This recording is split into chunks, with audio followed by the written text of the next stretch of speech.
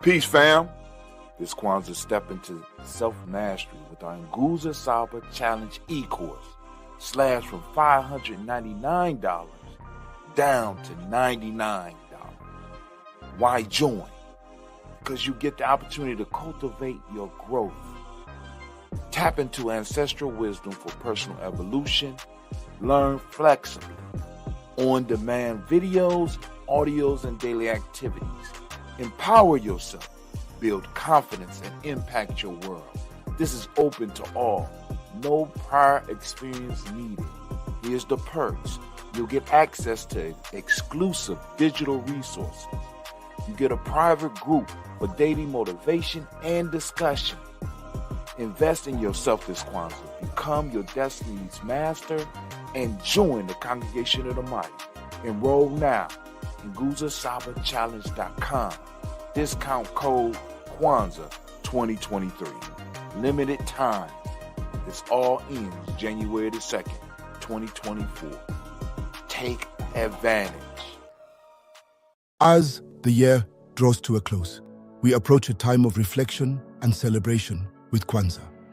More than a festive holiday, Kwanzaa is a profound journey of cultural and personal discovery, connecting us to our African heritage and guiding us towards communal empowerment and self-mastery, honoring our African heritage for personal growth.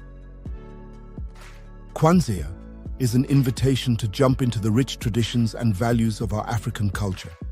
It's a period of connecting with our roots, understanding our history, and drawing inspiration and wisdom from our heritage.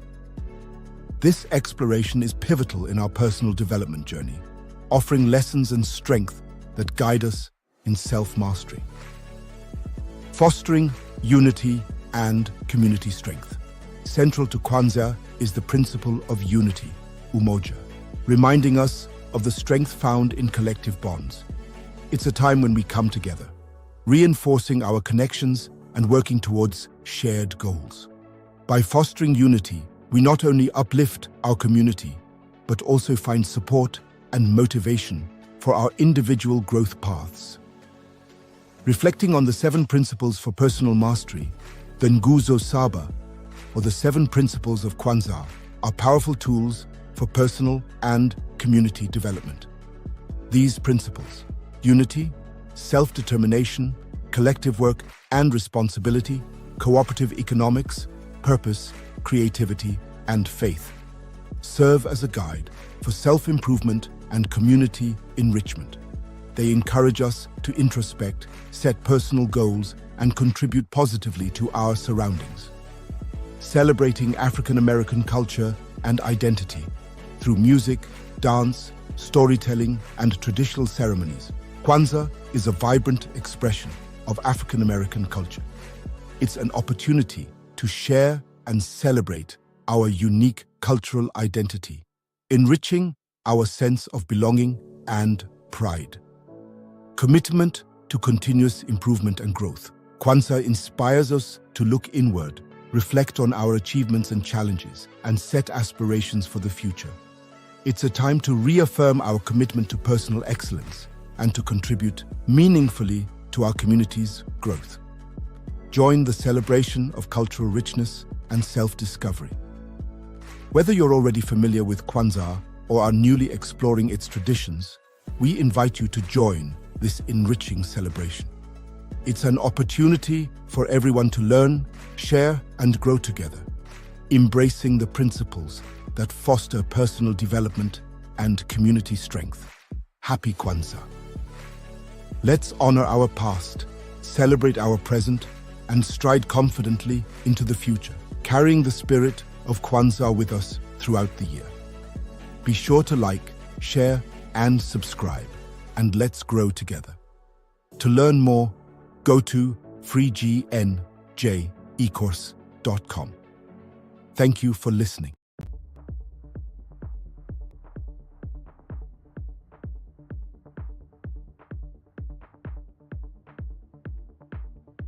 In a realm where ancient trees whispered age-old secrets and rivers flowed with the wisdom of ages, there stood a village guarded by the spirit of unity and understanding. In this village lived a young warrior named Kofi, whose heart was a cauldron of courage, but whose mind was shrouded in the mist of uncertainty. Kofi sought the light of wisdom, the guiding flame that would illuminate his path to lead his people. Under the gaze of the moon, Kofi approached the elders, venerable sages who had walked many moons on their own journeys of enlightenment. Elder Amara, with eyes reflecting the depth of the skies, spoke gently. Kofi, your quest for wisdom is a journey towards the flame of Kwanzaa, a sacred fire that burns at the world's edge. It is not just a beacon of enlightenment, but a symbol of self-mastery and community strength. Remember, the path to it is not just a walk, but a dance of learning and growth. Embracing his destiny, Kofi embarked on his quest. His first trial was a valley shrouded in darkness, where shadows of doubt and fear lurked. As he bravely navigated this valley, Kofi learned to kindle the light within his heart, understanding that courage is the first spark in conquering one's fears. Beyond the valley, Kofi discovered a garden in disarray, its harmony disrupted. He observed the language of the earth, the whispers of the wind, and the songs of the streams. In this communion with nature, Kofi gleaned that wisdom often blooms in the quiet embrace of the earth's rhythms. His journey then led him to a fractured community, its unity dimmed by discord. With empathy and wisdom, Kofi mended the fragmented bonds, weaving a tapestry of understanding and respect. Through this, he realized that the strength of a community lies in its collective flame, burning brighter together. Finally, Kofi reached the edge of the world where the mythical flame of Kwanzaa danced in its eternal glory. Its radiance was a symphony of the principles he had learned: unity, self-determination, collective work and responsibility, cooperative economics, purpose, creativity, and faith. Yet, in its scintillating dance, Kofi found no ancient scripts or mystical chants. Instead, he found a reflection of his journey, an echo of his growth. In that moment of revelation, Kofi understood. The journey was not about the destination, but about the enlightenment along the way. The wisdom he sought was kindled within him, fueled by the experiences and lessons of his path. Returning as a beacon of guidance, Kofi shared his odyssey. His village saw not the youth who had left them, but a leader, illuminated and wise. And Kofi, with newfound humility, knew that his journey under the flame of Kwanzaa was not an end, but a beginning. Thus, like Kofi, may we all tread our paths with courage, seeking not just the wisdom of the world, but the flame within, guided by enduring principles and the eternal light of the flame of Kwanzaa. Thank you for watching.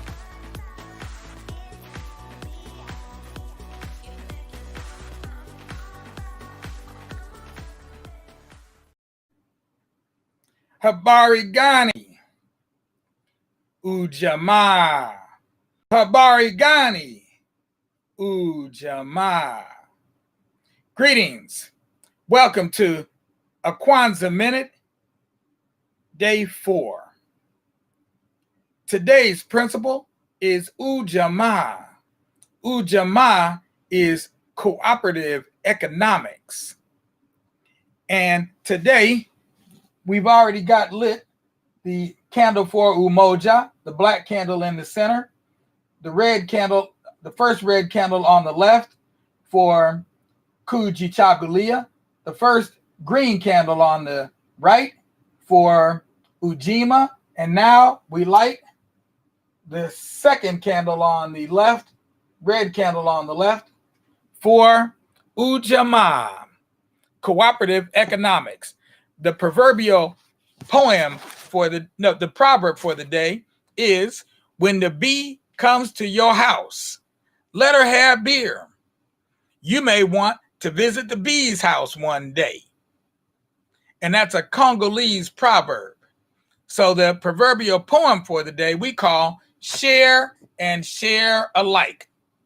When I visit the bee has beer for me. And when the bee visits me, I return the flavor. What comes from the earth belongs to all. Share and share alike. Let's work together and share the wealth.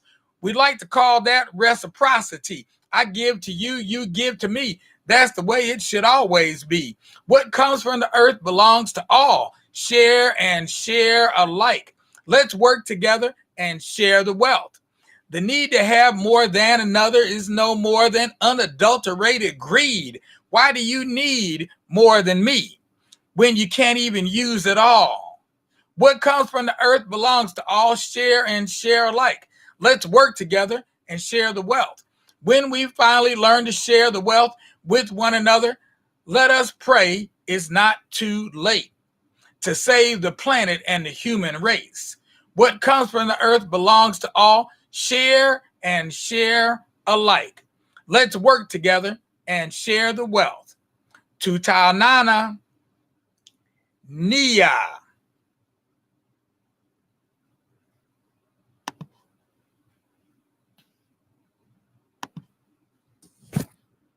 See, the thing that's so deep about this whole process is that we got diabetes out of control, we got hypertension out of control, we got heart disease, we got people, we're teaching people how to eat, we're teaching people that you got to do all these health and wellness things, which are important for you, and you'll be healthy in general. That's what we need to be talking about. They're pushing the hell out of this vaccine, but it's about the whole health and wellness. And because the healthcare industry has neglected so many of us for so long, I might want to be suspicious of something. All of a sudden, you want me to be first. Now, hey, why don't we be first and talk about, making diabetic care, more expansive, providing the funding for infant mortality, providing the funding for all the things that are affecting us in ways that they shouldn't be affecting us. So that's the answer. The answer is go back to the drawing board and take all this profit, take a lot of this profit out of it and make sure everybody getting health care, And, it's like the same thing, as long as you have a country that's not valuing everybody, it's not a country that's humane and it's destined to not live a long time. It's just not going to work. You can't devalue most of your population in favor of profit and expect you're going to survive for many years. You're just not. It just don't work like that. And unfortunately, that's what this country does. Because like I'm interviewing and I'm recording everything, and it's great. We can use all of this. What can we do for each other? Like, as neighbors, as a people, what can we do for each other that, because we automatically, when people talk about health, the first thing you think about is your own. You know what I mean? First you think about, I got to do this for me. I got to do this for me. I got to get me together. I'm sure you got a lot of patients coming to you. They worried. You know what I'm saying? Some of my best friends come to you. But what can we do for each other? As neighbors, as friends. We do as neighbors, brothers, sisters, people of the same community, people of the same heritage. What can we do to help each other? Yes. Yeah, I think that we need to organize ourselves in our communities in such a way where we reestablish the kind of contact that we used to have. There was a time where communities, were really communities that we knew each other. We had relationships with one another. We helped take care of each other's children and so on and so forth. I grew up in Walnut Hills in an environment like that. I think some of us who may have a little bit more understanding of, quote unquote, the healthcare system, whatever we're dealing with, but healthcare system in this particular case, look to contact other people in the community, look to establish times where we can meet and talk about wellness, talk about what the issues are that each of us are having and how to address those issues, and just have dialogues. So I think reestablishing connections between one another is a very important thing, which I don't think would be very hard. I mean, I speak to my neighbors, we just don't have the kind of relationships that perhaps were there at one point. No question that were there at one point. So I think we had to have more open communication between one another, and then let that lead into having meetings and people coming together and voicing what their concerns are. And out of that, people have certain understandings about what's going on in the community, be it the conversations we're having, be it on some other aspect of health and wellness. And that can be determined by, the participants in the meeting, and those things spread, and that becomes like a model for how we can move something like that from community to community. So I think that kind of communication, at our health centers, at our churches, at places where people congregate, and try to build something from there. Yeah, but I just don't think we touch each other enough like we used to. Touching each other, having confidence, having, knowing that your brother, your sister has your back. I think reestablishing those kinds of things are very, very important, because keeping it real is going to have to come from us. Those kinds of things are going to have to come from us. We have to be the force to move things on one level or another, or whether it's getting more support from the outside, whether we can generate the kinds of things that we need to do. I always say that, for those of us, quote unquote, who move away someplace else and want to live someplace, that's okay, but if you donate 2 or 3 hours a week, to, where the night is, where most of us are, that's a good thing. All we got to do is, all we need is time and effort from all of us, will make a difference. We get to get that critical mass of people, and we can move forward a certain way. We just so unengaged oftentimes with what's going on with our brothers and sisters. It makes us vulnerable. It makes us not able to really be a community. Because of that kind of thing. We have to be engaged in what our issues are, and each of us has to be involved in that in such a way where we're bringing something to the table so that we can make this thing change. It has to be something like that, in my opinion. My name is Dr. Kent Robinson. I'm a specialist in internal medicine, board certified. I focus on preventive and nutritional aspects of health and wellness in my practice. I can be reached at area code 513-585-9500. I practice in Cincinnati, Ohio.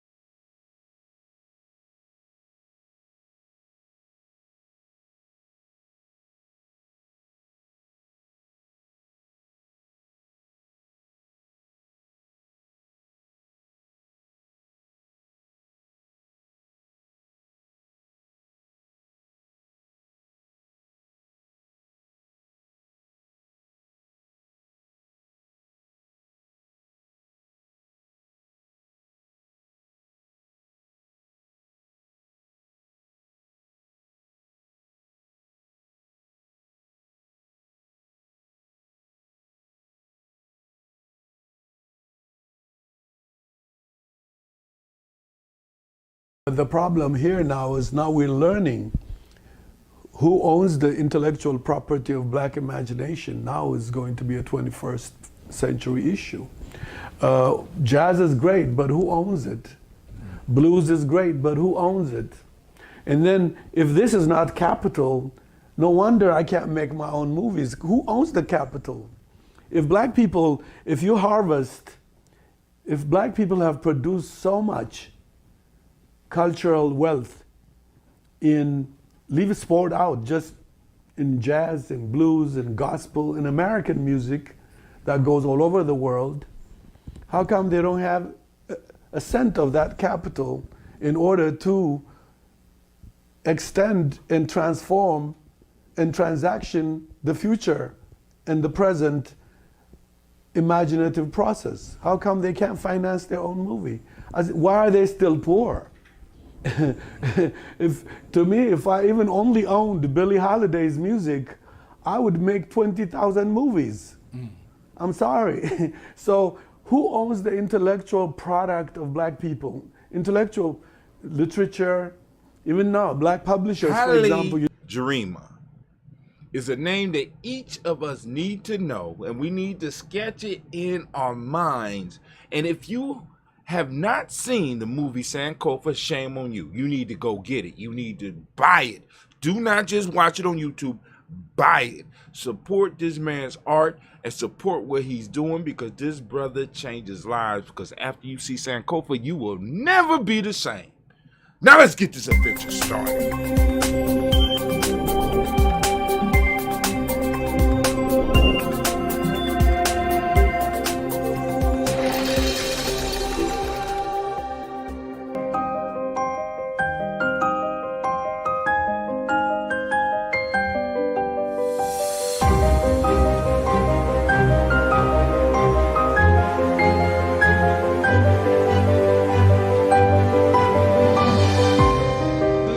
Hatim at gnj.media. Oh my God, oh my God, oh my God. Right now, we got Haile Gerima breaking down the battlefield of the 21st century, and that is the battlefield of intellectual property. Not just intellectual property worldwide, but Black intellectual property. Who will own it in the 21st century? We have created tons and tons and megatons of creative products. We created jazz, we created blues, we created hip hop. And the question that needs to be part of the argument that we are having in this reparations battle and all these other battles, who owns that intellectual property? We got white companies that have been building up for the last 100 years their war chests, because in a sense they kind of are preparing for what's coming in the future, because we're coming for our shit, right? There's a lot of intellectual property out here. And speaking of intellectual property, who owns yours, right? Are you creating? If you are creating, then who owns yours? Have you created a brand? Have you created a tribe that can surround and not only eat off of what you're creating, but be there to protect it? Because people are coming from it, family. Because I keep telling y'all, content is king. Family, listen, a lot of y'all are sitting on these brilliant projects, these brilliant ideas, and you're just sitting on them. Like you, I mean, it's like you the goose with the golden egg, and you just too scared to stand up and share the golden egg with the world. Get up off your ass. Let everybody see the golden eggs that you laying. You know what I'm saying? A lot of people may be able to benefit from what you have, what you're trying to hide. You know what I'm saying? And we have to stand up not only for our own creativity, but we got to stand up for the creativity of our ancestors, because our ancestors left us a gold mine, but many of us don't realize it's a gold mine because we have been excluded from that part of the business. Family, let me tell you, right now the music industry is making billions off of the creativity of your ancestors. Right now the movie industry is making billions off the creativity of your ancestors. Right now every industry out there in some form or fashion is benefiting off of us, and we're not benefiting from the fact that they are able to benefit. They have established their borders, and they have to establish what they own. So they own the jazz recordings, they own the blues recordings, they own the movies. Family, one, we got to wage war to get back what's ours, and then on top of that, we got to establish our borders and start protecting what we are and will be currently creating. Many of you right now are nurturing babies that will grow up to be sensations, that will grow up and be the next Michael Jacksons, the next Spike Lees, the next whoever. He asked the question, if we have all of this creative capital, why is it that we can't finance our own movies? He said if he owned Billie Holiday's catalog alone, he will make 20,000 movies. Why? Because he will own the rights to all of the stuff that she has, and that money, when other people want to use Billie Holiday stuff, will have to come to him. But it's not coming to our community. It's financing other people's children's dreams, not ours. Family, we need to start talking about ownership. Ownership. And the first thing that you can establish is the ownership of your own stuff, and the money that we start compiling from what we start owning as groups, as families, as tribes. We could go on and throw some of that into a pot and have a pot so that we could go out and start fighting for the other intellectual property that truly belongs to us and should be financing us. Yo, this is Brother Hatim, and if you have a creative idea that you are sitting on, that you want to bring to the public, right, and you need help with that, you need to check with us at Ujamaa Journey. Inbox us on our Facebook page, inbox us on our YouTube page, hit us up at gnj.media. You know what I'm saying? Let us know what help you need. We can help you with a social media campaign. We can help you develop your podcast. We can help you develop your streaming platform. We can help you create commercials. We can help you with your ebooks and your e-courses.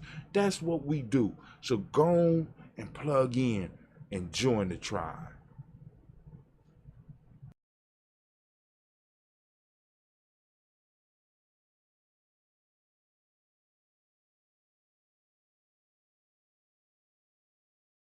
Watch the next video.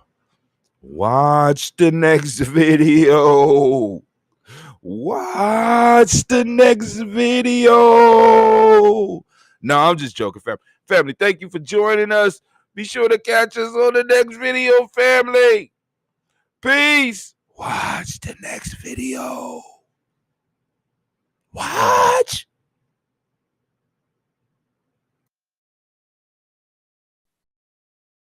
Greetings. My name is Dr. Kent Robinson. I'm an internal medicine specialist, practice medicine in Cincinnati, Ohio. My particular focus, in addition to internal medicine, is preventive and nutritional treatments for wellness. And I'm happy to be here. I'm honored to be here to talk about wellness as a part of our Kwanzaa celebration, our cultural holiday, whose principles emanate through us and all over the community and the nation and actually the world. The principles of Kwanzaa ring forth in many ways, and as we practice them in our life, we understand that wellness is a part of those principles. We are more appropriate in our unity and our collective work and responsibility and our faith and our purpose if we feel good, if we're well. And so wellness, I think, is a very important aspect of celebrating Kwanzaa. The foods that are always prepared during the feast are always very healthy and nutritional, and I certainly enjoy that aspect of celebrating the principles also. When we talk about wellness, we talk about physical wellness, emotional wellness, mental wellness, and spiritual wellness. And let me be clear that it does not mean that one always feels good. Wellness implies resiliency, that we have the ability, if we're not feeling a certain way, we have that ability to think about what's going on with us and make some adjustments either in our life in one way or another in order to reach a new state of wellness, a new state of being where we're once again feeling good. Now, if we talk physical wellness, we're usually talking about exercise and how we eat. We should stay physically active, aerobic exercising, maybe a half hour a day. If one is not engaged in an activity such as work or other activities that give them that kind of physical activity, I would say at least 30, 45 minutes a day. Walking, biking, elliptical, something that revs up the cardiovascular system. I think that's very, very important. We also want to do some level of strengthening in terms of exercise, and we want to do some stretching and also some flexibility. So make exercise an integral part of one's day as it contributes to our wellness. Eating always gets a lot of attention, and we know partly we are what we eat. And when I say eat, I mean real food, natural food, live food, lots of fruits and vegetables in their form as they come from nature is very important in our day-to-day food regimen. I think nuts and beans and whole grains are very important. I think a diet should be plant-based. I don't say that one has to be a vegetarian or vegan, but I think that meat or animal products should be limited. And when they are consumed, they should be consumed as naturally as possible. In other words, the chicken, for an example, should be raised in such a way where it's not been tainted with antibiotics and hormones, which changes its whole relationship as far as health is concerned. So making sure that anything that we consume, particularly if it's related to an animal product, is something that has not been changed with additives that will make it potentially harmful to the body. And that goes for plants as far as that's concerned too. We want to do plants, we want to do our fruits and vegetables from an organic source. There's a website that I often refer people to. It's called ewg.org. It's a government website, but it's actually a good website. It talks about fruits and vegetables and other plant-based food that should always be consumed only organic, because if you consume it other than that, you're getting those chemicals, and chemicals in food can affect us adversely. So eating healthy, eating balanced is very, very important for our wellness. Now, another aspect of our wellness, emotions. We should keep ourselves balanced as best we can. Our emotions related to our stress and related to how we handle situations on a day-to-day basis. And certainly there are many stressors, and it's obviously stress we can't avoid.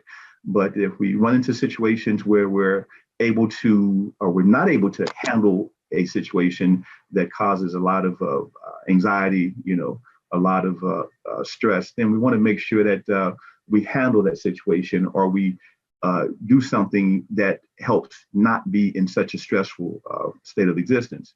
One thing I always say is if we get emotional about something, we had to understand what our feelings are about that particular thing.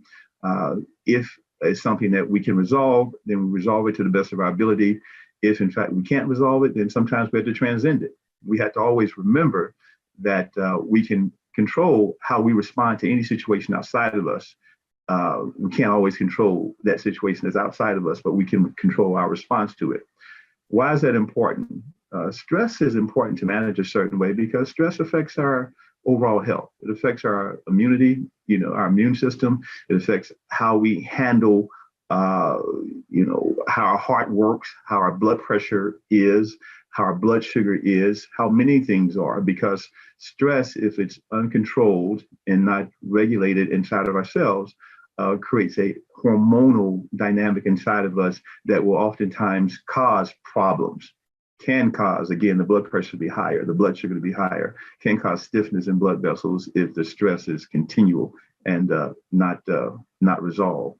So we want to make sure we deal with stress a certain way. All emotions are what they are. They're emotions, and there are many emotions. There are 8 basic emotions, and all the rest of the emotions come from them, combinations of them. But and I can't say any one emotion is bad. It's just that we had to handle them a certain way in order to be able to move forward and not let things like anger, for an example, affect us in a bad way. We all may become angry, but we had to recognize how to resolve whatever that issue is that's causing anger, or transcend it if we can't. Mentally, it's very important to consider how we think, how we process, because being very positive in the midst of most situations is a very, very important thing. We want to make sure that we always have an outcome. We're always thinking through whatever that thing is that we're working with. We always want to make sure that the cup, I always like to say, is never half empty. It's always half full. It's the same level. But the positive side of that is that we can move forward and do what we need to do, half full cup. Now, being involved in our day-to-day activities in a way that is creative and that allows us to have some level of control over what we do is very, very important. And I'll relate to a specific example as it relates to going to a doctor, for an example. One should always have in mind what they're concerned about, have specific questions, have done some research, and then when the doctor offers advice, make sure that you can ask questions about that advice. Make sure that you are able to think about it, and you and the doctor come up with a plan that certainly includes your thoughts and your ideas as far as what is suggested that you do. Because remember, what you do is what your wellness is, what your process is, what you need to take away and use in order to make sure that you are doing those things that you need to do for you. So make sure that you're involved in any decisions as it relates to your healthcare. Spirituality is very complex, and it's related to how one recognizes that there is a higher essence that creates the universe, has created the universe, and involved in indirectly or directly aspects of our existence.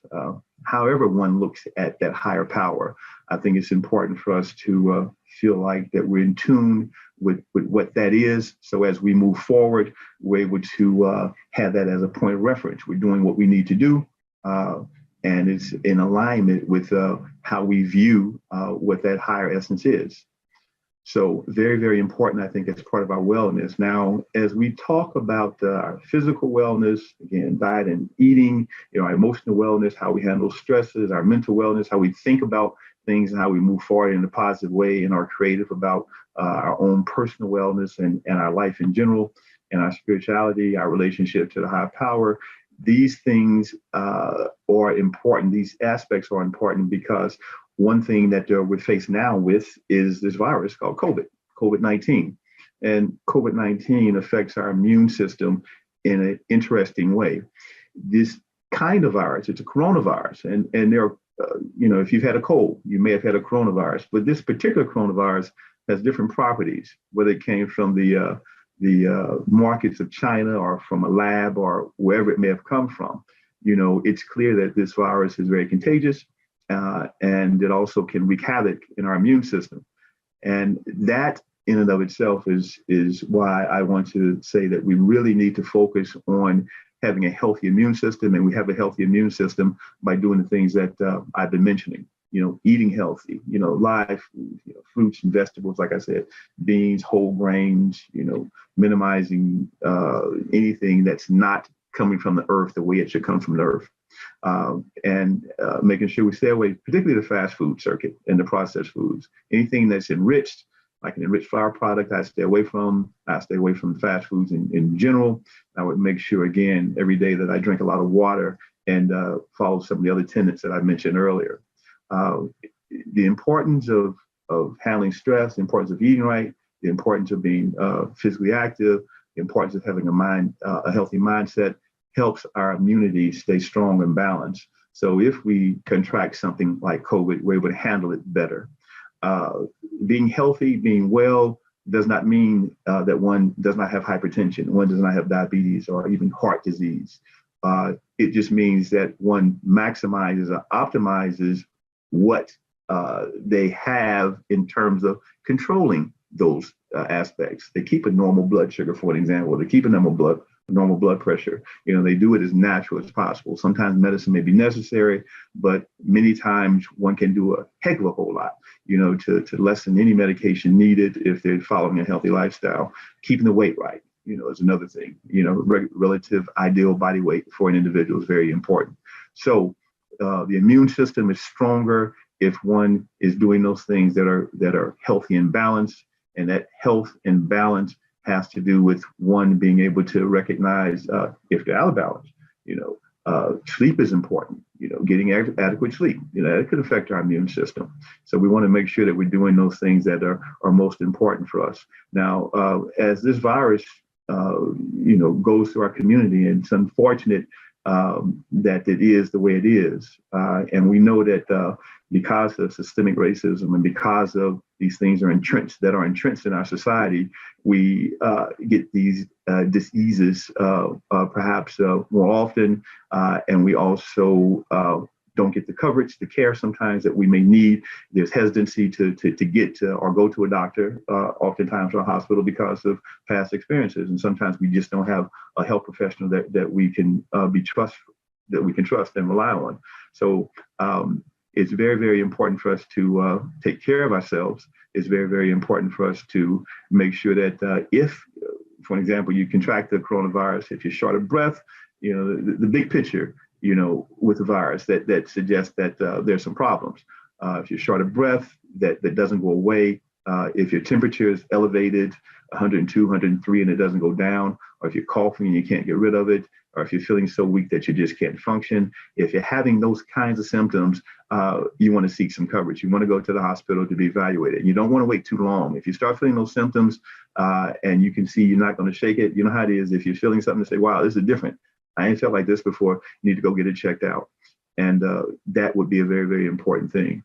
Now, in terms of, again, not having having disorders like high blood pressure, diabetes, hypertension, doesn't mean that you can't handle the coronavirus. But what we need to do is go back and look at making sure that we manage ourselves well. And unfortunately, again, in this environment, because of our exposures, because of our lack of accessibility to healthcare on multiple levels, we're going to be challenged oftentimes.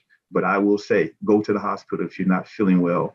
and you're thinking symptoms may be related to corona or anything as far as that's concerned. It's very important not to let something go too far. That's why it's very important, even starting young, making sure you're eating healthy, making sure you're exercising, and making sure you're doing those things that are good for you.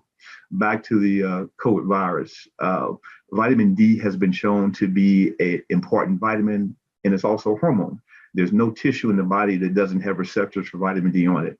Vitamin D stimulates our immune system in a very interesting way and causes our immune system to do things that are positive inside of us. So vitamin D supplement, I would suggest, I think that's very important. The amount you take can vary. I'm going to say 2,000 international units of vitamin D3 daily, I think is important. You can also get it from fortified cereals, for an example. You can get it from seafood. If you eat seafood, the salmon, the herring, the sardines. You can get it from, not too many sources of good vitamin D, the sunlight, but we just don't get as much sunlight as it would be good for us to get. But sunlight is very important too. The bottom line here is that people who have low vitamin D levels tend to have a more severe outcome as it relates to COVID. And so we want to make sure that we have vitamin D levels that are up to snuff. And if you don't know what your level is, take vitamin D. You're not going to get vitamin D toxic because most of us, about 90% of people of color in this country are vitamin D deficient. So that's a very important thing. I've talked about rest, very important, and can't overemphasize how important it is to manage our stress and how important it is to keep a positive attitude and recognize that as we move forward in life, we can do what we need to do to be well and live principles of Kwanzaa throughout the year. My name is Dr. Kent Robinson. I'm a specialist in internal medicine, board certified. I focus on preventive and nutritional aspects of health and wellness in my practice. I can be reached at area code 513-585-9500. I practice in Cincinnati, Ohio.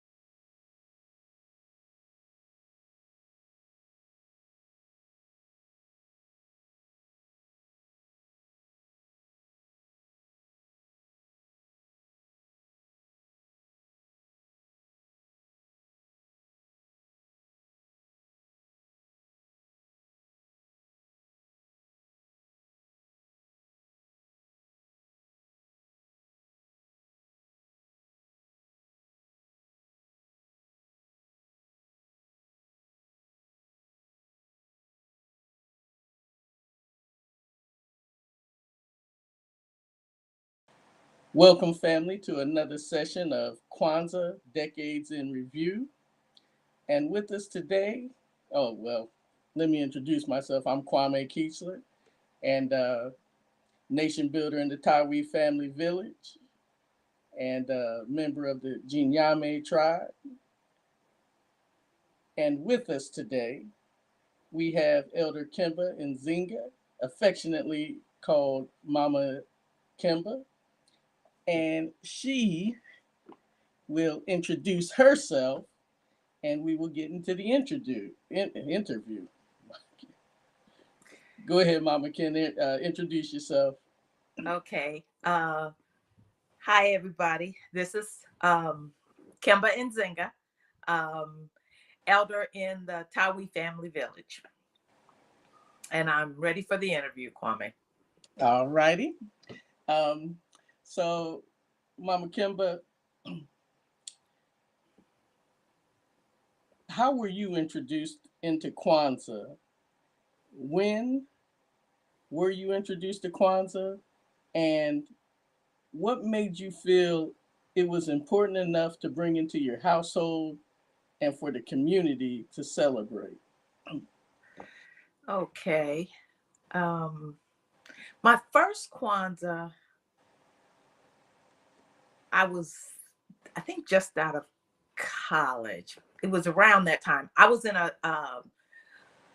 dance company, and we were invited to perform at Kwanzaa. And this is when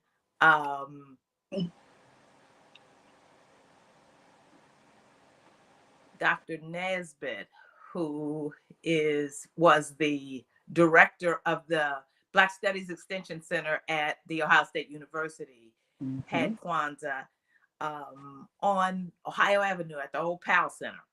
And that was my first exposure. I had never been to a Kwanzaa before, and we performed. And there were other dance companies. At that time, there were several dance companies in Columbus.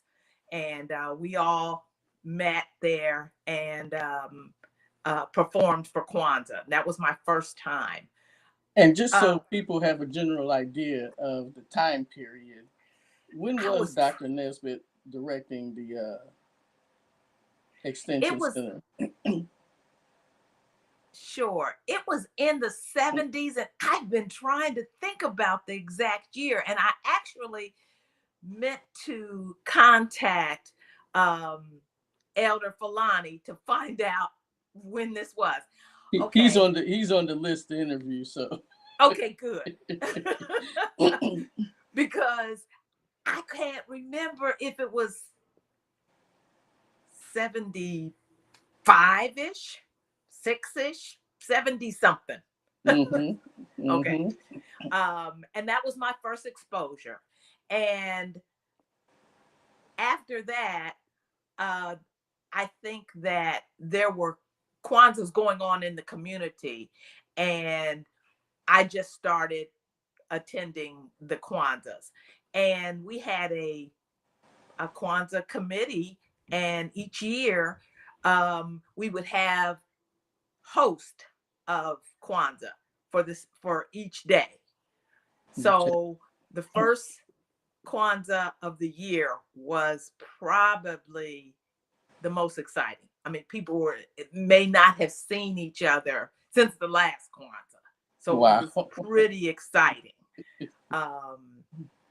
And what I can kind of remember is when we were at what then was the recreation center on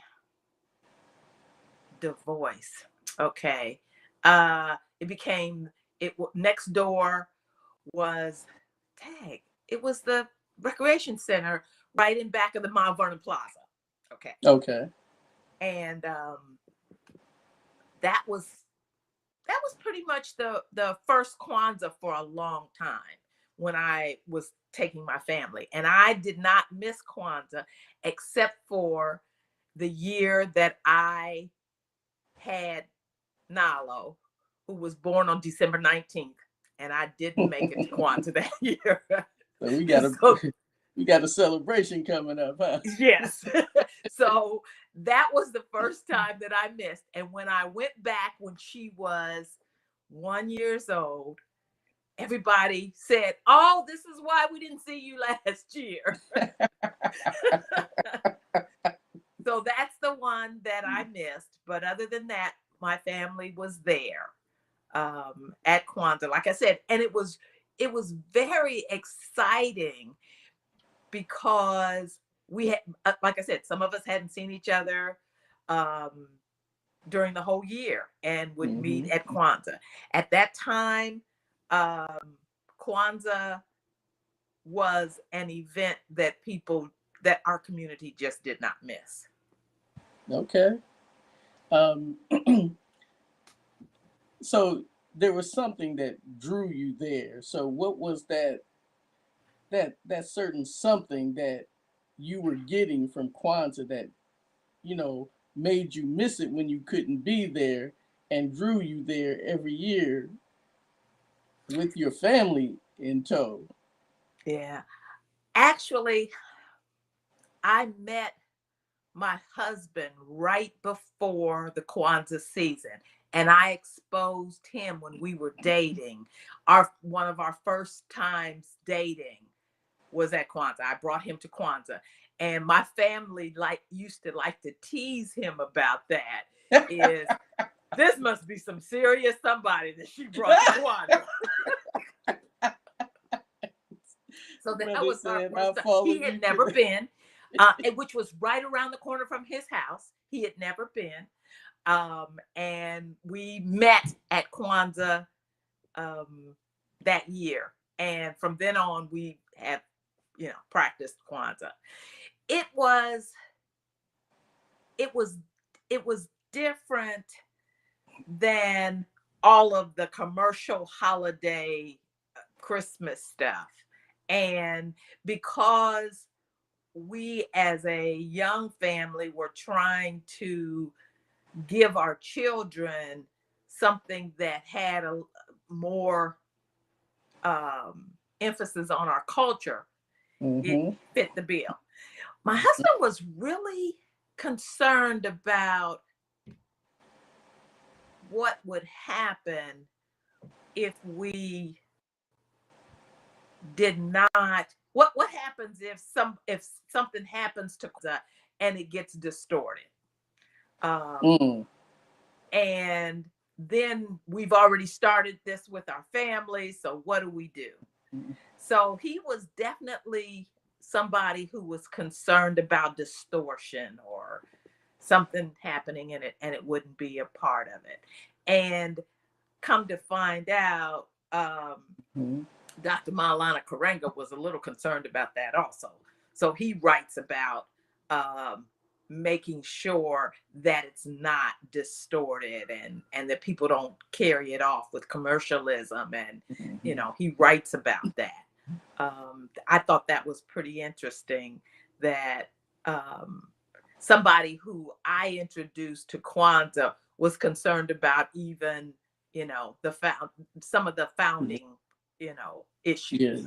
Yeah, maintaining its authenticity. Yes. Integrity, as it were. But yeah, I could see that. And so that would have been in the 70s. And one of the ways, from what I understand, that you would be sure to maintain that kind of integrity was you had your own celebration at home. Absolutely. Tell us about that. The challenges and the rewards and, Well, it probably came strongest once I had to miss Kwanzaa because I had just had a baby. So we did Kwanzaa at home that year. I mean, she was not even a week old. Wow.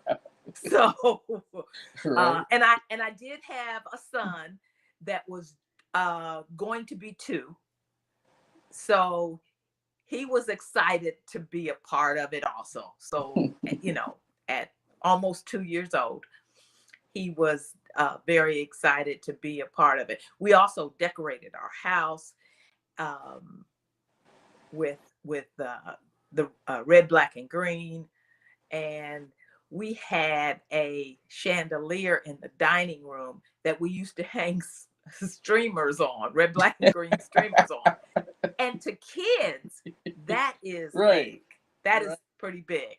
And they grew up with that idea that, that's what you do when you celebrate Kwanzaa. That's right. So it was important to us to continue the tradition in the household. We would each night at dinner, we would talk about what the day is and teach them the names of the each day of Kwanzaa in Kiswahili. They enjoyed that. It was just natural for them to know Kiswahili because that's what they got at Kwanzaa. We would make things. And of course, with a toddler and a baby, making things meant my husband and I made things. So we did that.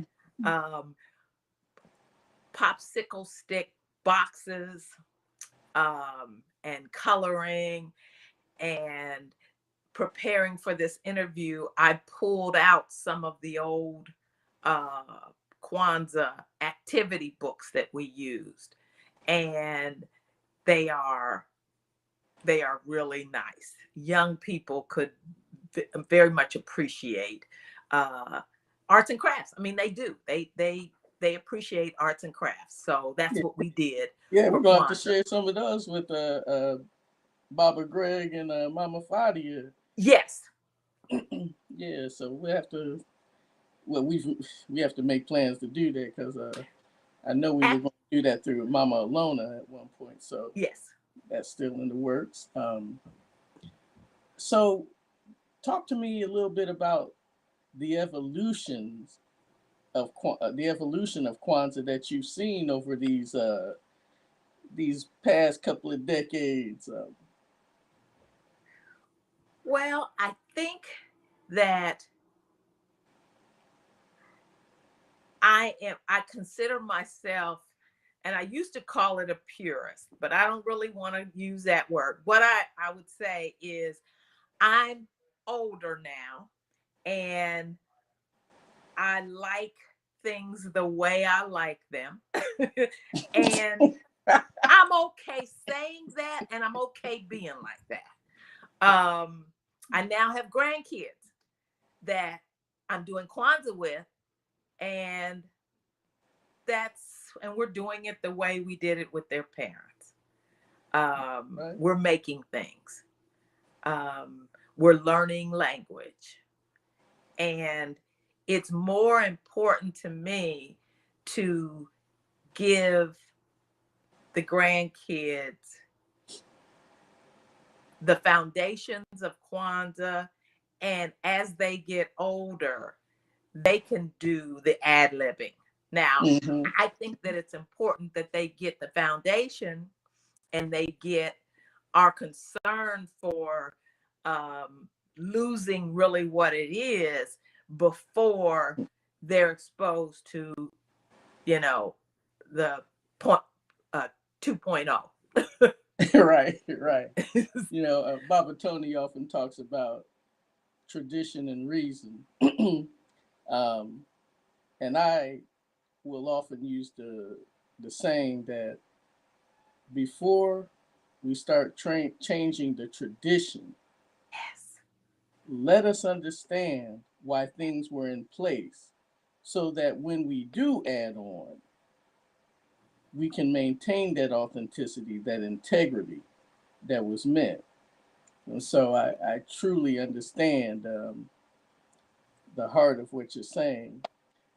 And so, I mean, I know you and Mama Alona do the Kiswahili. And of course, I only knew how to count for the most part. I mean, I knew the principles, but but you also studied the Medu Neter as well, if I'm not mistaken, correct? Correct. How much of that do you still keep up with? Well, Kwame, I haven't kept up as much as I need to. The last time, as a matter of fact, that I saw Elder Bonachi, he said, I haven't seen you. Where have you been? What are you doing? What's going on, Kimba? He really stuck it to me about what happened here. So I am behind. I try to keep up with what they're doing, but I haven't been in class in more than some years. Well, it's quite understandable because you're doing what we're all supposed to be doing, and even us even more concentratedly, particularly in these present times, which is take advantage of this time to put into our children those cultural values, that cultural education, so that they have a true understanding of what education is. And if that education, wherever it comes from, is not building and maintaining for our people, like Kwanzaa, and like, the many, what we've come to call our cultural stabilizing holidays, yes, then it's for naught. And so trust and believe when I tell you I appreciate, that energy that you have and you're infusing into our children, because this is part of the Kwanzaa story. We talk about Kwanzaa 365, and that's living it out, and so whether it's by way of the Medu Neter, Kiswahili, um, teaching the grands, it's, I appreciate what you do, Mama. I appreciate what you do. Well, thank you. I'm just doing what we, what I'm trying to follow the plan. Just trying to follow the plan. Word. During these times, you just want to keep everybody up, keep everybody lifted, and everybody up. And with that, do you have any closing words for us in regard to? I have to be careful how I phrase things because Mom. I don't know. I think I told you one time. When you've come across a really cold rap when the brother is communicating you on 3 different levels, and you can pick up on each one, and that's a powerful rap there.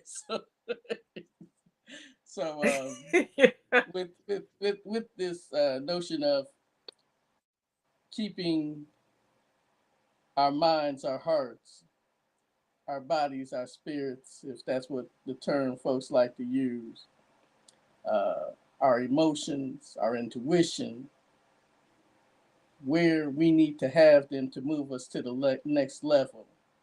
Do you have any closing words of wisdom for our family?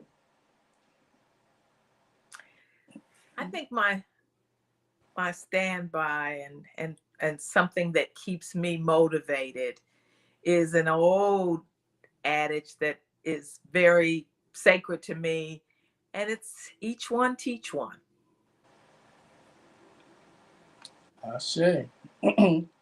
And as our people say, so let it be. As we in Ujamaa say, make it happen. And as we say in the Medu Neter, Amen Hatepu. Amen is satisfied. Thanks a million, Elder Kimba. I appreciate your time, and it's good catching up a little bit, Ashe.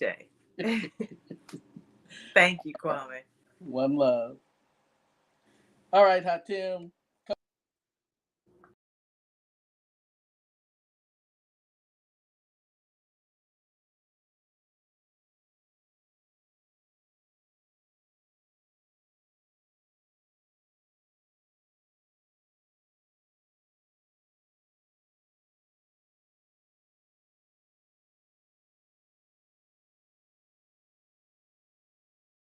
Watch the next video. Watch the next video. Watch the next video. No, I'm just joking, family. Family, thank you for joining us. Be sure to catch us on the next video, family. Peace. Watch the next video. Watch.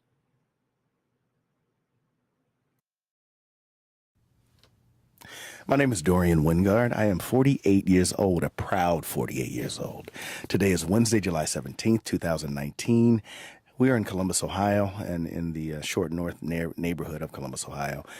My interview partner is Jessica Roach, who is the CEO of Root, Restoring Our Own Through Transformation. And my relationship to my partner is that I am her business partner, and I actually work for her too. So, your turn. My name is Jessica Roach. My age is 44. Today's date is Wednesday, July 17th, 2019. We are in Columbus, Ohio. The name of my interview partner is Dorian Wingard. And my relationship to my partner is that he is the COO of Restoring Our Own Through Transformation, also known as Root. And he's my friend and business partner. So, Jessica, let's start off this way. Let's set the groundwork in, or put the groundwork in, and talk about the foundation of Root. How do we get started?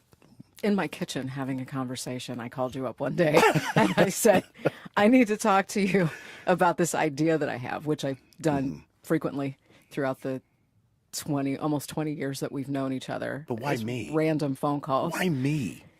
You know a million people. Why'd you call me? I don't know, because you've always been honest and I trusted you. Okay, cool. So what happened after that when we began talking about it? Because we vaguely have different versions of recollection of this story. Apparently it was you said, yeah, sounds like a great idea. I thought in my head that meant that you were all in, you were going to do it. I was like, great. This is perfect. So you thought great. I thought, okay, great idea. I think that's what happened. Okay. I think that's what happened because we just recently talked about and then this too. What else? What happened after that? Because I'll acquiesce to that part. Let's say that happened. Oh, what else happened afterwards? So we had the conversation in our kitchen. We ended up getting involved in some other work as well. You were asked to do a campaign for a mutual friend. Oh, yeah. And you asked me to help with that as well. That was a bad look. That was a bad look. But yeah, okay, I remember that part too. All right. So we had all of these things happening. We had the incorporation. I had what was considered the quote unquote first board meeting, and I reached out to you to come because, again, from this sounds like a great idea, and then actually having a little bit of a framework around some strategic planning was I questions even in town that you had. Then? You were still in town. Okay. You were still in town. All right. You said that you weren't able to make the meeting, Yeah. but to let you know about future meetings. I probably just didn't feel like doing it. Probably. 2 years later, I'm pretty clear about that when the answer is that you're unavailable, it's that you just don't feel like doing it. Yeah. And then actually we ended up doing more work on the campaign with one another than you were directly involved with Root. It was getting closer to the time of the election that you started getting more of your hands in to what was going on with the Root. We were having conversations about it. You were like, "Wait a minute, what are you doing? What's happening?" I mean, that's how I thought. It wasn't. I know that you didn't say that. That's totally paraphrasing. Right. But it's close. But it was like, "Wait a minute, where are you at? What are you doing? What? How did we get from this conversation?" That was what I thought in my head. And what am I now active in? What have I been committed to? And it was really after the election, because I remember you told me, you said the day after election, that's it. Yeah, so this was like November of 17, if I'm not mistaken. Yeah. And so why did we decide to do this? What motivated the need for Root? Because in your mind? I think what the concept of Root, when I brought it to you, came out of clearly some traumatic experiences that I had had, and traumatic experiences that I had had with clients that I had already previously taken care of in my 18 years of doing birth work. Yeah. I'm It's a long time. not as old as you, though. No, yeah, that's true. It will never That's be. true. That's true. But I think that what that ended up being the connection between us and why it was that you committed, if I can say that, is because we both felt very strongly about the sanctity and the safety of the Black family. Yeah, I remember early on the conversation was when we initially began having the conversation. I remember it resonating for me that over the past I started doing this work when I was mid-20s, so almost 20 years now, 20 plus years now. My work focusing on public policy in those areas of public education, criminal justice policy, and human services policy, dealing with this whole notion of reproductive justice from a social injustice reform perspective, an anti-racism perspective, an anti-systemic BS perspective, made more sense to me. It was a perfect dovetail into where I was anyway.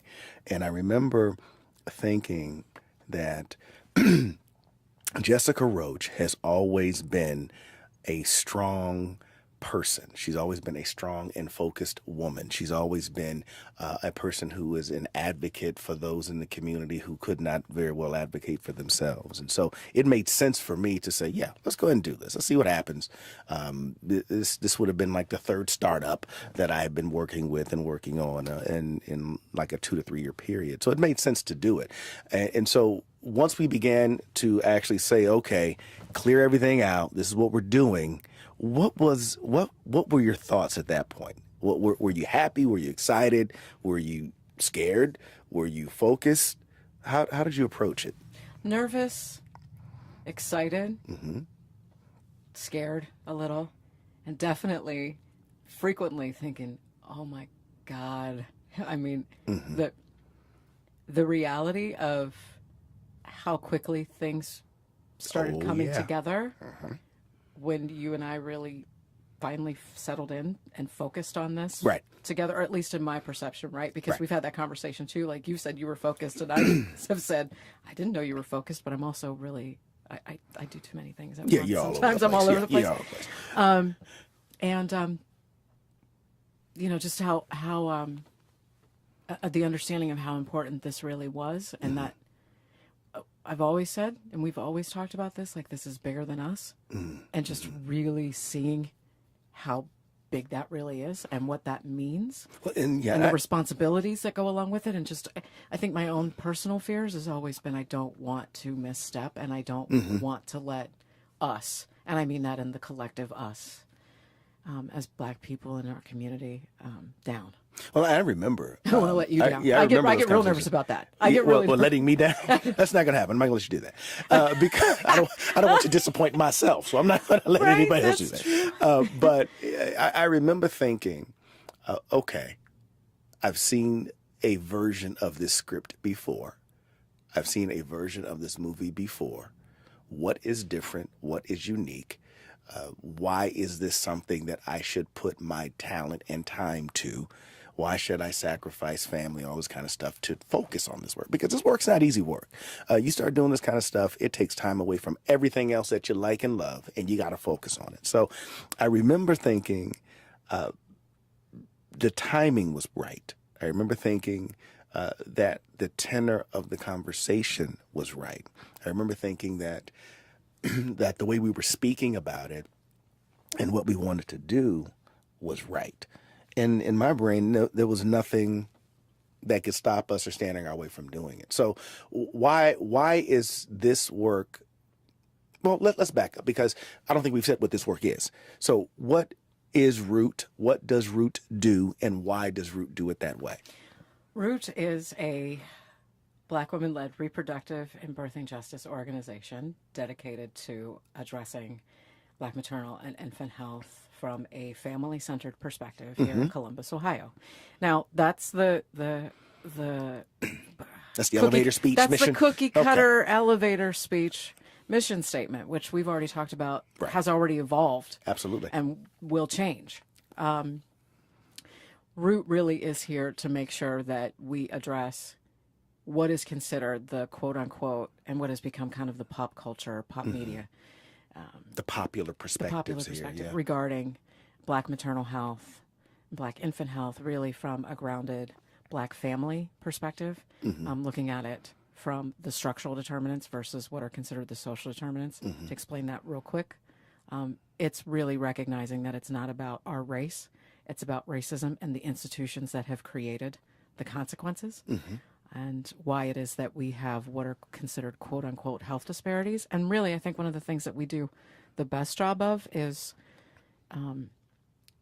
we counter that. Most of what we see with our clients, most of what it is that we see in our organization is about Black joy. It's about what families can and do look like in our community versus consistently and always being manipulated by the media with these stereotypes that get attached to us that say that we're always sick and our babies are always dying. And those things are reality, right? They're a reality from a public health perspective, and being a public health professional, I look at stats all the time. It's a reality that we're impacted negatively, but we're negatively impacted because of these issues that are in society and that are. Well, what makes, because you use this phrase reproductive justice, and we've been in a lot of different rooms and a lot of different conversations with other folks and other organizations. What makes Root's approach to reproductive justice different? I feel like I'm like in my old radio host days. I know. This is like fun I do. stuff I feel right like now. I'm sitting in the studio with you during your interview that I had. I did interview you, didn't I? Yes, you Ooh, interviewed this is me. fun. Okay. Yeah. I didn't know I was interviewing you to work for you then. I didn't know that. That's interesting. It wasn't even at all a thought, even a little tiny bit in the back of your mind? No. Okay. Not at all. Okay, ever. no, that's actually good. I'm glad This to is know like, that. what, 2 years before we had this conversation, or a year before we had this About conversation? a year. About a year before. Yeah. That was funny. Okay. So what's the difference? What's unique about Root? Is it what's unique about Root in that perspective? Yeah, in terms of our approach to reproductive justice. Is it the same as everybody else? No, because I don't think that that's possible. I think that everybody has their niche in what that might look like. Okay. I will say that our organization in particular is one of the few that I've seen that is very distinctly run by a Black woman and a Black man working in conjunction with one another. Yeah, I haven't seen that any place we've been I don't know yet. that- Oh, one place out in San Francisco. Okay. Because we're starting to do work with them. Well, then there's that. Yeah. Then there's that. Okay. All right. But really answering that question as to what it is that defines and what we look like and development of our family structures and the necessity to be able to have those voices. I think that it's also really important and unique to point out that we do a lot when we're talking about how different systems impact our health. So we do a lot of work around law enforcement violence as a public health issue. I mean, that's a huge thing for us. That's a reproductive justice issue? Yes. Okay. Absolutely. And we do a great deal of I focus know around that. that. I know you do. I appreciate you asking the question so that we can say that out loud. That's in good the stuff, interview. isn't it? That's good stuff. That's Okay. That's cute. So, but let's kind of dovetail a little bit. The issues that we're dealing with, that we're focusing on, or that we're dealing with as an organization, not only locally but nationally, with regard to reproductive justice and that whole the deficits that we deal with in terms of infant and maternal issues and that stuff. Is this stuff new? Did it just start last year? What caused it? What created it? Is it just an anomaly that occurred? You are interviewing me. I am. You are interviewing You better me. say that story, girl. What happened? How'd we get here? This is not new, and I always talk about that. There's nothing new under the sun, and we're talking about systems and issues that were started and created 400 years ago with the beginning of the transatlantic slave trade as it impacts the U.S. This is a 400-year timeline of the development of policies and structures that have continued to oppress us as African people in the U.S. in enslavement. And sure, there was the Emancipation Proclamation, which we're not going to get into the whole historical thought process that I have around that, but there really has never been a time where we've been able to have absolute freedom unless we create it for ourselves, for us and by us. So what happens then? What you talked about the historical piece. If we do a real quick timeline, we're in 1860s and we deal with and from emancipation, and we start to deal with Reconstruction, all the other kind of stuff. Early 20th century. What were those things that led to the disparities that we see right now? Be they geographical, be they socioeconomic. Yeah, I think it's interesting because when we talk about things like the social determinants of health, which is unstable housing, right? Like one of them. I'm really sick of that term. You know that, right? That I phrase. know you are. I am too. Yeah. But the reality is that access to safe and affordable housing, we can't accomplish that unless we actually change the policies that were purposefully created with intent to make sure that we didn't have access to home ownership. By whom? Homeowners Loan Corporation. Okay. So 1932, Franklin Delano Roosevelt had a series of policies that he laid out because of the Great Depression. The Great Depression most definitely impacted, or more disproportionately impacted, white populations, European immigrant populations, because we always had these circumstances that we had to live with and we learned to survive and thrive in. Right. And so with the Great Depression, we had that economic impact. FDR's administration created all of these things under the policies under the New Deal, One of them was the Homeowners Loan Corporation, which was meant to be able to create an environment where there would be better and easier access to purchasing homes. Previous to the Homeowners Loan Corporation, you had to have, everybody across the board had to have 50% down of whatever the So it was a purchase homeowner price of the home. stimulus package. of It was a sorts. stimulus package, Okay. right? The problem was that with the stimulus package, there was also areas that had to be designated as whether they were high risk or low risk. Okay. And So you had to have a good, you had to have a bad. right, All right. right. So areas that were in what is the color code scheme was green, blue, yellow, and red.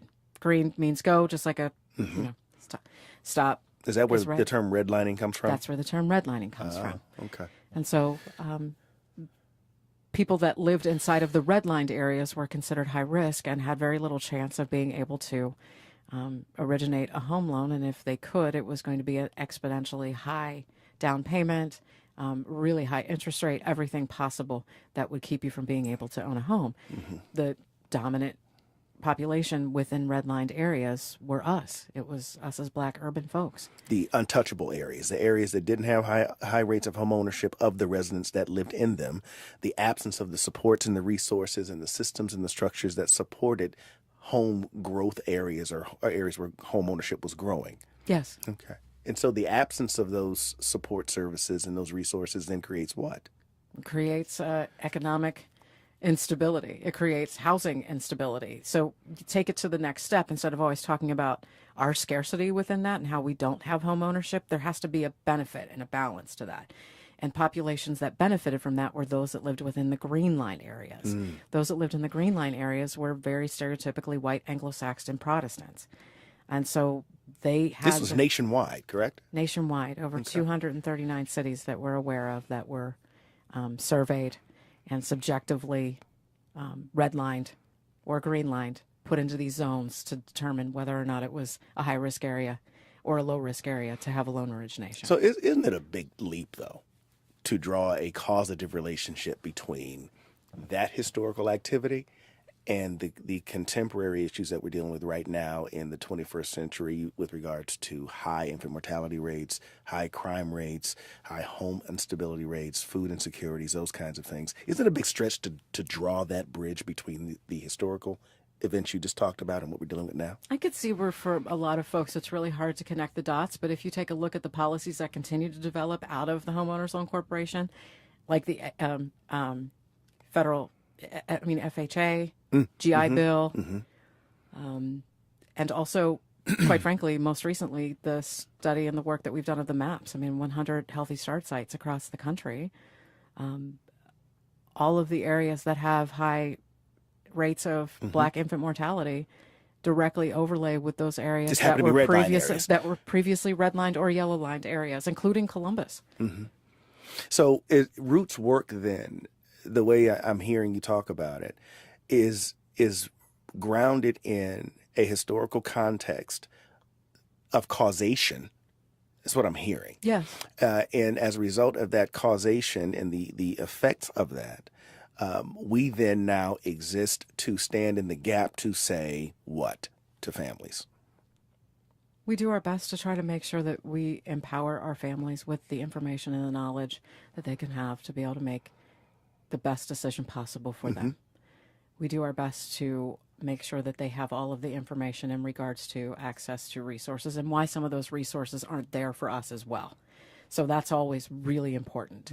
It's not just about referring to the next social services agency that continues to look at us as if we're at a deficit. It's to be able to say these types of things. Have you asked this particular home, this loan origination bank institution, as to why it is that the interest rate is higher in this zip code for you to purchase a home than it is in a different zip code? Those are the types of information that we're able to give. And then, so it pushes back on the system a bit. What does an empowered family look like? Because you've used that phrase a few times, and I know we talk about it. And I've talked to you about this too. Because I almost don't like the word empowered, right? Because I think that that's still taking away someone else's power. Right. The powerful family, the family that finds their inner strength and the resources that they have with one another, really trust themselves. Like take for example when we go into doing a direct service with our perinatal support doulas, and we're with a family throughout their pregnancy, or with them through the birth, or with them through postpartum.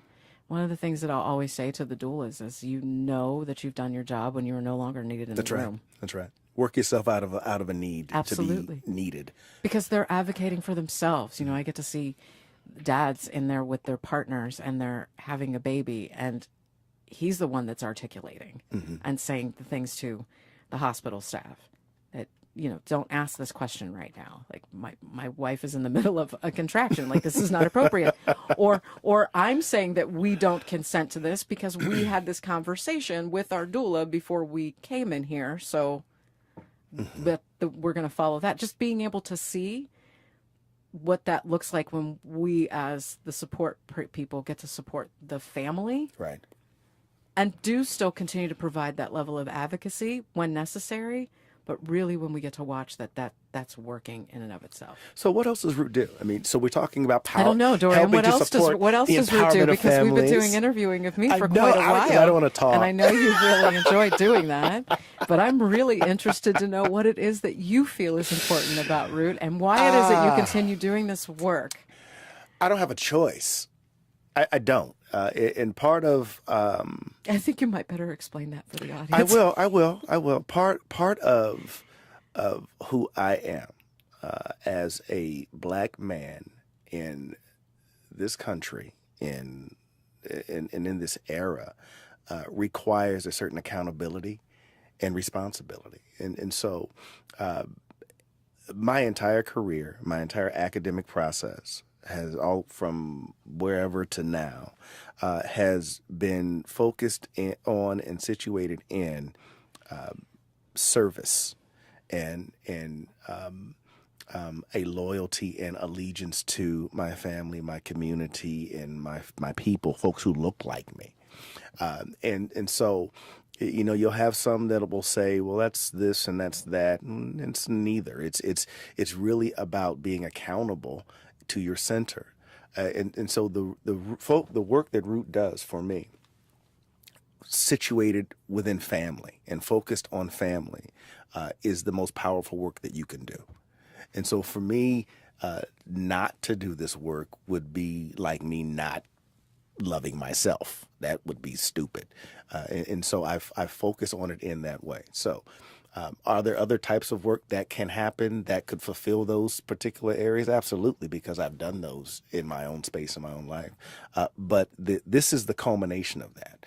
When you look at family, you look at communities, and you look at all the relative life domains that are included there in terms of family planning and development and child and rearing and parenting and education and nutrition and housing and just critical thinking and civic engagement and all those things, the work that Root does helps to, I like empower, you like powerful. It's the same thing in my brain. Well, we can talk about why there's a distinction there a little bit later. But it's still all about making sure that families are supported, helped, assisted with having all of the things that are needed to increase whatever it is they need to increase, want to increase, would like to increase in their particular lives. And I think the work that Root does is filling a gap that is typically left void. Because what we like to do a lot of times in this country and in this city is we like to act as if race and color or ethnicity or socioeconomics do not apply. Right. We like to act as if we can just, I love when people tell me that they don't see color. I love that statement. Because it's probably one of the dumbest statements I could ever hear in my life. So you just told me you don't see me. Right. That's really what you just said. And all of the nuances that go along with me. And so, you know, I do this work because, and you know this, because we're in these rooms a lot together. Typically, we're the only black folks in the room. Yeah. Let's just say it that way. And that has been your story, your entire career. It's been my story more often than not my entire career. And I've worked federal, state, local, whatever levels of government, and have done that both in public and private sector. And it is always probably 99% of the time in the rooms that I'm in, I'm the only lone little colored boy in the room who actually is going to say X, Y, and Z. Right. Same has been for you. So, you know, when we converged and began to have these conversations, it was like, okay, wow, we get to create our own narrative here. Absolutely. We get to provide our own landscape and roadmap here, and we get to do it in support and in service of the folks who look like us, who need it the best. We really are needed the most. We really get to address inequity with Root, and we do that on a regular basis. So for me, there's no other focus for work right now. It's really about doing what it is. Let me even scratch that. You and I both understand that everyone is in each other's presence and or space for a purpose. We've known each other for 20-something years. Why now? Right. Why did this happen now on this topic after we've done the stuff that we've done, the work that we've done? Why converge now at this moment in 2017 about with all the other stuff that's going on? So we have to take a step back and take a look at that and really be intentional about engaging and converging for a purpose and for a reason. So for me, it's tied up in all of that. And I unapologetically do this work because it must be done. And I don't think anybody else can do it. I'll just throw it out there. I don't think anybody else can do it the way that we're doing it. And we're seeing that as we travel the country and have these conversations. We're seeing the deficits that exist in these rooms when we're having the conversations, when we're training the professionals that we train, be they medical professionals or non-medical professionals, be they elected officials or be they just general people in the community. Nobody else is doing this work. It is interesting to notice how some of the concepts that we discuss and that we come up with seem to be such new information. And I know that it's actually not as much of a new information point for our clients and for our folks that we're working with in our community. It's not new. The conversations are a little different, but it's not new. But it's with those that are supposed to be in these levels of expert professional engagement that are the ones that are saying they had no idea. Well, and it's always, I mean, we were just in San Francisco, about 2 months ago? Well, you just came back from Cali last week. I did. Because that's what you do. You just go across the world. But when we were there, I remember watching the faces of the professionals in the room when we were out there doing grand rounds at wherever we were. In the conversation that we had with them, it was just interesting to watch the faces, as if, the slides we were talking about the origins of gynecology. I think we were talking at a medical institution. We were talking about the origins of gynecology, and the students didn't know. Right. They did not know. The professionals, the residents, the doctors did not know. Why is that? Why is that not? Why do you think that's not talked about or taught? Because the narrative of history is always written on the side of the quote unquote winner. I mean, that's so cliche, but it's the reality. The quote goes, history is written by the one who won the war. Yes, I've heard that. That's always cute to me. And, when we were in San Francisco, what really clicked for me was I understood why strategically we get put in those rooms. Whether we like to or not. Right, like those that understood and knew what was going on and why it was that we were purposefully chosen. We got set up, is what you said. I don't know that I would say a setup. I think that's. I'm feeling set up now. Is what I'm asking the question. But why it is that we're asked to come and do those things in certain spaces, and it's because it's not taught in medical school. I never heard any of that when I was in nursing school, not once. I didn't hear it until I was in my undergraduate program for African American and African Studies. I didn't hear it in high school. It wasn't part of anatomy and physiology classes. I mean, there was nothing about it that was discussed. So, but it won't be. And so that's why we continue to fill the gap and do the work that we do. So how do you think our families receive the work? How do you think we're impacting them? I mean, I can answer that in two different ways. How we're impacting them. Think it's a good thing?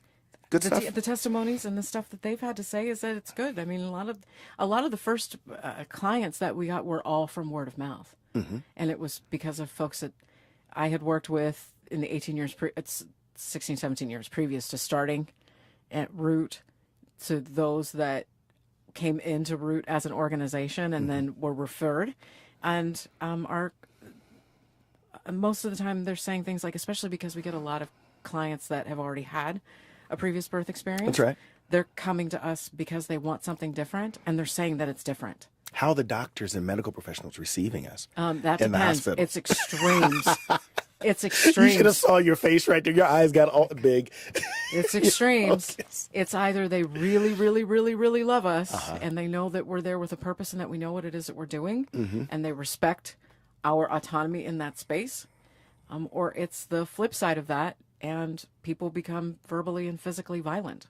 Yeah, that happens, doesn't it? Yeah, it's unfortunate. Yeah, it is. It is. So when, as we move forward as an organization, I know we've talked about the birthing center we want to have. Yes. I know we've talked about the child care facility we want to put together. Right. We've talked about the community gardens that we want to put in place that are intentionally for the families that we're serving. Right. While you're trying to strategically plan and run operations, I keep coming up with more things that I want us What's next? to do. What's next? Like, that looks great. Can you do that? I want this too. So all this stuff is in play.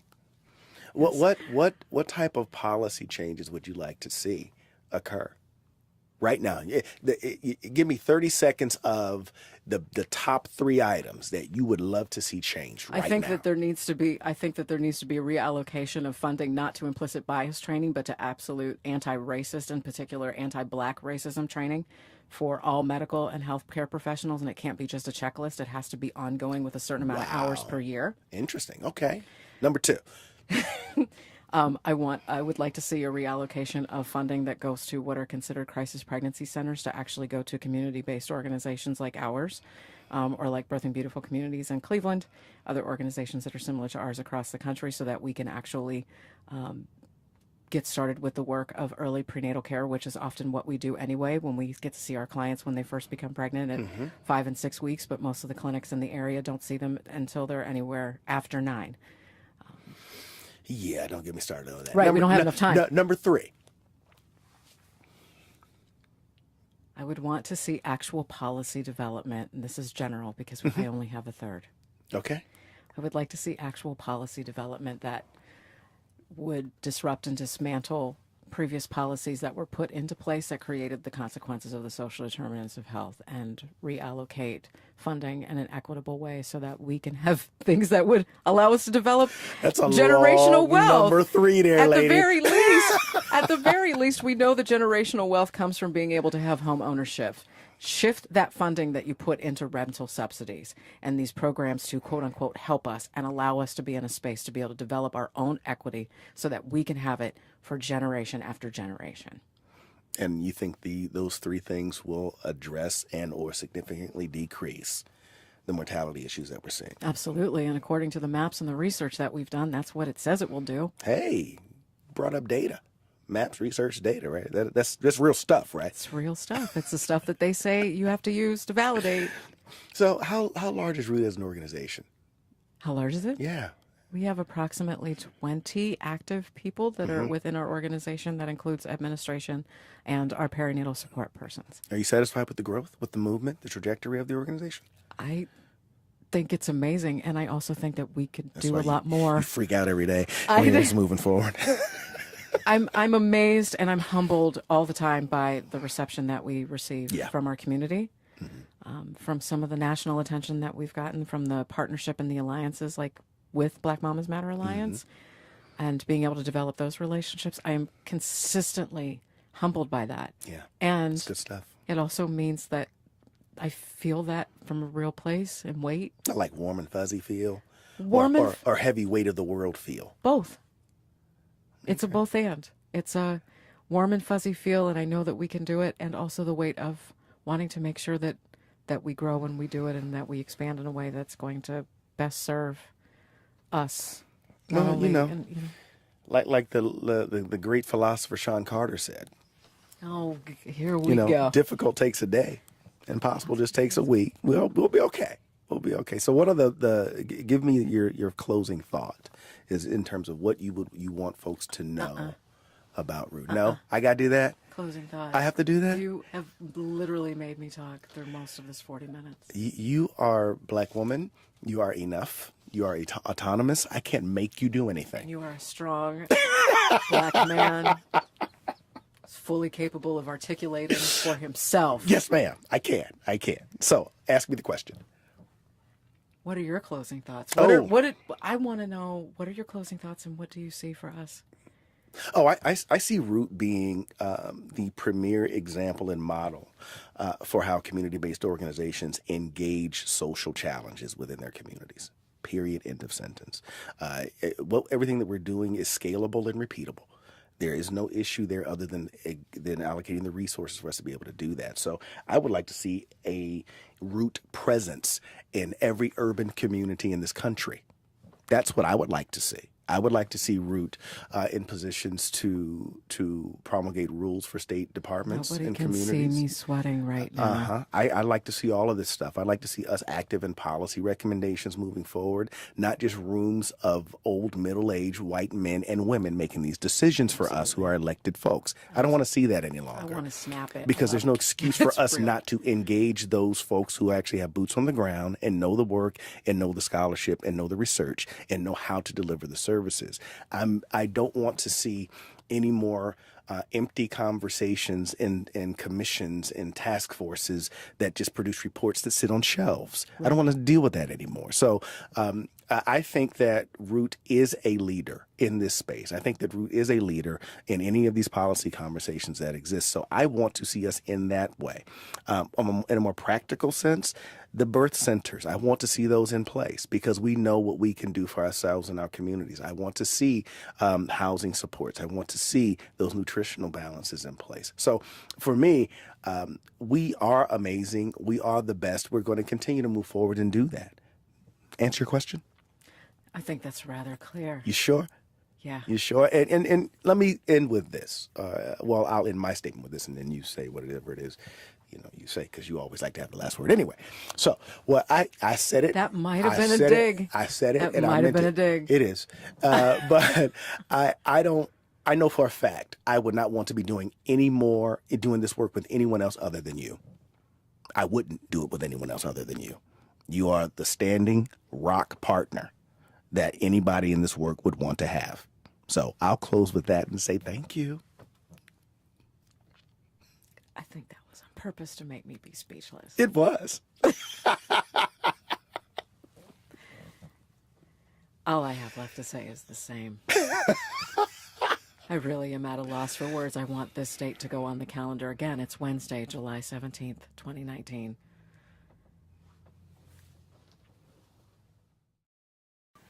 Spirit Over Flesh LLC is a wellness-based business where we heal through words. I'm Tiandra. I'm the founding servant leader. It is a Black-owned, woman-owned business that was founded in Ohio, but that can serve the world. Through virtual sessions, either by phone or video conference, we have a conversation. We always start with a 15-minute consult where we just make sure that I learn a little bit about you, you learn some about me, and then we schedule some time to be intentional about your wellness journey. During the time, it's about education and empowerment. You are your own best doctor from within. So I'm literally someone who is just intentional in the space and drawing questions out of you to get you further on your wellness journey. Sessions are typically starting at $80, but if you mention Kwanzaa 2020, we're gonna go ahead and take 20% off. It's about getting you well so that we can be well, right? Kujichagulia and Ujamaa, collective responsibility. So grateful for the opportunity to support you in your wellness journey. If you're interested, go to my website, spiritoverfleshllc.com. There's a button that says Let's Connect. Fill out the form and I'll get right back to you. Again, that's spiritoverfleshllc.com. I look forward to supporting you in your wellness journey and healing through words.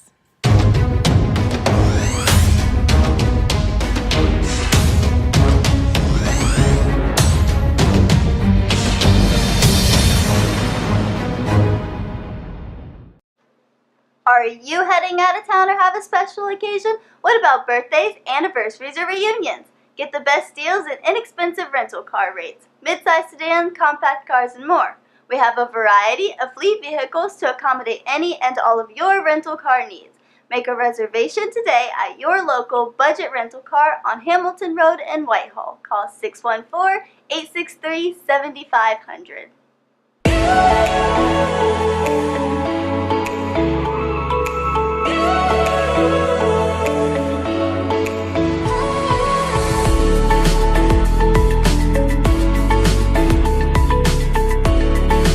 Happy Kwanzaa. I'm Carla, and my sister Karen and I own Two Natural Sisters. We've been in business for 5 years, and we sell a line of natural bath, body, and candle products. Let's take a look. Follow us on social media, Facebook and Instagram, at Two Natural Sisters. All items that are in stock will be shipped within 24 to 48 hours. As a promotional item, we offer a CD of Black romantic poetry of self-love and coupled love, and 50% discount on Sister Locks, Brother Locks by consultant Sapphire Donetta Mahadi. If you have any questions, you can reach us at customercare@twonaturalsisters.com. Enjoy and happy Kwanzaa.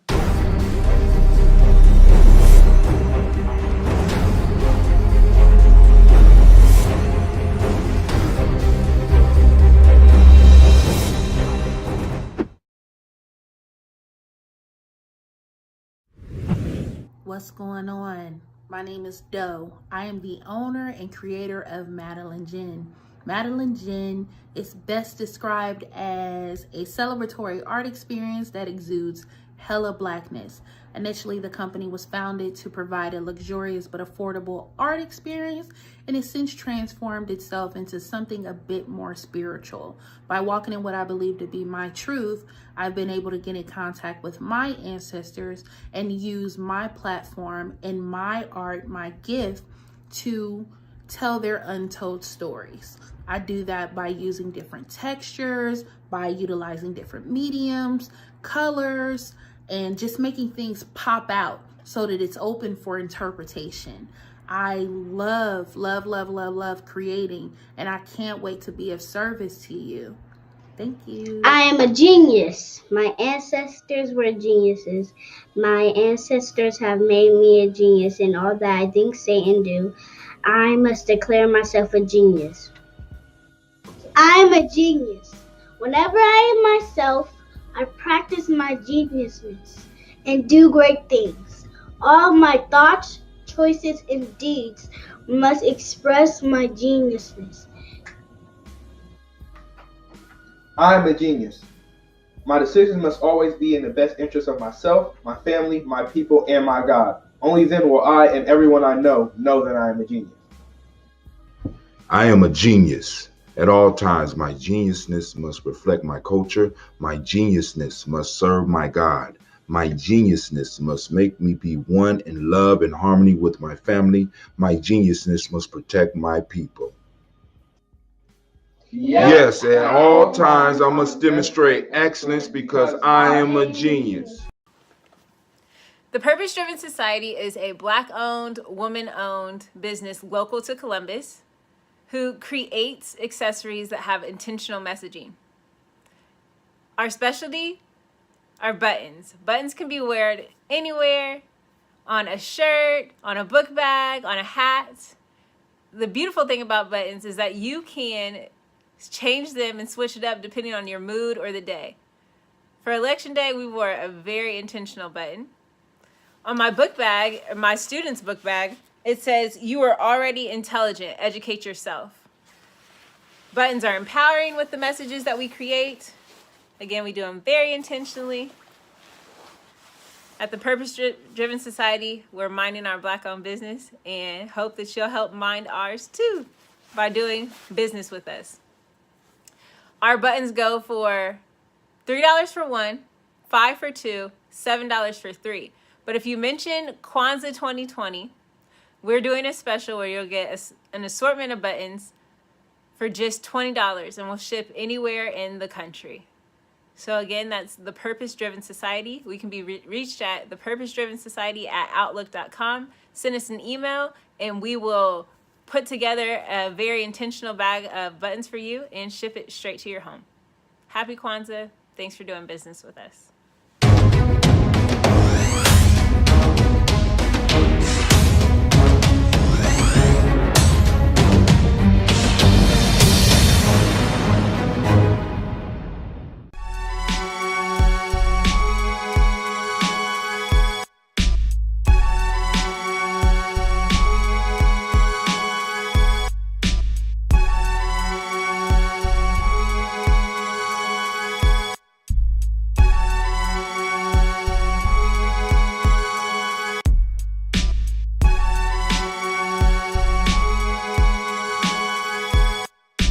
Nickname. Yeah. How long you stay here? Oh, not long. Not I'm long? leaving tomorrow. Oh. Yeah. He came yesterday. Leaving tomorrow. Going to Paris. Paris, France. France. Oh, that's very good. You see? Uh-huh. Cocoa lemonade. Yes. We have seen it there. Okay. So we're here at Kinito's place, Yes. right? Yes. He has the name of your place? Smell like chocolate. Smells like chocolate. Yes. That's right. Right here in the Netherlands. Yes. Yes. Zandijk. Zandijk. Zandijk. The place, another place is Zandskans. Small place. Oh, But okay. the village is Zandijk. Zandijk. Okay. Whole Zandijk. And he's making some cacao lemonade for We me. make everything: cacao lemonade, hot chocolate, truffles, everything. Truffles. Yes. Oh, I didn't see that. I And can't the keep cacao up with paper they made ook here. the cacao paper too. Yes. And then before I leave, you sign the book. I'm going to take the book. Yes. Yes. I'll take the book with me. Okay. Yes. That's my souvenir. Yes. Unexpected pleasures, unexpected treasures in the Netherlands. Right. I thought I was just coming to see some windmills. Same. Huh? Same, yeah. You same here, huh? Yeah, we came to see the windmills, but we stuff like. You came to see the windmills and you found the chocolate. Yeah. It's a good thing, right? Mm-hmm. Yep, it's a good thing. Oh, yes, thank you. Appreciate it. You're All right. welcome. And how much I owe you?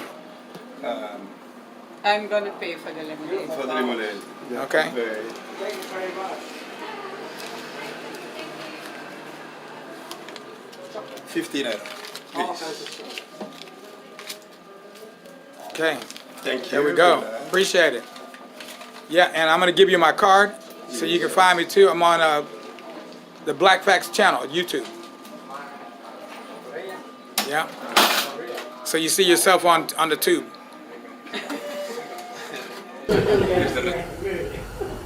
All right, greetings, Habar Ghani family. Ujamaa. All right, great. So we're at, today is day number 4, cooperative economics, Ujamaa. And I'm Chuma Lamoma from the Conscious Mind Study Group, as well as the Cincinnati Citywide Kwanzaa Committee. I'm also representing CPAC, which is the Cincinnati Pan-African Coalition. And we are being hosted today by Root Season Oil. We want to thank them so much for allowing us the time and the space to have this brief gathering. So I'm here again with another warrior from the village. And what's your name, son? My name is Christian. I call me CK Suave. CK Suave, okay. All right. Well, I am so glad. I'm going to say Asante Sana, which means thank you in Kiswahili. I want to say thank you because you could be sharing your time, energy, and space with other people doing other things, but you chose to be here with us, and for that we are very grateful. All right? Asante Sana. All right. Missouri Sana. So, would you care to read today's principle? Okay. The 4th principle is Ujamaa, which means to build and maintain our own stores, shops, and other businesses, and to profit from them together. This principle is the focus of our presentation today. We will get back to it in a few minutes. All right.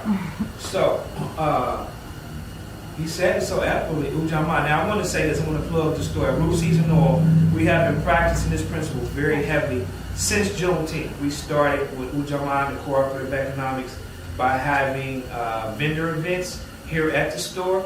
And trust me, the sister is a very unique position because she didn't see it as competition. She saw it as doing her community duty or to uplift the village by inviting other people to participate in cooperative economics alongside her. So she had the crowd, the foot traffic. As vendors, we merely just teamed up with her. So big ups to Rule Season Noah, Sister Crystal, and Sister Martise for allowing us to be a part of. But we've been practicing Ujamaa since Juneteenth consistently, week in, week out. We have these events and we promote this particular principle in whole. So it's a community activity. And we need to understand this, everybody, that the liberation movement won't be nothing without an economic platform. If not for the economics of it all, then everything else will just fall flat. Right? That's going to be the pillars that's going to prop this thing up. It's building a strong economic base. It's from the strong economic base that we're able to do other things and implement these other principles in the daily walk. But it's got to have an economic base. It's got to be backed by economic basis meaning money? Money, most definitely. Resources, right? And those are the things that garner power on the political front and on other fronts as well, right? Okay. So with that being said, my brother, how do you plan to implement cooperative economics in your daily walk throughout the rest of the year? So I plan to do that by supporting Black-owned businesses. Oh, great. For an example, how I use that in my everyday life is by coming to Root Season Oils and learning a lot about business and becoming a vendor and meeting so many different people. You know what I mean? That was spending money with me. We practice Ujamaa that day, every day. You know what I mean? So I learned a lot, having my own business and having people patronize me. Okay, great.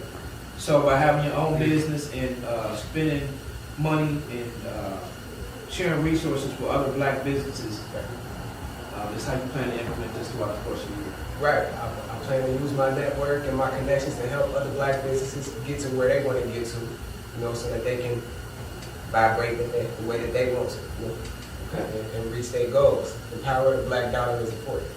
I couldn't say it no more. Say the last thing we say. The power of the Black dollar is important. Man. Very important. It ain't green, it's black. It's black. There's people that own Macy's and Walmart, they already know. Right. Black community ain't poor. Not at all. The wealth is just not what we call aggregated. It's all spread out. We're serving the biggest consumers. We're the biggest consumers, right? I think that we might be the biggest financial property. Like when other nations like Indians and Chinese and all that, I feel like they might go through a procedure. You know what I'm saying? This might be my Nick Cannon interview that give me ice, but listen, I think they might go through a procedure like, hey, all these Black people, that's your money right there. So as long as you get this, do this, you straight. They do it right. That's marketing. Yeah, those would do it. Right. When they changed the It's a known fact. So what you mean by that? Like how they in the hood, the A-Rap stores? Yeah. Yeah. To them, we are financial property. And so, like, doing stuff like this, breaking out of that. You know what I'm saying? Like, him wearing that shirt, breaking out of being financial property. Facts. Yeah, because I had it said from an A-Rap person who was in Chevy. He said, well, I'm in Chevy, I'm not making money. But if I go to a Black neighborhood, they'll buy everything. And I make money. And it was said. And the reality kind of, hit me right there. And that's the way it's been. It's going to change. I think he hit it on the head, though. He said he planned to patronize Black businesses. Not only is he a business owner, but he also plans to spend money, energy, and resources with his network and his intellectual property in pursuit of cooperative economics for people that look like him. We're on the same mission. They got the same goals and aspirations. And I think that's the way it's done. Until we can catch up in the fight against economic disparities, it's going to take some sacrifice, which means you may have to go patronize Black businesses, where you may have to drive a little extra, you may have to spend a little extra, but we'll get there, right? We definitely will get there as long as we keep the goal in sight. We definitely will get there. So you said it eloquently, but you know what I'm saying? Black dollars equal Black power. And with that, we're going to close out. Thank you so much for your time. Ujamaa.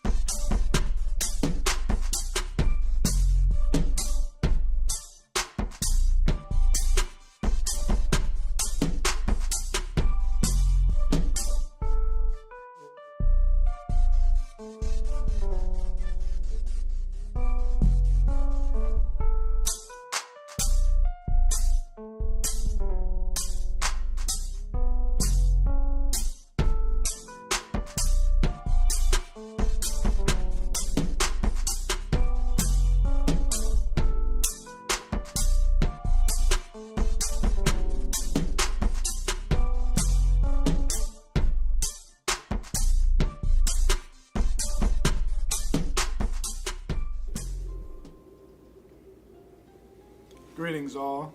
We come to you guys today representing the Ujamaa Journey tribe based in Columbus, Ohio. Ujamaa Journey uses a system from ancient times called rites of passage. With this, we have created a warrior society, the Ujamaa Journey Warriors. The goal of our society is to develop individuals that are productive members of the community. The driving force behind our warrior society is the concept of self-mastery. We introduce different ideas and experiences that will broaden the worldviews and self-concept. We expose our warriors to experiences that give them a sense of belonging and ownership. We believe that culture cures. And by embodying the Nguzu Saba and living the principles out in our daily lives, we demonstrate this.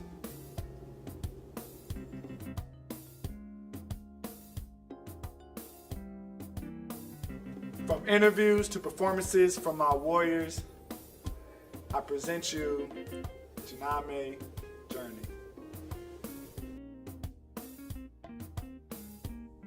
My name is Levon. My rank is an initiate. I'm 13 years old and I've been in this for 4 years, and I'm born a Coochie Chocolate.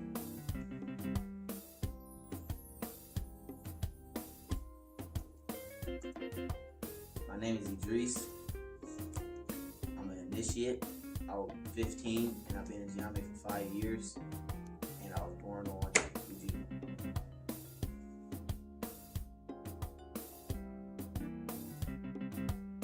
My name is Tykees Cox. I'm 18 years old. My rank inside the program is brother, and I was born on the day of Nia, and I've been involved for 7 years.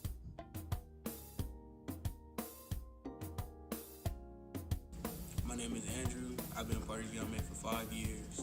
I'm 18 years old. I was born on Coochie Chocolate, and my rank is brother.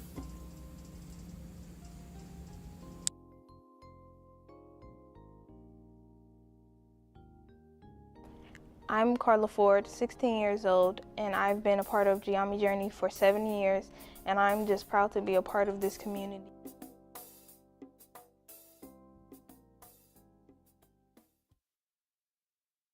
Tykees Cox is a spoken word artist and a motivational speaker from Columbus, Ohio, who is on a mission to uplift the spirits of Black boys and young people all over the world. Tykees' passion is to speak about purpose and nourishing the spirit, mind, and body. Tykees believes his message can reach all people.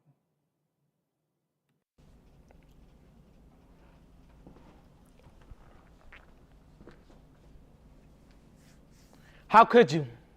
Never thought that my life would have to be this test. Father knows that I did my best. I never had a choice.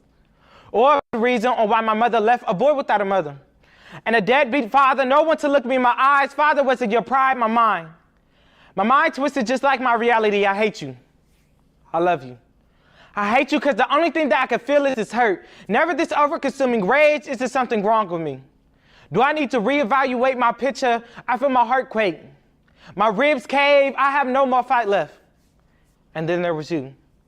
Showing me the right way. My spirituality will never be the same. Thank you for showing me the feather to let my spirit free. My foundation stands strong just like my purpose. My journey is more than a walk in the park. My spirituality is stronger than what you deem it to be. I am G. Ashe, Ashe, Ashe.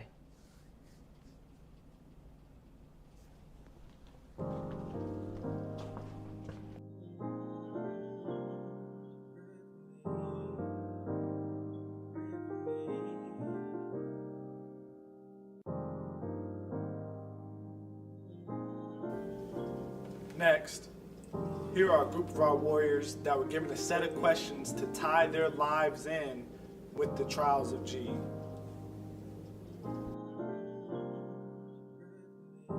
Who am I? Who am I? I am a warrior born for greatness. I am Levon. I am here to succeed in life by accomplishing all goals that I set for myself. Why are you here? Why am I here? I am here to assist my people and help them live their best life. Where are you going? back to my village to aid my people. Where am I going? I don't know where I'm headed at the moment, but I will make sure that I assist my tribe wherever assistance is needed.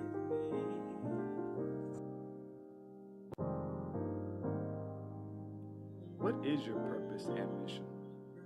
What is my purpose? My purpose is to lead my people to greatness. Who and or what do you need to get there? What do I need to get there? I need to have a healthy mindset and determination to know I'm not alone. What do I need to get there? I need my family to help me go where I need to go. How will you know you've gotten there? I will know that I've gotten there when all is settled and done and my people are at peace. How will I know that I've gotten there? I will know that I've arrived when all of my goals have been achieved. In what ways did G exemplify the Nukuzu Saba? G showed Kuchakalia when he hanged on for dear life when he was getting mugged until the Name people came and rescued him. He also showed self-determination when he had his trip to get the feather from the phoenix, as well as when he came back from his journey to save his people at his tribe. Who are you? I am G.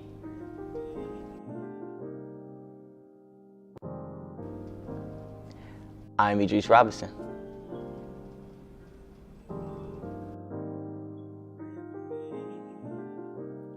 Why are you here?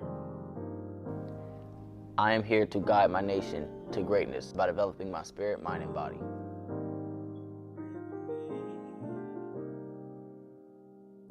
Where are you going? I'm going wherever life takes me. What is your purpose and mission? My purpose is to make a positive change happen in my community.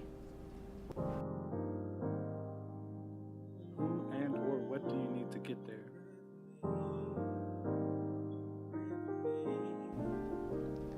I need people on the same path as me, as well as people I can trust.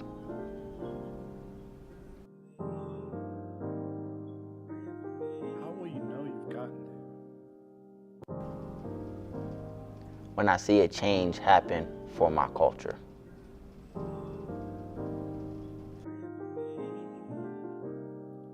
Why are you here? To develop peace and harmony and leave a legacy.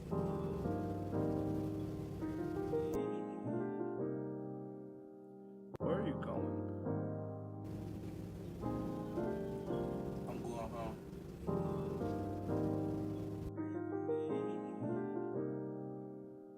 What is your purpose and mission? To guide my people before the world destroys itself.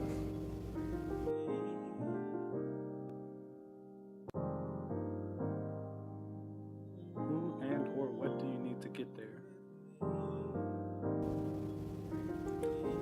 A righteous heart and the Ujamaa tribe.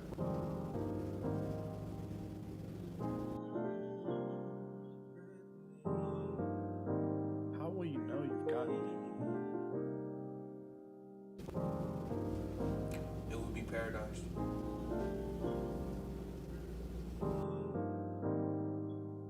How was unity demonstrated? When G's people pledge their allegiance to him and remove sin from the village.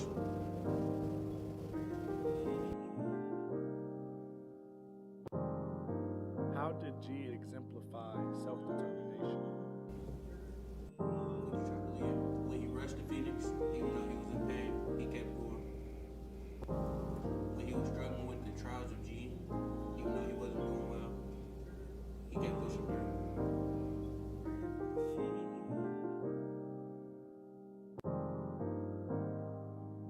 How was their collective work and responsibility? When the village trained to protect the rest of the tribe from slave raiders,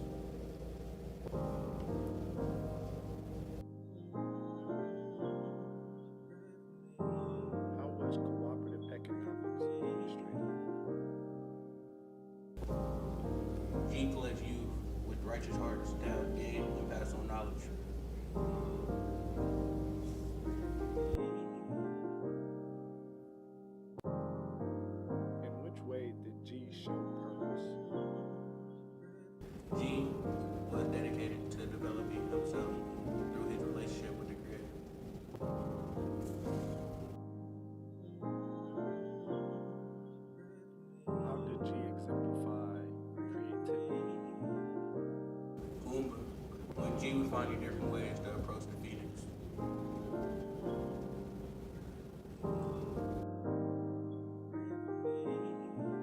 How did G exemplify faith? Imani, he kept faith in what the elders had taught him and used his fear to fuel him instead.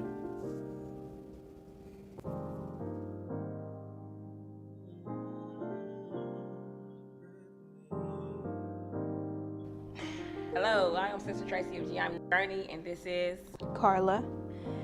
As we go over the story of G in the G trials, we decided that we were going to go ahead and look at it from a woman's point of view. In that story, it was, what was it? How many women? There were 2 women, G's mother and Sin's mother. So the two women, G's mother and Sid's mother, both of them were wives of King Kanai, right? Yes. So what was the similarities and differences between those women? One of the women wanted their child, Sin's mother, wanted her child to rule the kingdom, basically, and G's mother wanted him to prosper for himself. She wanted him to find himself and become better. And that is before he took his place, right? Because she didn't insist on him taking his place, but basically gave him that encouragement that that's what he needs to do, and they both knew that because he didn't want to stay. What else can you tell me about these women? G's mother was kicked out of their community years before, and G's father never talked about the mother for some reason, and Sin's mother was always there for Sin, but never really liked G. Can you explain why she didn't like G? I don't know why she didn't like G, but I think it was more like her husband and son didn't like G. They were more against G than with G, so it would be weird for her to be with G. Okay, because when I read it, I just felt like there was an intimidation going on because it was G's rightful place to take over the kingdom, where she wanted her son, who really didn't have that power, right? Yeah. So what happened? Like, tell me a little bit more about the women. G's mother was more wise and more like she wanted the best for her son than what someone could just provide him for his happiness to just be there for a moment. For some reason, it reminds me of the unbalanced passions. What are the unbalanced passions? Fear, envy, pride, greed, sloth, lust, and anger. Right. So, what qualities Sin's mom exhibit?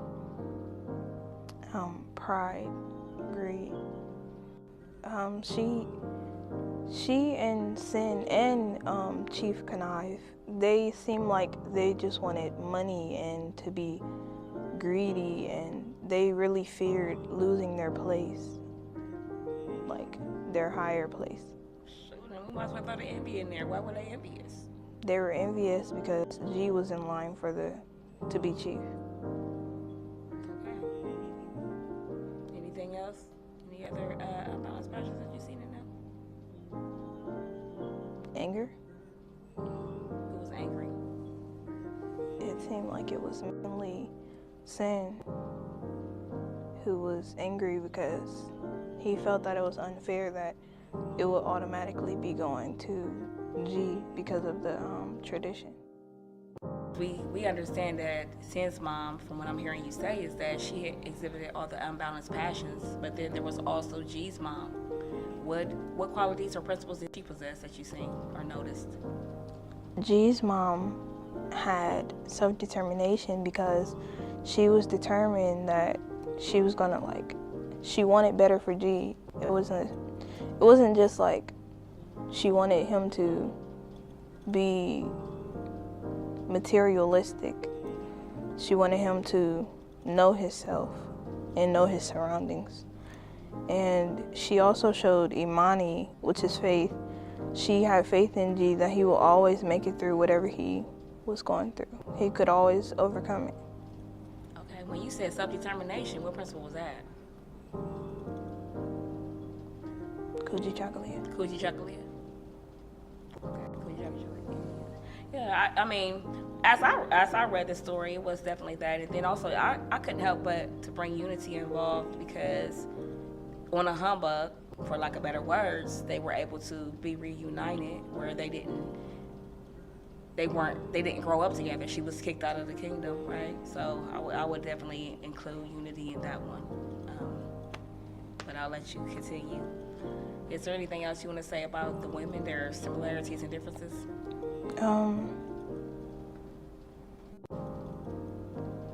I feel like they have way more differences than similarities. Like, their differences is a similarity is they both wanted they both wanted good for their sons. The difference is the kind of good that they wanted for their sons. One of them wanted, like Sin's mother, she wanted her son to be greedy, like want money and, all these things that is just, it's not really happiness. But G's mother wanted for him to be happy and know everything, I will say, like you were just saying, Sin's mom was really embarking the unbalanced passions on her son because he was too prideful, greedy, and all those unbalanced passions. Where G's mom was really encouraging your principles to be incorporated in you and you to build off of yourself and build yourself up from the principles. That's what I'm hearing you say. And I agree. When I read it, I really felt like G's mom was building her son up into manhood, even though she couldn't guide him there. She kind of like pushed him in that right direction, even though she wasn't the one that could actually do it. It was the Niami people who actually made that happen. But she was there to support and encourage her son, as we women are supposed to do, is support and encourage that we are not the ones that are going to make only a man can make a man a man. So I see that all throughout the story. Is there anything else that you noticed in the Trials of G that you want to talk about? Well, I just want to speak about the betrayal that G felt once he found out that it was his brother and father that set him up to be killed. It was like he knew he couldn't go back home. He didn't feel home in his home. Like, he had to keep on going forward in his path and make himself better.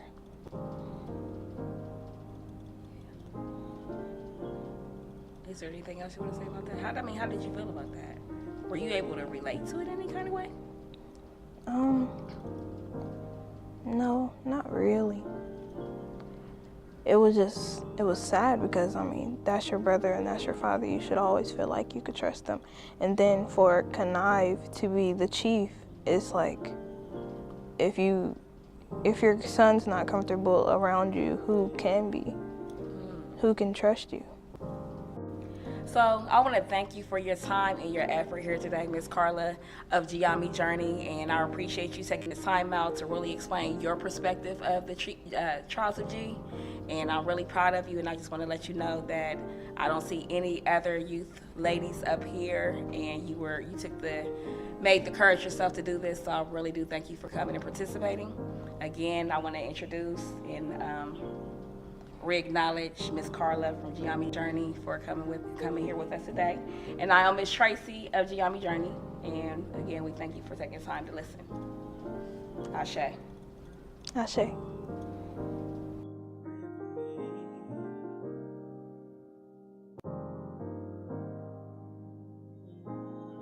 What's going on, everyone? I want to thank you guys for tuning in with us today.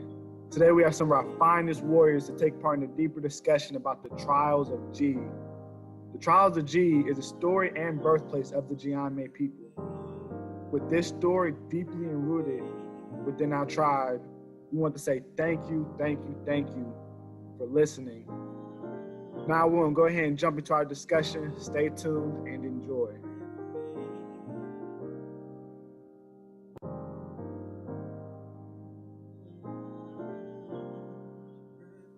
Now to introduce our warriors today. Today we have Idris Robinson with us, Takis Cox, Andrew Jamar Jennings, and Levon Cobb.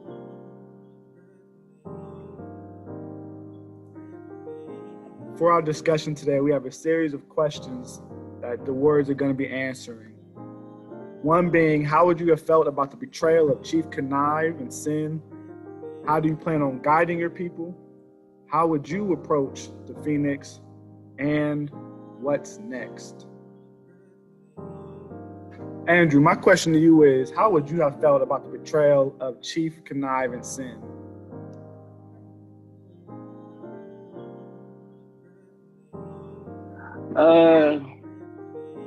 If the same thing happened to me, the same type of betrayal, same type of them trying to kill me, I would have grinded my way back just as G did. And when I finally got back to him, I wouldn't want vengeance. It would be more wondering why did they, like, what was the root of all their hate towards me? Was it just because I was becoming a leader, or was it something else? And I would try to figure that out. And when I did, I knew they wasn't going to be good for the village, so I would have just sent them away. I wouldn't want them staying under my leadership because they don't deserve the same things that they didn't give me. Even with getting that understanding or that clarity from them, if it was something that, in a sense, to where they felt like they were in the right, do you feel like your mind would change even if they gave you a good reason to do what they did? No, I wouldn't change my mind based on their reasoning, no matter if it was good or bad, because at the end of the day, they still tried to kill somebody who was of their family, who was of descent, even though it was my half brother and it was my father who did it. They still are family. So at the end of the day, if family can turn around and even find a good reason to do something like that in the first place, I wouldn't be able, they just wouldn't be able to be under my leadership at that point. Takis, what would you have done in the same situation? Oh man, putting me in the same situation, I feel like I would have gone more of the route of forgiveness, but not forgiveness for, I would have forgave them, not for themselves, but for me. Because I know what that type of anger and that type of hurt does to a person if you hold on to all that aggression or all that hurt or all that pain. It's kind of like the 7 unbalanced passions. So like having those unbalanced passions, you're not conscious. You're not really who you are when you're hurt. You're not really who you are when you're angry, because like some people, they get really loud and they start punching stuff when they're angry. And in some situations, they be like, that wasn't even who I really am. Or people start punching holes in the wall when they're angry. And sometimes that's not the best way for people to let that represent them. So I feel like, because I know what I'm like when I'm angry, and I know what I'm like when I'm sad, mad, angry, or have any of the 7 unbalanced passions, I would go more the route of forgiveness, but not for them, but for me.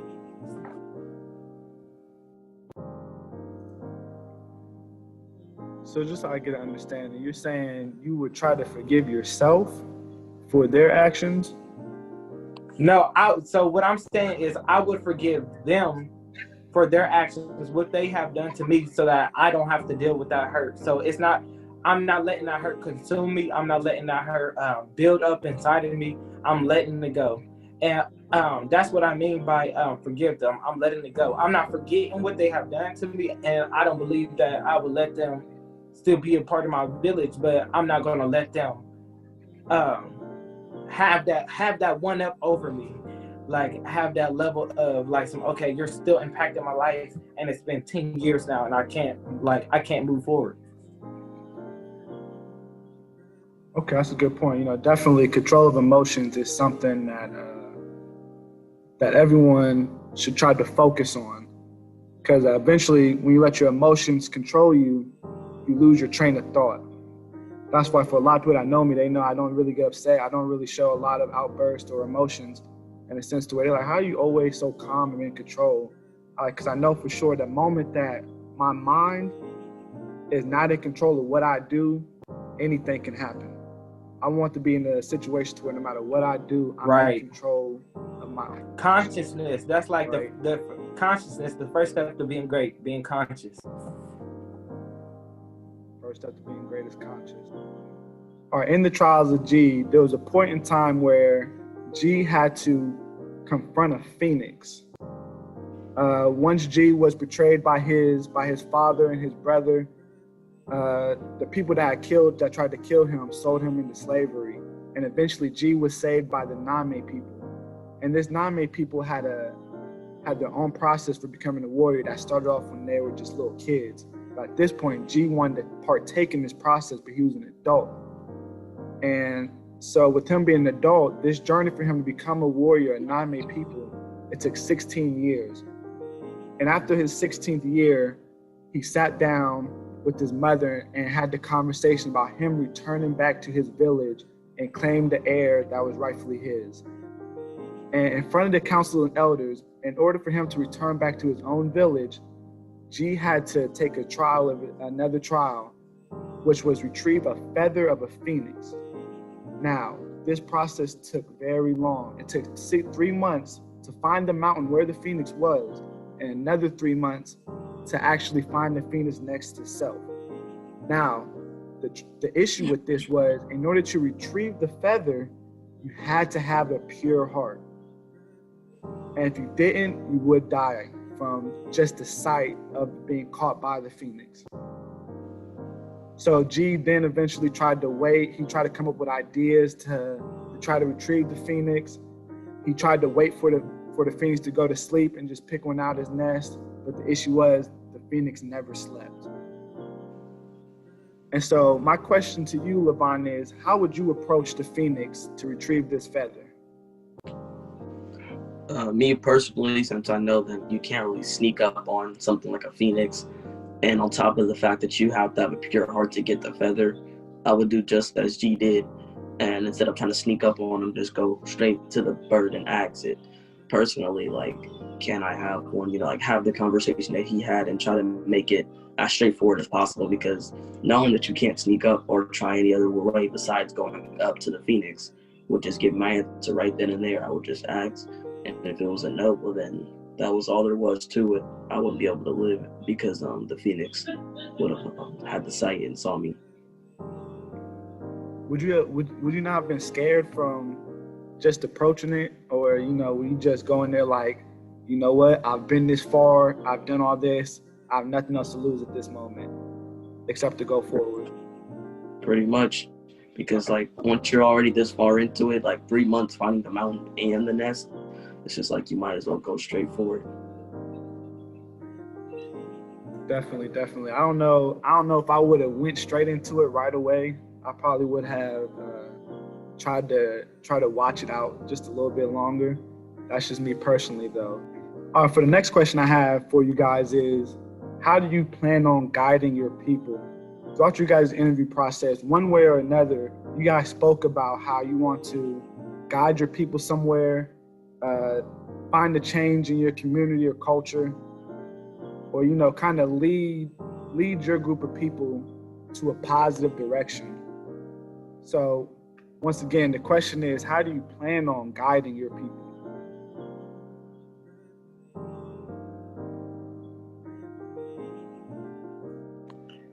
For me, how I plan on guiding my people is through my words. So my mission is to uplift the spirits of Black boys and Black youth around me and even around the world. And I feel like with my words, with my poetry, with my motivational speaking, I can do that. A lot of people are left without hope, and that's hope within their lives, hope within their career, hope with anything. And I feel like I could bring that with my words, with anything that I do with volunteering, with just being a support for my community.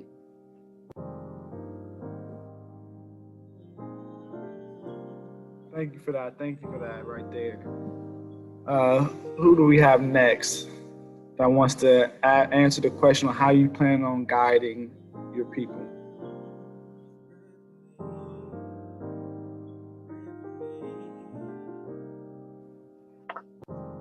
To help guide my people in a more non-straightforward way. The way I do it is just when they need help with things, certain things, whatever they need help with, I'll help them with. But another thing is I don't like seeing my people in a harmless way. I want to lead them out of harm's way because there's a lot of things going on in the world right now, and it's not really doing too well for us. And to help guide my people is just having their back whenever they need it, having whatever they need, whatever they need. If they need to talk, I'm there. If they need to help somebody move their house, I'm there. Help my people with the little things too is how I guide my people.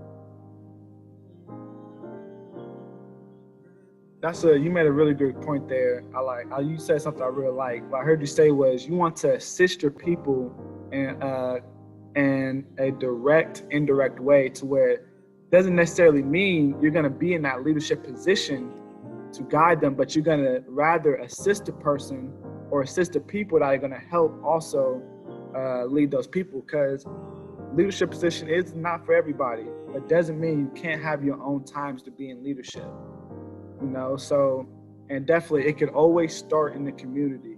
That's one thing we really have to touch on, especially as youth. There's not a lot of youth involvement when it comes to developing and enhancing the communities that we're a part of. You see more self-destruction than improvement when it comes to people from our generation.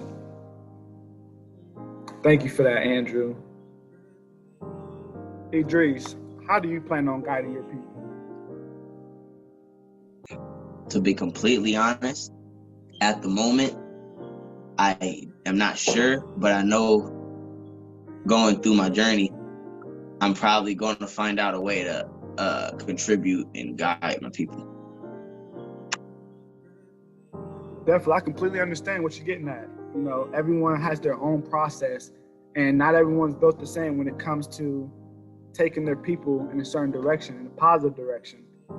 And not everyone's going to have the same role when it comes to that either. That's one of the most important things you must know. But once you figure it out, though, you have to buckle down and try to enhance that skill to try to guide people and develop that self-mastery, whatever craft you're going to use to get to that point. All right, thank you for sharing that.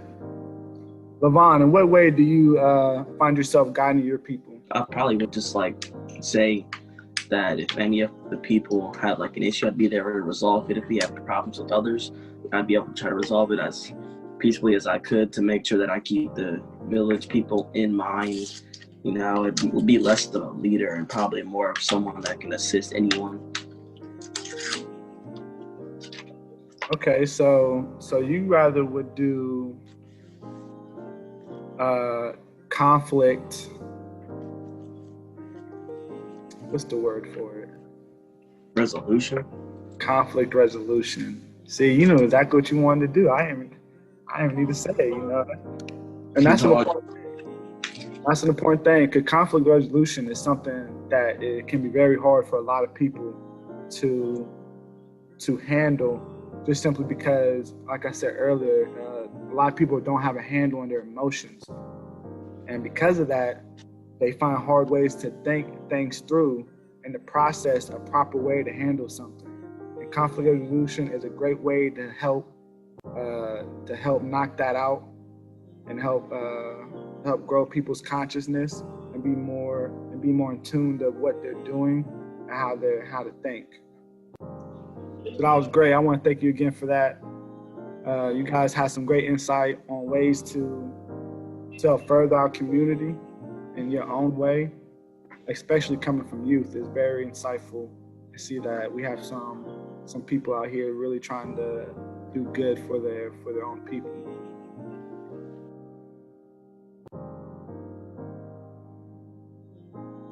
thank you for joining us on our Kwanzaa celebration. This has been the Ujamaa Warriors. And yes, we cannot stress it enough. We are so grateful for you guys tuning in and watching us throughout the entire time. Give a pat on the back and a round of applause for you tuning in and supporting these Ujamaa Journey Warriors. We are youth. We are coming up in our community. And yeah, we want y'all to stay tuned for the things that we have coming. And peace.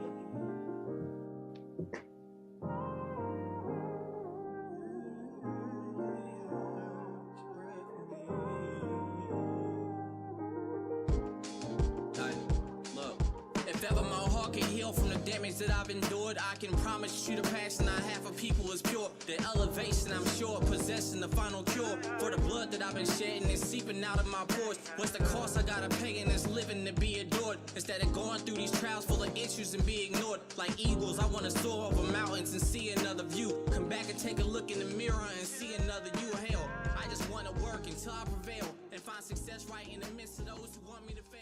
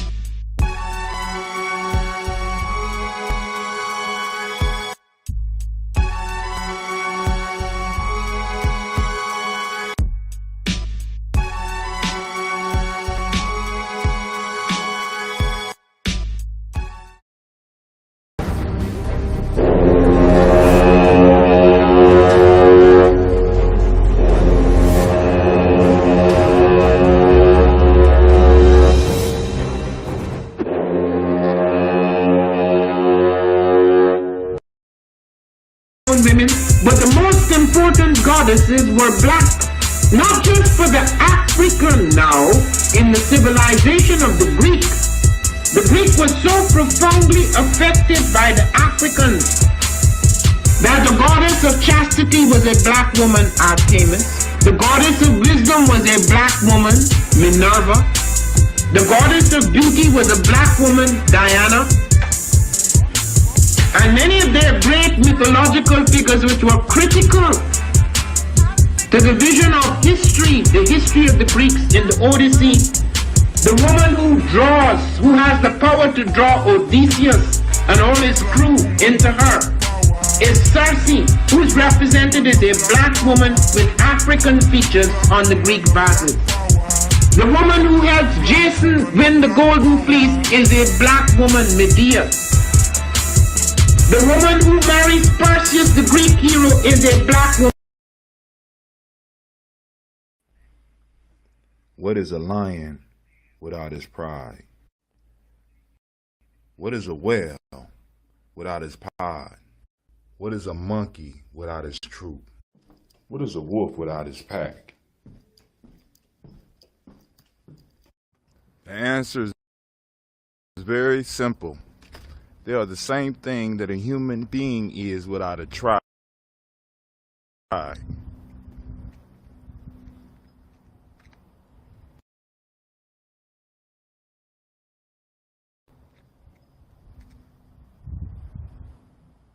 Pray.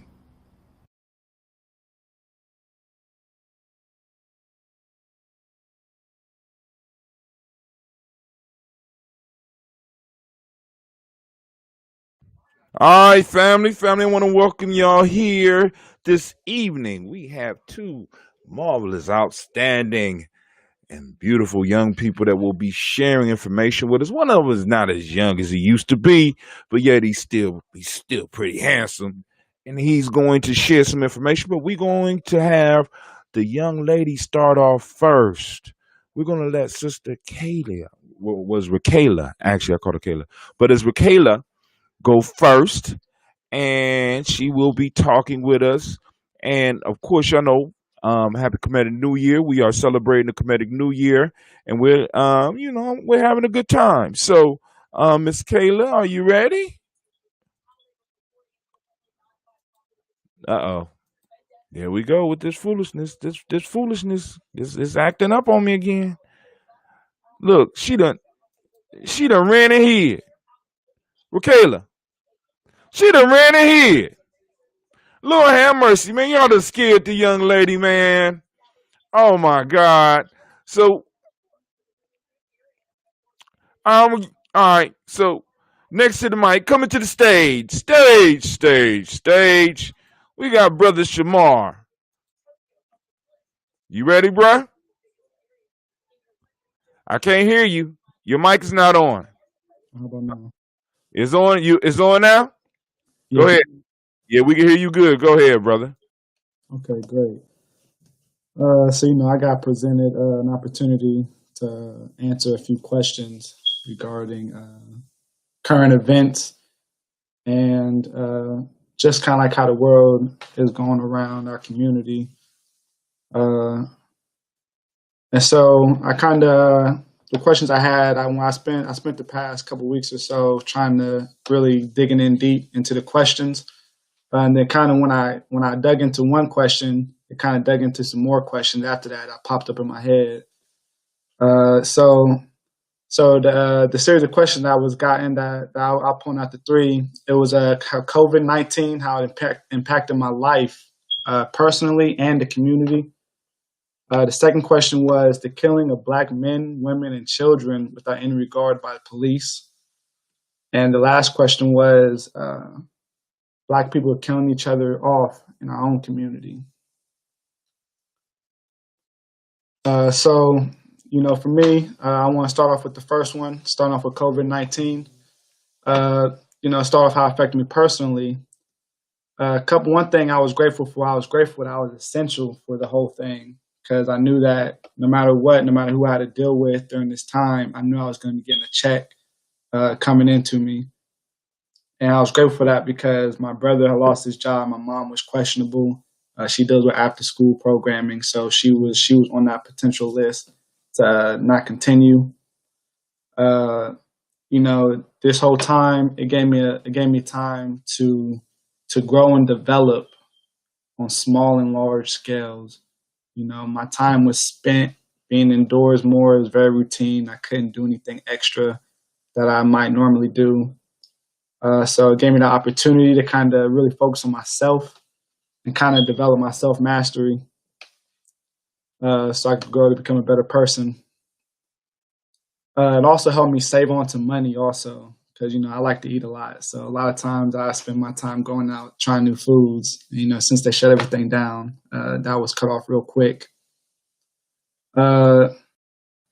And also with these questions that I had talked to a couple of peoples about it just to kind of see how all this stuff, what their thoughts were on these questions and see how their life might be affected on it. A lot of things was a lot of people that went to one school and had to go back to their hometowns. They talked about how they felt like their life was put on hold because of this, and how it was really hard to struggle doing schoolwork from their house. They felt like school was a better place to stay focused, which then put me in perspective. Like, I'm sure now that you say that, I'm like, I could just imagine how these kids are working from their schools. Working from home, and they have to have that same amount of focus. So if you're saying a grown adult's telling me they're having troubles, I could just imagine a kid is going through the same thing. But also, though, it did give people opportunities to try new things and do new things that they may not have got the opportunity to do just because they weren't as busy as much. And then talking about how the COVID-19 has affected the community.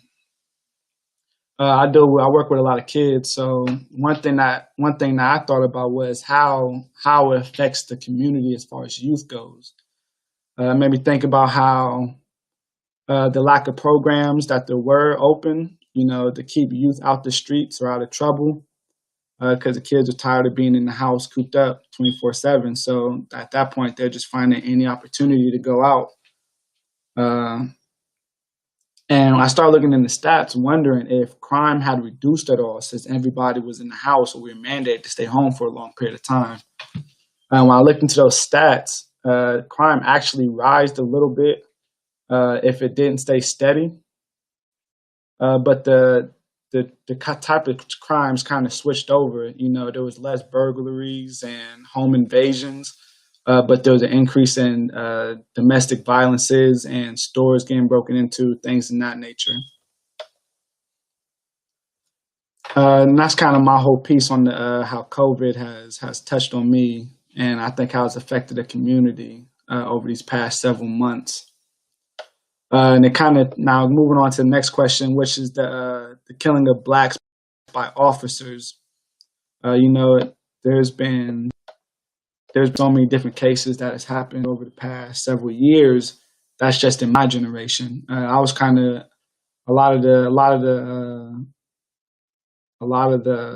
the way I answered the questions was really talking about how it's affecting my generation and the generation after me. So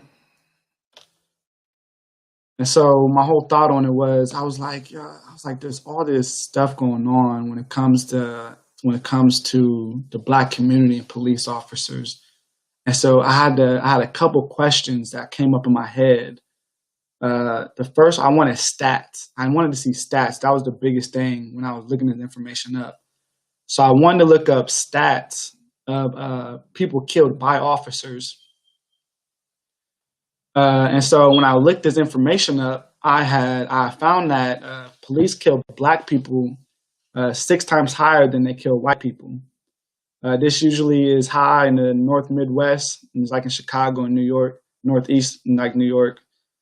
So based off of that, I kind of wondered. I was like, well, when I looked up the stats, it actually showed what kind of officers were reported to our neighborhoods compared to white and Black. And Black people were white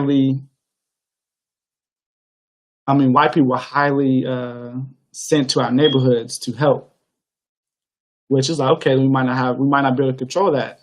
So now I wanted to know what was the ratio to Black to white people as far as officer goes. And white officers outnumber Black officers 5-1. And so based off of that, I kind of had I would call it a biased opinion that if white officers are less likely to shoot their own race, then Black officers are also less likely to shoot their own race. But since we're being outnumbered in the police force, we're most likely to get that target of getting shot. And one thing I wanted to try to, you know, a lot of times we hear all the wrong things that these officers are doing, but on that other side, there's also all those times that our community is doing wrong, and that gets overshadowed because by the rights that we do.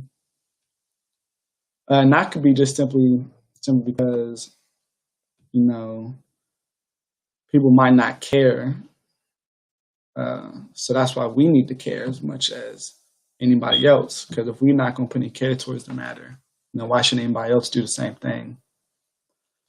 So then that also brings up the point to where I think that the community needs to be aware of their legal rights to a higher manner. Because as I was, you know, once I was looking up all these stats, I also looked up a whole bunch of videos of police officers antagonizing Black people, you know, traffic stops, walking down the street, things like that. And, you know, in the videos, the officer was 100% wrong in the situation. But on top of that, the people that they walked up on may not have been 100% of their rights. And then that kind of led to more things going the other way, and it went south. So I know being knowledgeable of your legal rights was a big point I wanted to touch on when it comes to this whole thing.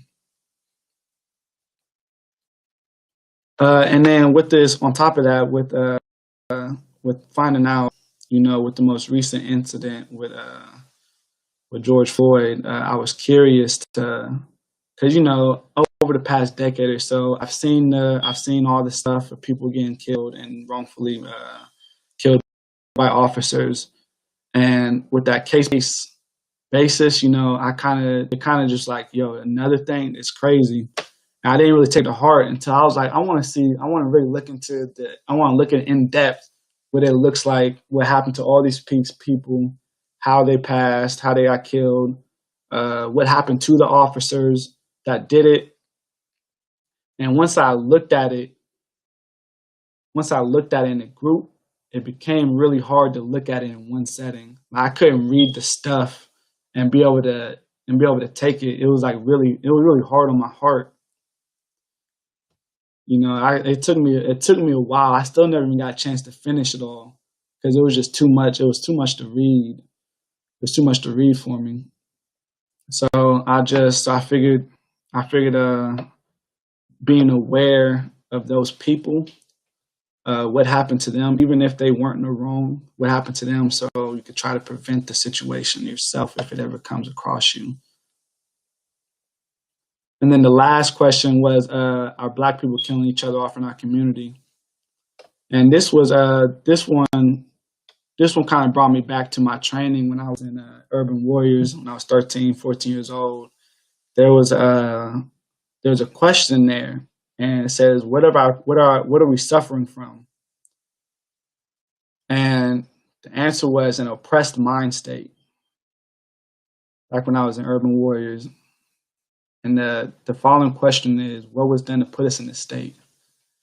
And the answer was, we were convinced that our physical well-being was in the hands of our captors. We were denied access to our cultural traditions. Our culture and history was negated. Our captors' history and culture was elevated. We were turned against each other with the divide and conquer strategy. And what's the remedy to this? Return into our source, Africa, living our principles, warriorship, and nation building.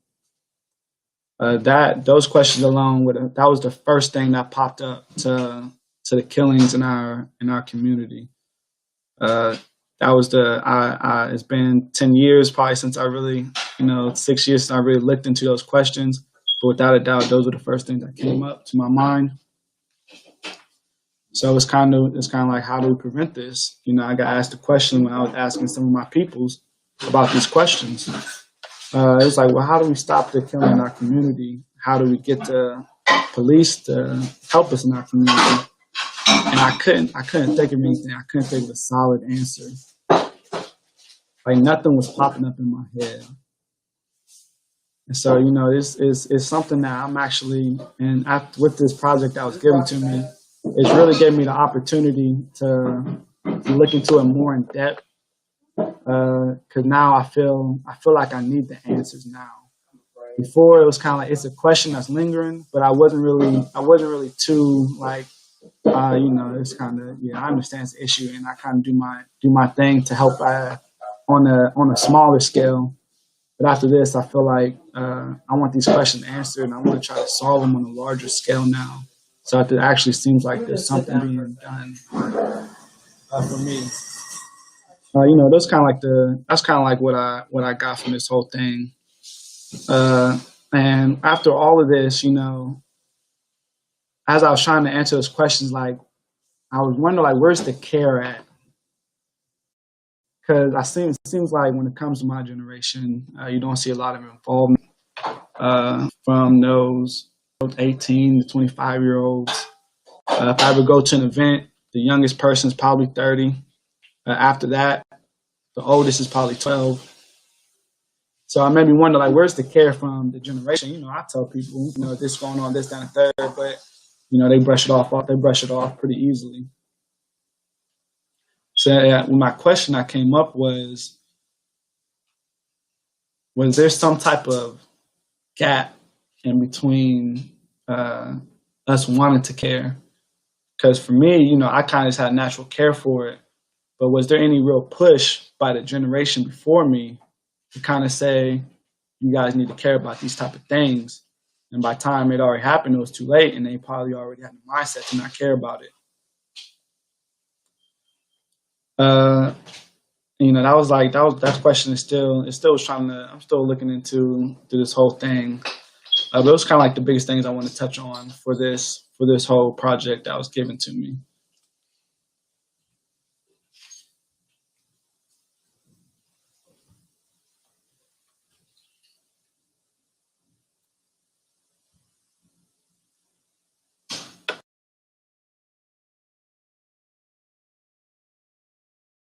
I think you're muted. I can't hear you. I said good. That's some good stuff, man. And I'm gonna ask. I'm gonna answer one of your questions with care, or at least leave you with another question. One of the questions that you quoted, where did that question come from? It came from my warrior questions. Okay. And where that came from? Did it come with your generation? Did it come from a generation above you? It came from I Ah. say 2 generations. How do you? Maybe two, maybe three.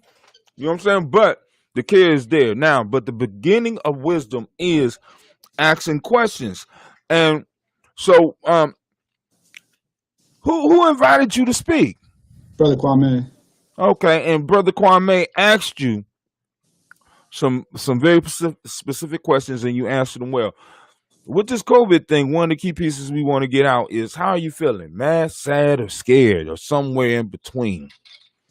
Because you went through that class, right? So I'll probably say that's not COVID. That's not COVID. Go ahead.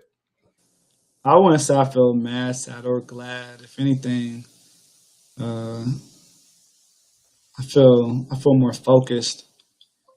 I feel like I adjust well to anything, and I was built to adjust on the fly. Mm. When it happened, it was just like, you're prepared for this. You're prepared to do anything that needs to happen. So the best thing to do is just to get through it. And the worst thing I could do was just grow from this matter. Okay. Man, Kayla keep running, man. Oh, she back. All right, so let me get Kayla up here. If you can hang in for a minute, because we can have a little conversation afterwards. Because she keep trying to run from the mic.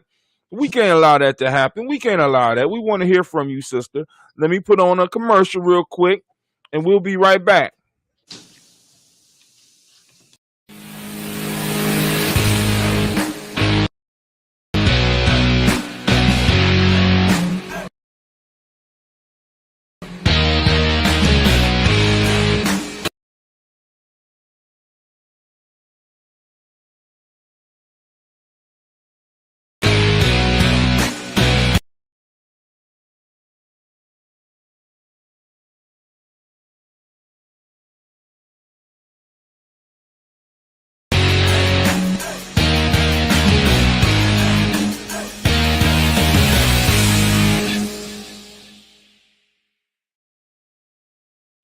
All right, family, we back.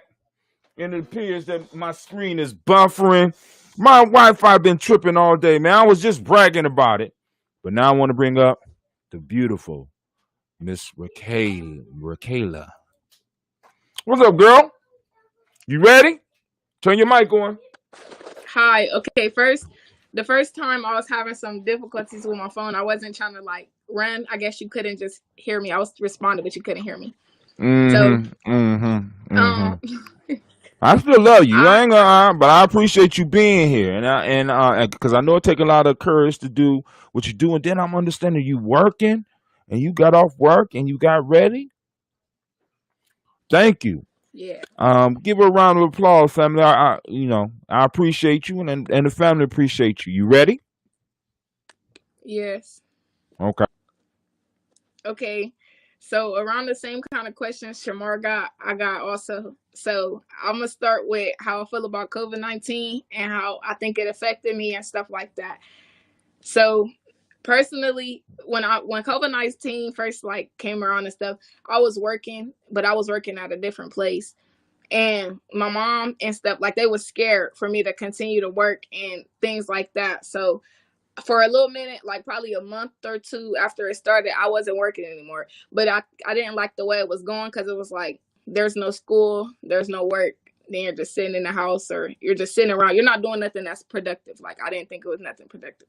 So I went and I looked for another job and stuff. And now I do work at another fast food place. And it's COVID-19 changed the whole thing around, because before, when I was working at a fast food place, it was simpler to I don't know how to say this, you could be trusted more to make somebody's food, or to work without being how do I say this? I don't know a word for it, but like at work now, you can't not have a mask on. You can't have anything. Everything has to be more. I don't know the word for it. I can't find a word, but I think y'all get what I'm trying to say. Okay, and COVID-19, how I think it affected me other than work and personally, I think I would say it could have set me back. Like it still can, like because right now it's summer and I could work as many hours as I want and things like that. But when school comes back, I'm more of a visual learner and I'm more of a person who needs to be hands-on and needs like to understand something fully before I move on to the next thing. And with online school, I know it's harder for teachers to do that, like to help you specifically deeper than like the rest of the class, or to make sure you understand specifically deeper than the rest of the class and things like that. So I think it could have set me back, but I'm not sure yet like how it's going to go for this school year. So yeah, I think it could have set me back, but right now it's just on the it's iffy. It's there because I know from last year it was a little hard to do like online school. So I would say COVID is more of a like it could have been a setback, but it's not a setback yet. And then okay, so about the police killing Black people first, I'm gonna speak on that.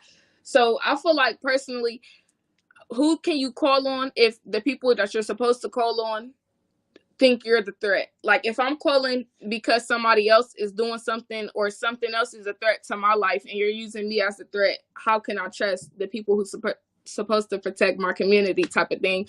So with the police situation, like as growing up, I always was told like 911, like they would help, like things like that. I grew up thinking that 911 was always to help or something like that, until of course my eyes opened a little more and I see that the police don't really be on the same team as us. They don't want to be in the ghetto neighborhood to help the people. Like they don't think that you're calling for help. They don't think that you're more as important living where you live or looking how you look or walking how you walk or anything like that. Like being Black and being like living period, like with the police doing like that, like you don't have much protection other than yourself, with the police not being your protection, using you as a threat, like they need protection from you type of thing. And yeah, I just feel like it doesn't, I don't know, the police thing, I don't know, I just don't this is what I was, let me think. Okay, yeah, I don't know how to say it any, like I don't know how to say it other than the police just aren't trusted, and like personally they're not trusted to me anymore. And for the community, it's on a rocky hand. Like for the people I know, because of course I got Black family members and Black people who have had interactions with the police that weren't good and things like that. For the people I know, the police don't help. For the people, from what I see, the police don't help much for Black people, like things like that. So for the community, I would say I don't really like think the police are much of they don't impact us very much and things like that. And personally, I feel like they don't do much for Black people other than use them as a threat or have excuses for why they get to do what they get to do. That's not correct, or that's not like something that's a part of the procedure and things like that. And then the Black on Black crime. Okay, I got through those other two topics really fast, but the Black on Black crime, I would say I see like, okay, Shamar mentioned how the stats went up like for like Black on Black things, like it went up actually instead of going down. So I can see that personally without looking up the stats, like because now there's more like RIPs to people that I'm closer to in age and things like that. Like people are more sad because they're losing brothers and sisters and stuff closer to us in age, like in my generation, like younger and not even making it to 18 and things like that, or only making it to 18 and stuff like that because of Black on Black crime. And I don't know, I think the stats are going up. Like personally, I think it's going up, but it's going up in the wrong way because of how this generation thinks, and they always think it's a score back instead of stopping the problem. So personally, I think it's Black on Black crime is getting worse. but then in a way, it could have been getting better because when all of the stuff happened with George Floyd and everybody was doing protesting, it's like it was for a little minute that everybody was cool and like all the black, like no, everybody was working together and all for each other. But as soon as that little era stopped, then it was back to more black on black crime and more of this and more of that, and things got bad and stuff. And okay, I'm sorry, but I can't think of the other topics that Brother Kwame asked me to speak on. But Shamar, if you have any like topics or something, or Brother Hatim or something, questions or anything, you're free to ask.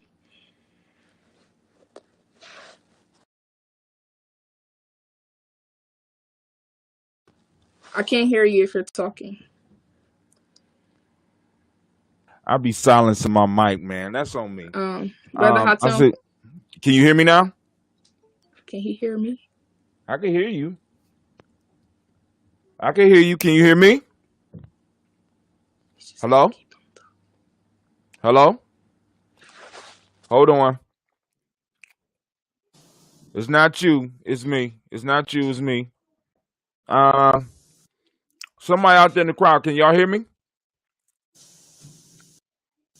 I can hear you. You can hear me? I can. You can? I can hear you. Okay.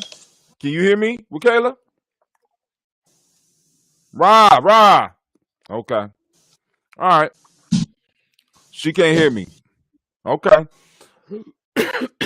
But you did an excellent job. I want to thank you. I can hear Shamar, but I can't hear Brother Hatim.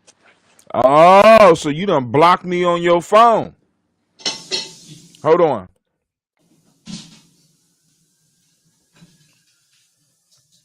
Let's try it now. Can you hear me now? All right, well, cool. Shamar can tell you what I'm saying. I'm going to saying leave you the did. call and come back because I still can't hear. Okay. Smart lady. That's what I'm talking about. This young generation, they don't be playing. She like, I'm gonna leave and I'm gonna come right back in. But you got any closing words for the people? And that's not COVID. Closing words. Yes. Can you hear me now? Yes. Okay, go. Anybody got closing words? Or y'all said everything that need to be said? Oh, let me see. Cola nut is rough.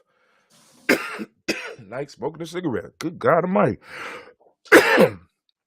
No, nothing really. I guess the biggest thing is, how can we get an overall, an all around level of care from every community. That's probably my biggest thing. That's just the question I have out there.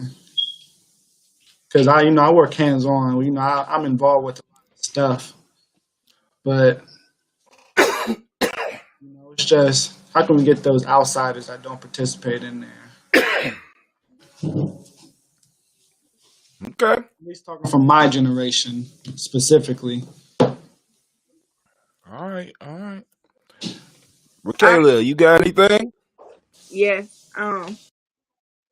If y'all didn't mind, like, I know we spoke on these situations, but I want to know what steps y'all think that we should take forward from here. Wait, hold on, girl. Don't you we put you on the question block. Come on now. Don't be trying to verse it on me. But hey, that's for further discussion in the future. Right now, what I want y'all to do is called ruminate. Ruminate on the question. Right? Because the beginning of wisdom is asking the right questions. Brother Kwame asked y'all questions and got both of y'all thinking.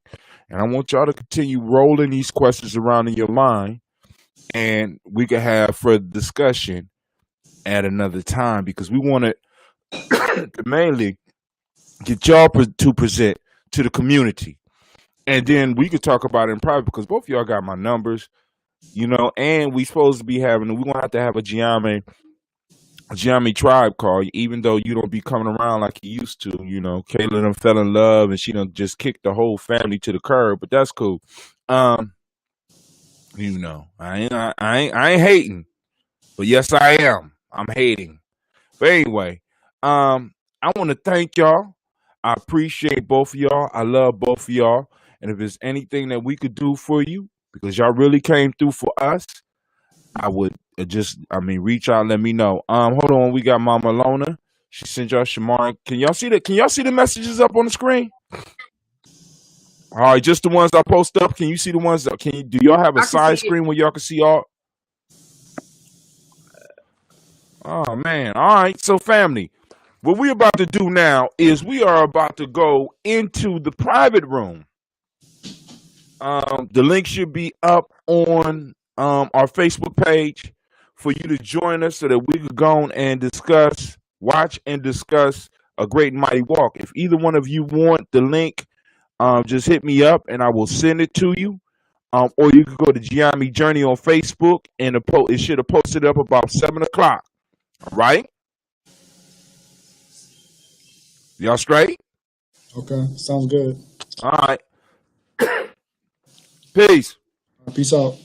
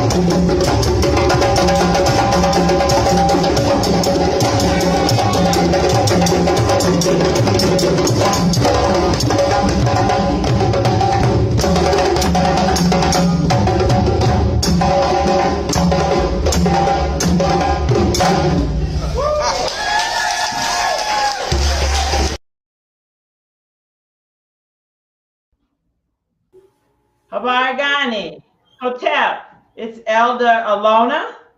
We are going to invite our ancestors in by pouring libations. And that creative energy, the creative power that we are all a part of, we invite that creator in and we'll say, Ashe. Ashe. Ashe. Habargani, this is Elder Greg. We always want to back to the beginnings of our people. When we look at ancient Kemet, those people responsible for creating the pyramids, for astrology, for mathematics, all those things. When we look at folk like Imhotep, Akhenaten, Queen Nzinga, all of those folks, and we pour to them by saying, Ashe. Then there are those ancestors that ended up in the Indian Ocean, the Atlantic Ocean, who didn't make it to these shores. We ask their energy to be with us, and we pour to them, and we'll say, Ashe. Ashe. And always for those who made that great strange voyage, the Middle Passage, and made it here, responsible to be here today, we want to pour and say, Ashe. Ashe. Those ancestors that we know by name, such as Bookman, such as Harriet Tubman, Arminta, such as Sojourner Truth, and Frederick Douglass, all of those ancestors who fought and died for us, we pour to them and we'll say, Ashe. Ashe. We want to make sure that we always remember our personal ancestors, those folks who are near and dear to us by blood and by kin.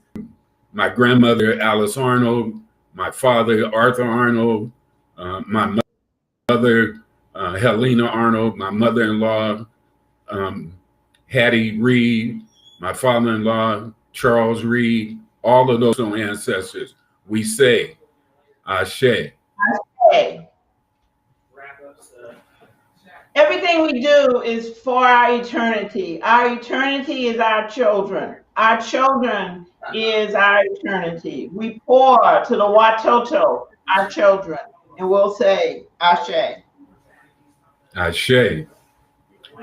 For the four directions, the north, south, east, and west, we say, Ashe. Ashe. And finally, we pour to ourselves, to African people, carrying on African traditions. We pour to ourselves and we'll say, Ashe, Ashe, Ashe. Asante Sana, Habargani. Asante Sana.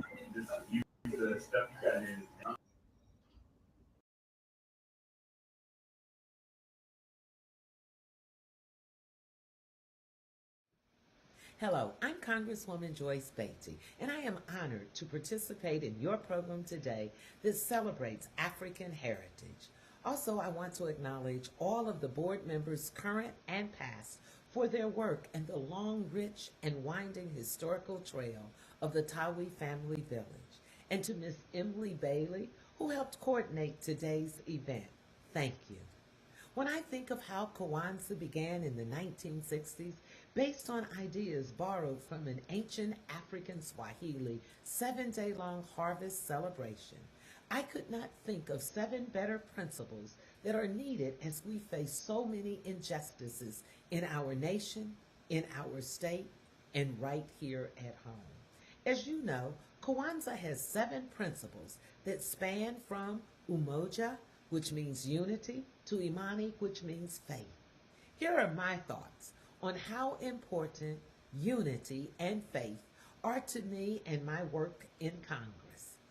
In some of the most contentious times, and in the midst of discussing some of the most divisive topics and working with colleagues' varying views, it is unity that will help us get to the finish line.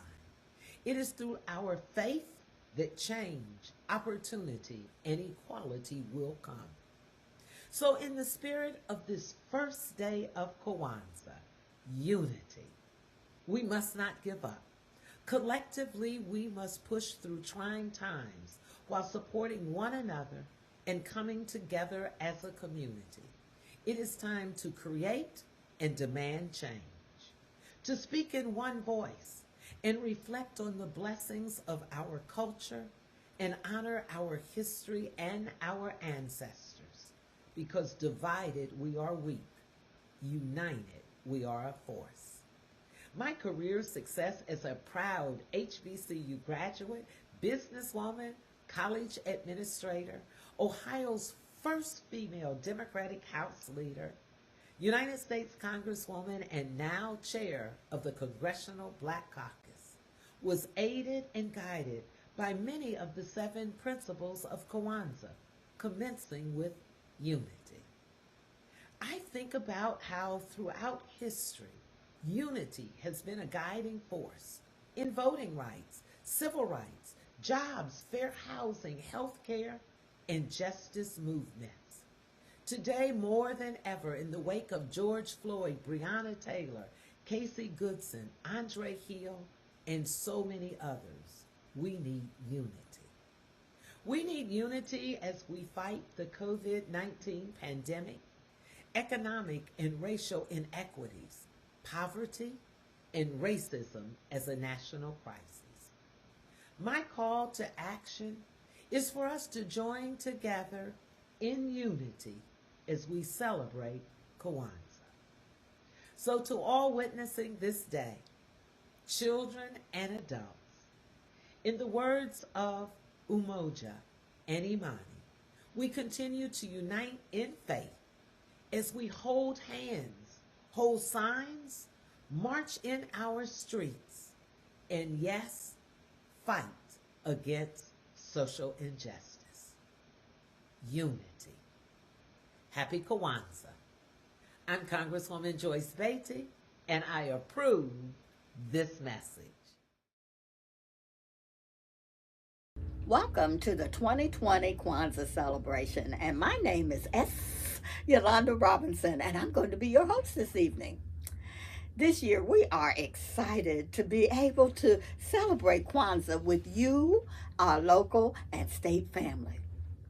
Asante Sana, which means thank you in Swahili, Thai We Family Village, and the GNJ Media for hosting this virtual Kwanzaa celebration. And we will now stand and sing our Black National Anthem.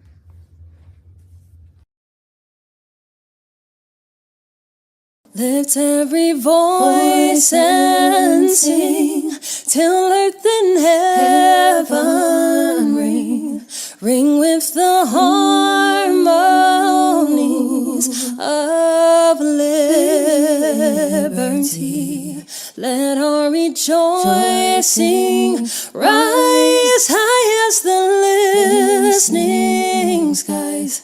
Let it resound loud as the rolling sea. Sing a song full of the faith that the dark past has taught us. Sing a song full of the hope that the present has brought us. Facing the rising sun of our new day begun. Let us march on till victory is won. Stony the road we trod, bitter the chastening rod, felt in the days when hope unborn had died. Yeah, with a steady beat, have not our weary feet come to the place for which our fathers sighed. We the tears have been watered. We have come, treading our path through the blood of the slaughtered.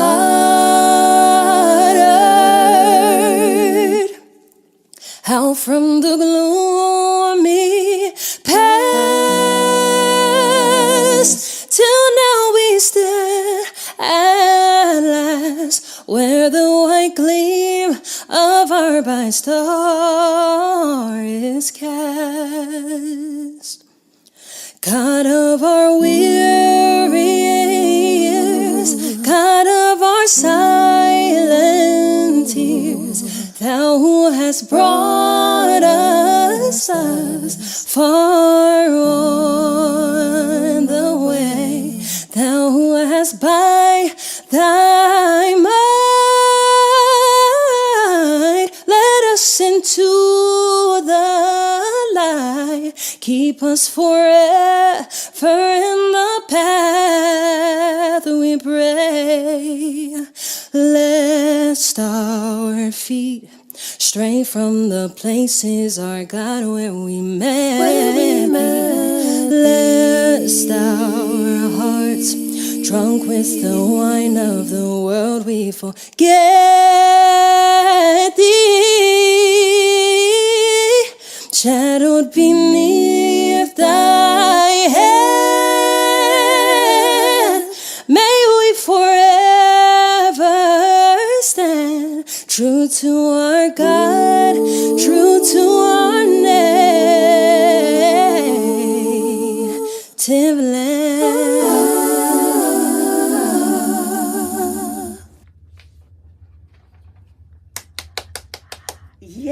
Yes, I just love this.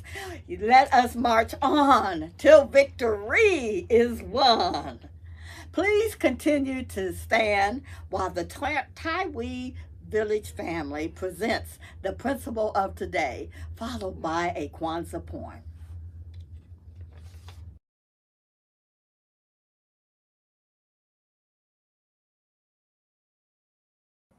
My name is Sapphire Mahdi.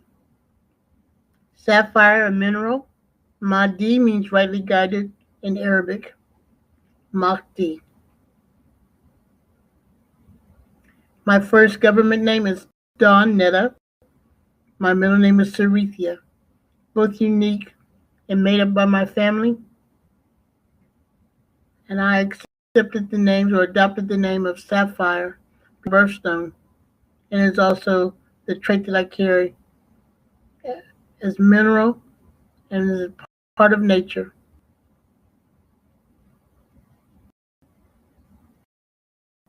This experience going through the initiation in Nawe Akobin has been rewarding for me. I've learned a lot about myself and other people, my tribe,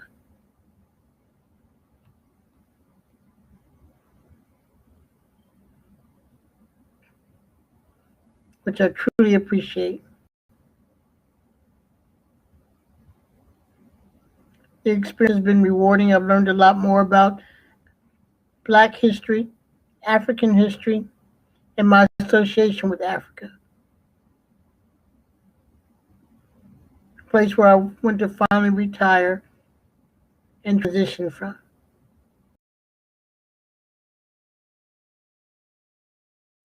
Good evening. I'm doing my initiation into the Taiwi family village. And the principle I'm going to speak on for Kwanzaa. Ujamaa is a concept first into Kwanzaa by the president of Julius Nyerere in Tanzania.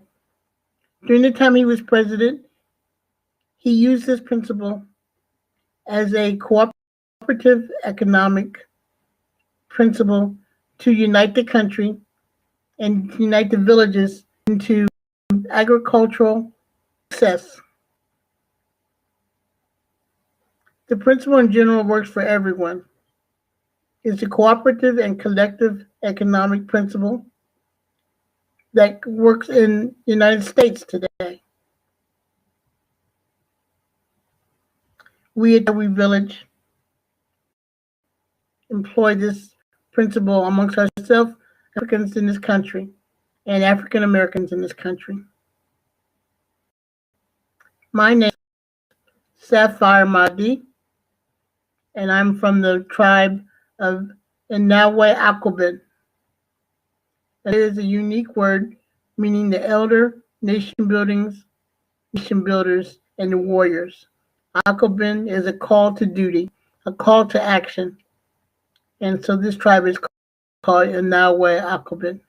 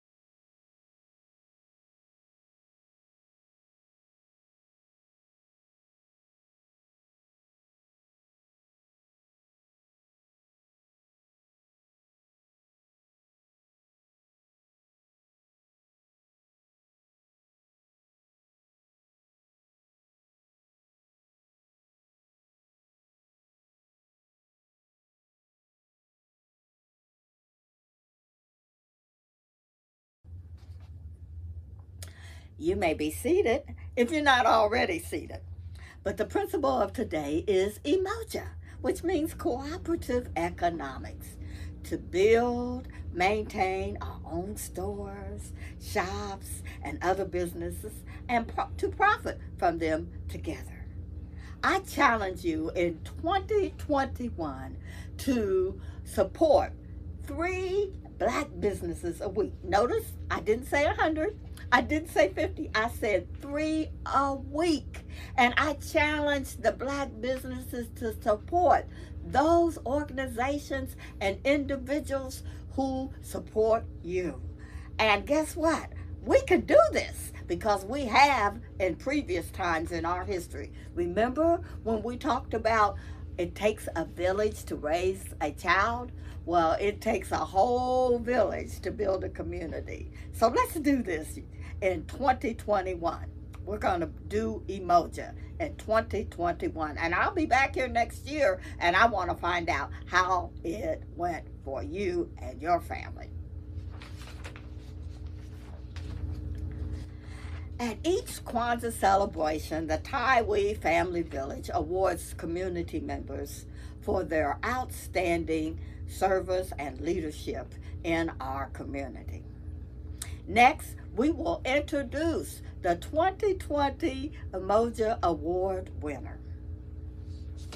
But before we do, please visit our Kwanzaa vendors. They can be found on the Kwanzaa vendor tab on the GNJmedia.media homepage. That's G is in good, N is in nice, and J is in justice.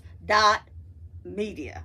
And buy from our vendors. You can get started with the supporting 3 Black businesses.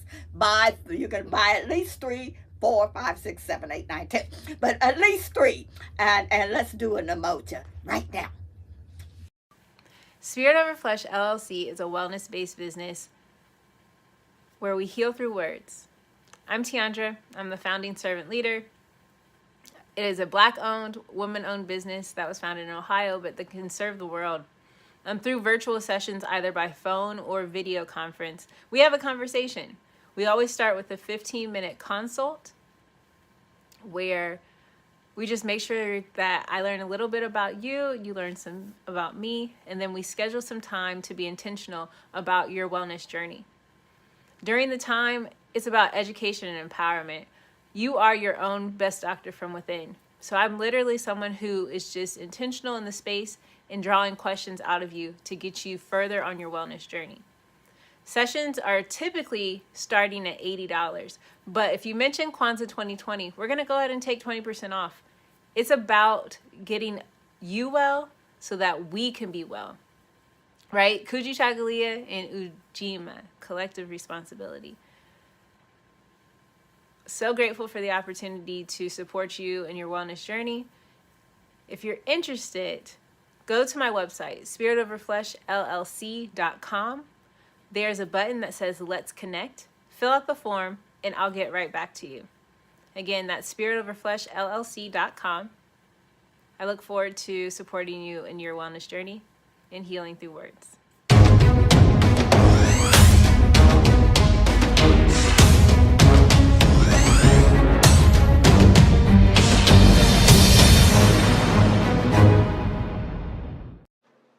Are you heading out of town or have a special occasion? What about birthdays, anniversaries, or reunions? Get the best deals and inexpensive rental car rates, midsize sedans, compact cars, and more. We have a variety of fleet vehicles to accommodate any and all of your rental car needs. Make a reservation today at your local budget rental car on Hamilton Road in Whitehall. Call 614-863-7500.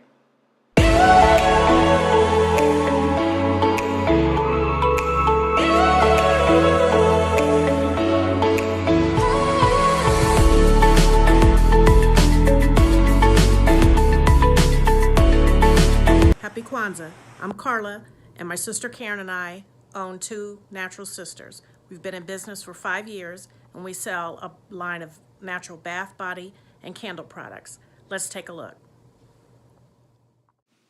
Follow us on social media, Facebook and Instagram, at 2 Natural Sisters. All items that are in stock will be shipped within 24 to 48 hours. As a promotional item, we offer a CD of Black romantic poetry of self-love and coupled love, and 50% discount on Sister Locks, Brother Locks by consultant Sapphire Donetta Mahadi. If you have any questions, you can reach us at customercare@twonaturalsisters.com. Enjoy and happy Kwanzaa.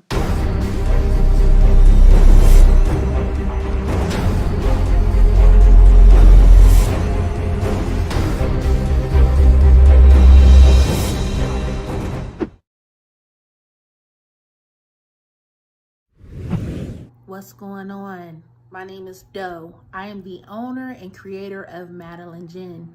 Madeline Gin is best described as a celebratory art experience that exudes hella blackness.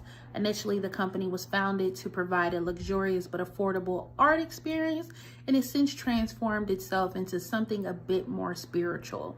By walking in what I believe to be my truth, I've been able to get in contact with my ancestors and use my platform and my art, my gift, to tell their untold stories.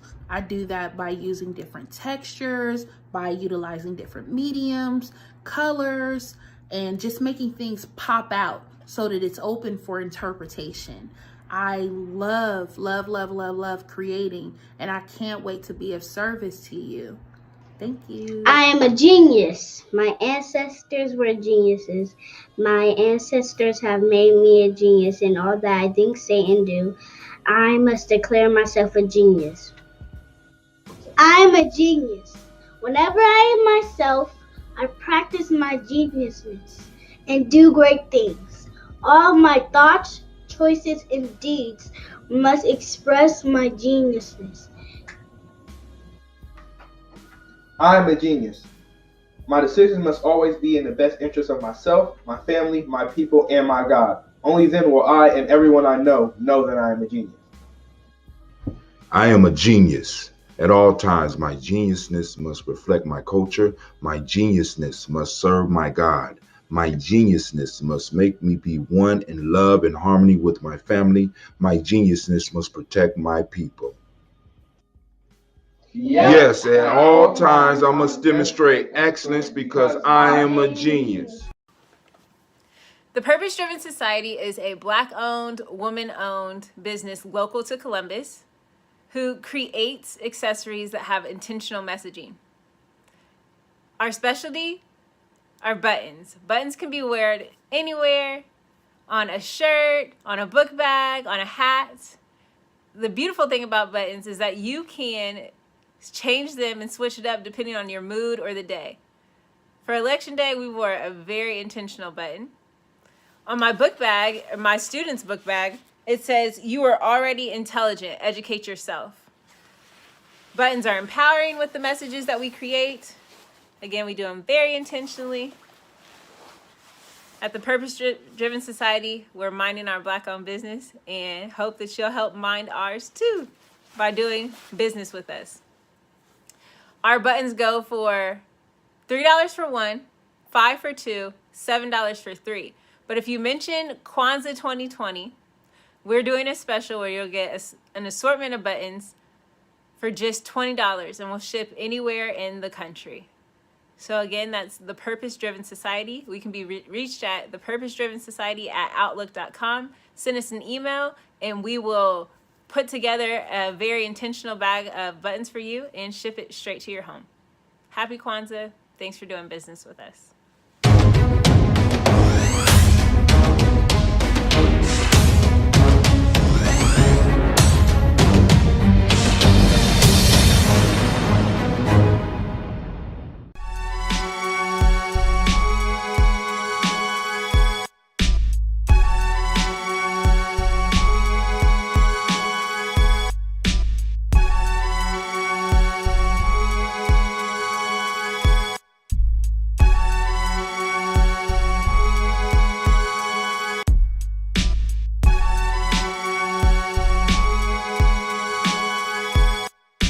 Happy holidays.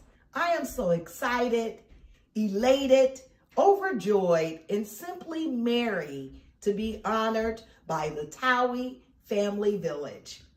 Thank you and happy Kwanzaa.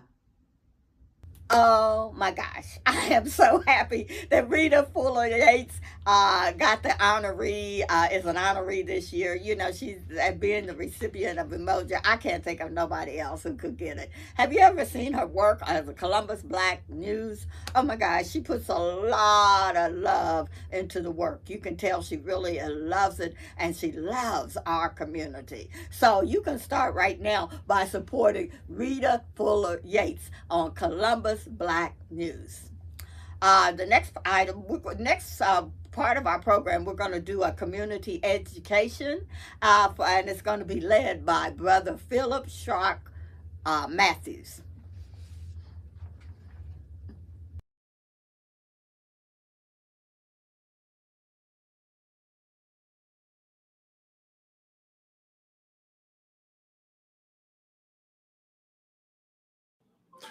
Happy Kwanzaa to each and every last one of y'all. On this night of Ujamaa, we have a very special guest that's going to be coming to us today. Many of y'all that are regular listeners to Ujamaa Journey Media are no stranger to him, but for those that are new, let me go and let you know we have Brother Philip Shark Matthews.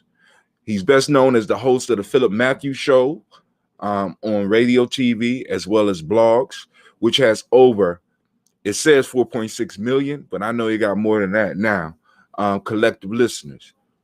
As a result of the success of the Philip Matthews Best Internet TV show, Philip Matthews has been touted as the Oprah of the Internet by co-author Chicken Soup of the Soul, Mark Victor Hansen, by Professor Kaba Hiawatha Kamene, calls Brother Philip the Marcus Garvey of our time, and I have to agree. Philip Shark Matthews Show features thought-provoking conversations with world-class thinkers, social entrepreneurs, and change agents on topics and subjects of critical race theory, social justice, anti-racism,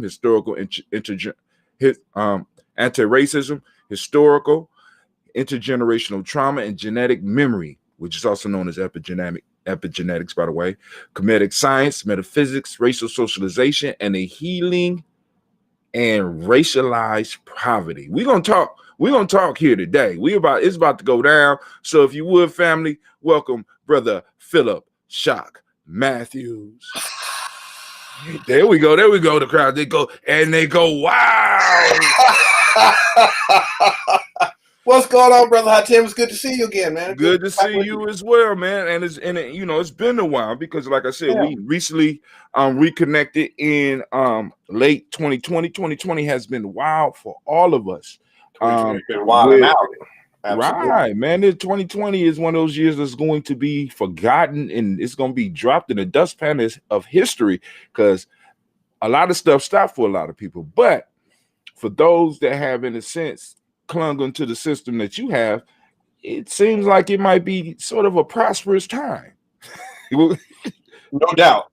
No doubt. I was with Professor Kaba Hiawatha Kamene the other night, and that's exactly what we were talking about. And that is, we're putting together this major conversation about the efficacy of affiliate marketing and digitalnomics and social media marketing at a time when you're not able to leave your house, you're not able to go to your job, you're not able to function, or you might not even have employment or a job.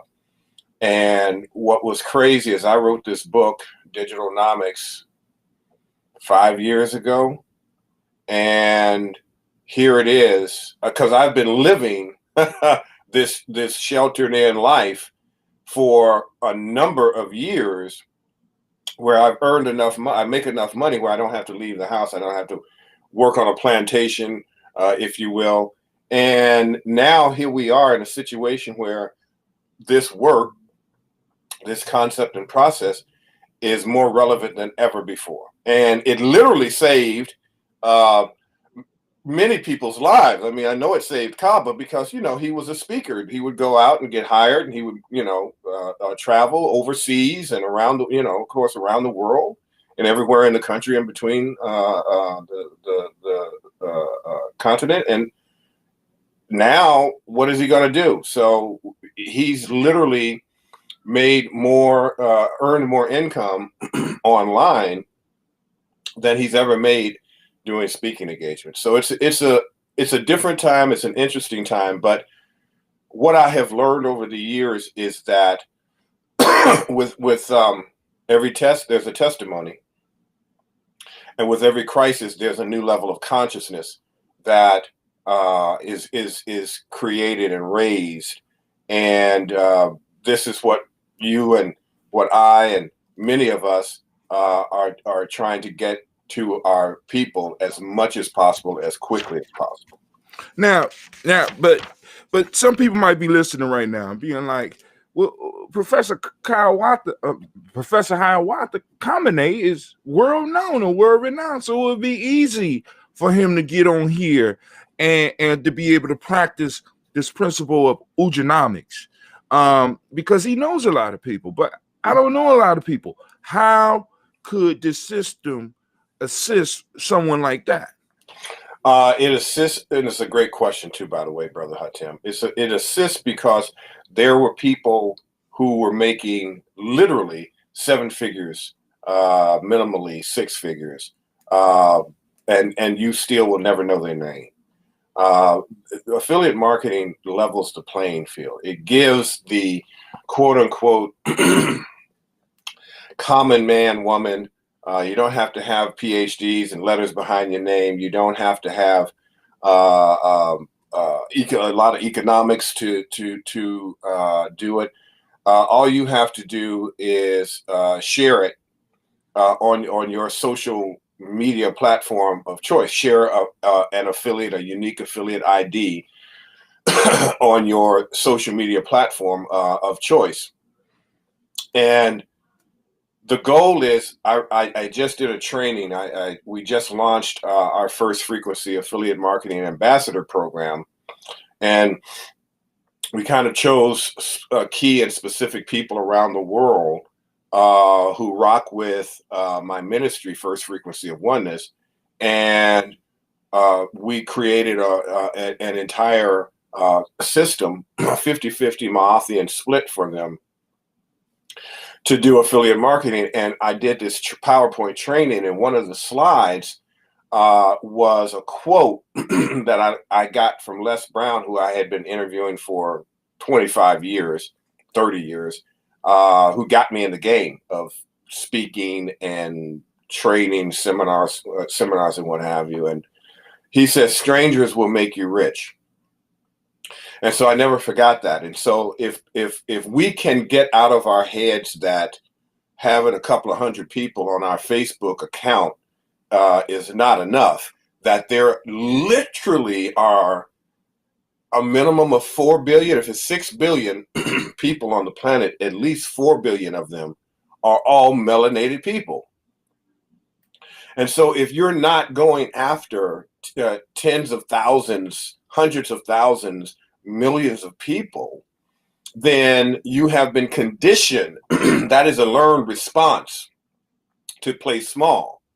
And so the goal is that there is enough. This is why they always say there's enough to go around.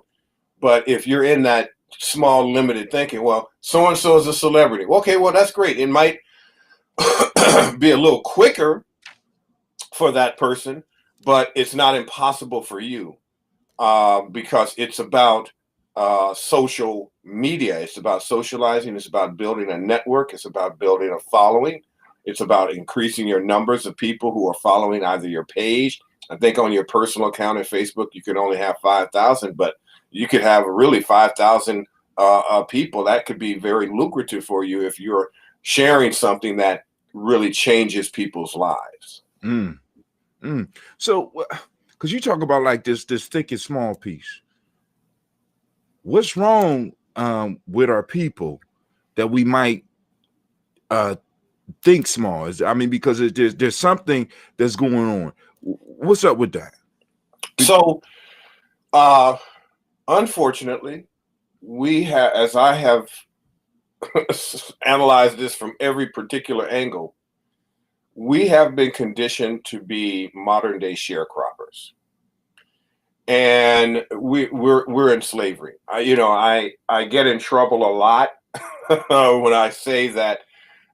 Here's what Kanye really meant to say, right? What he really meant to say is that slavery is a choice today.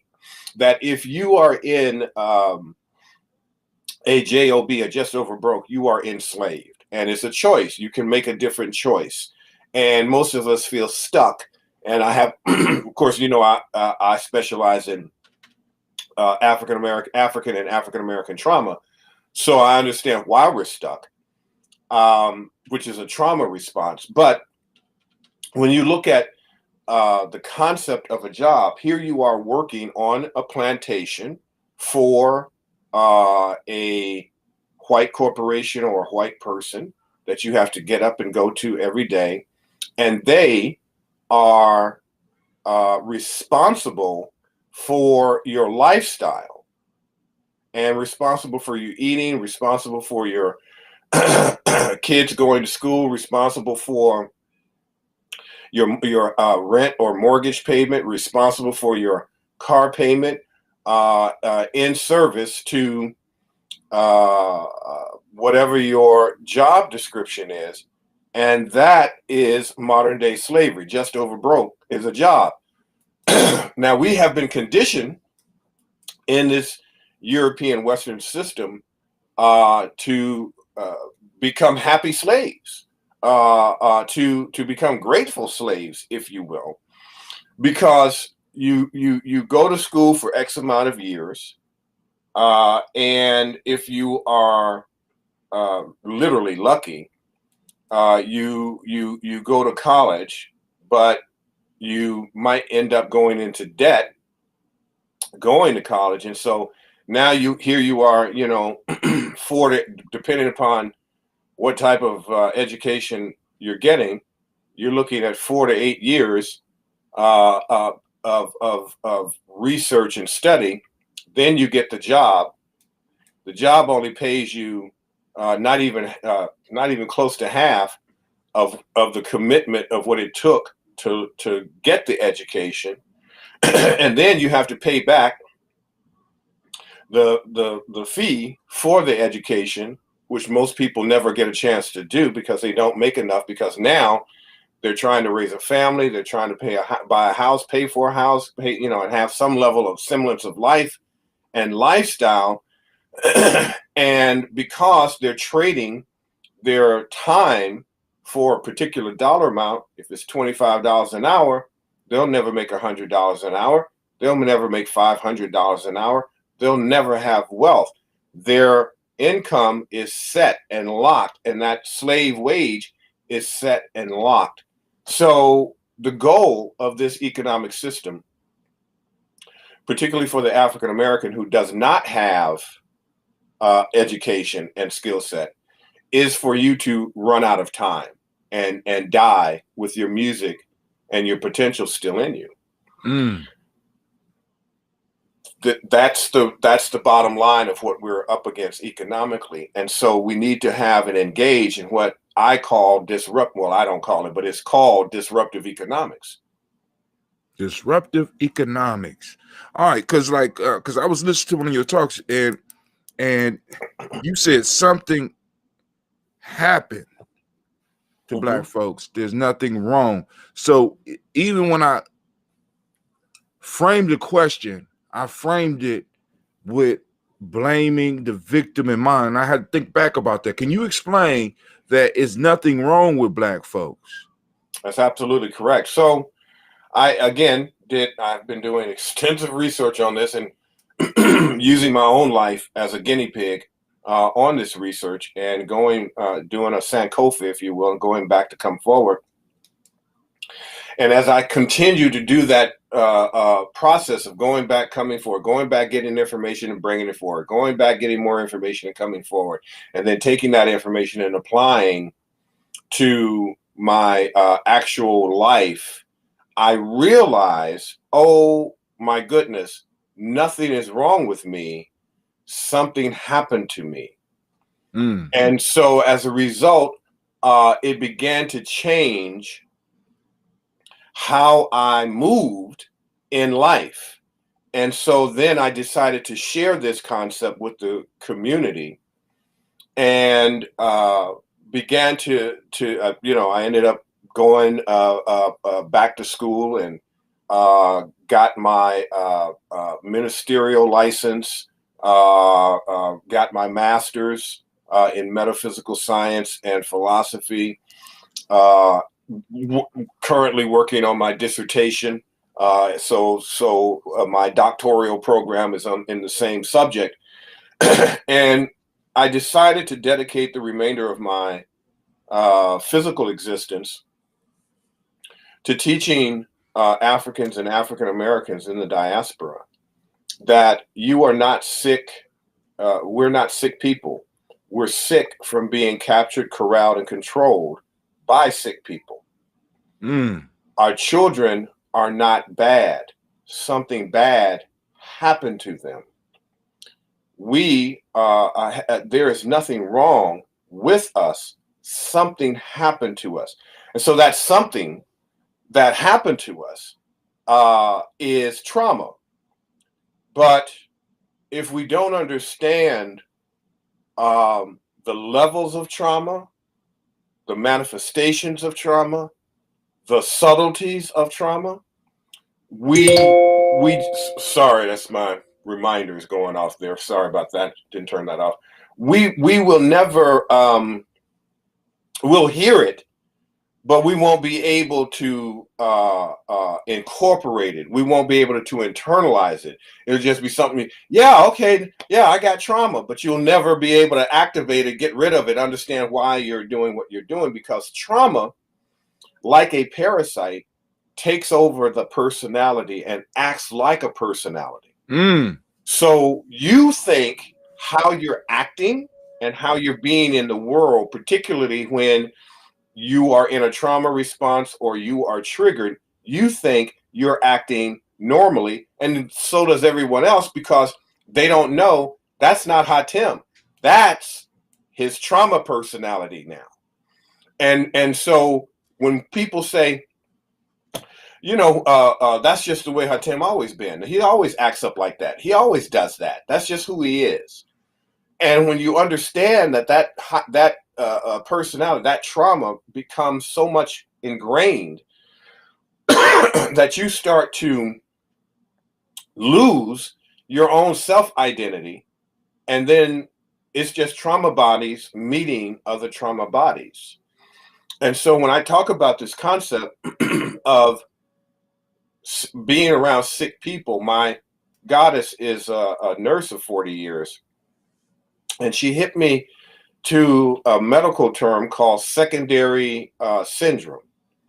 And a secondary syndrome is when medical students, like in their second year, begin to come down with the symptoms of the diseases in which they're studying, which is placebo, but because they're around it and immersed in it so much that they take on those symptoms and personalities. Well, when we are around Europeans, the Amu, what we call second frequency in our ministry, we become sick because we are in proximity to them constantly, because we can't live, our lives are not exclusive where we can live not being around them. Now, this is actual scientifically based research from Dr. William A. Smith, from Dr. Tommy J. Curry,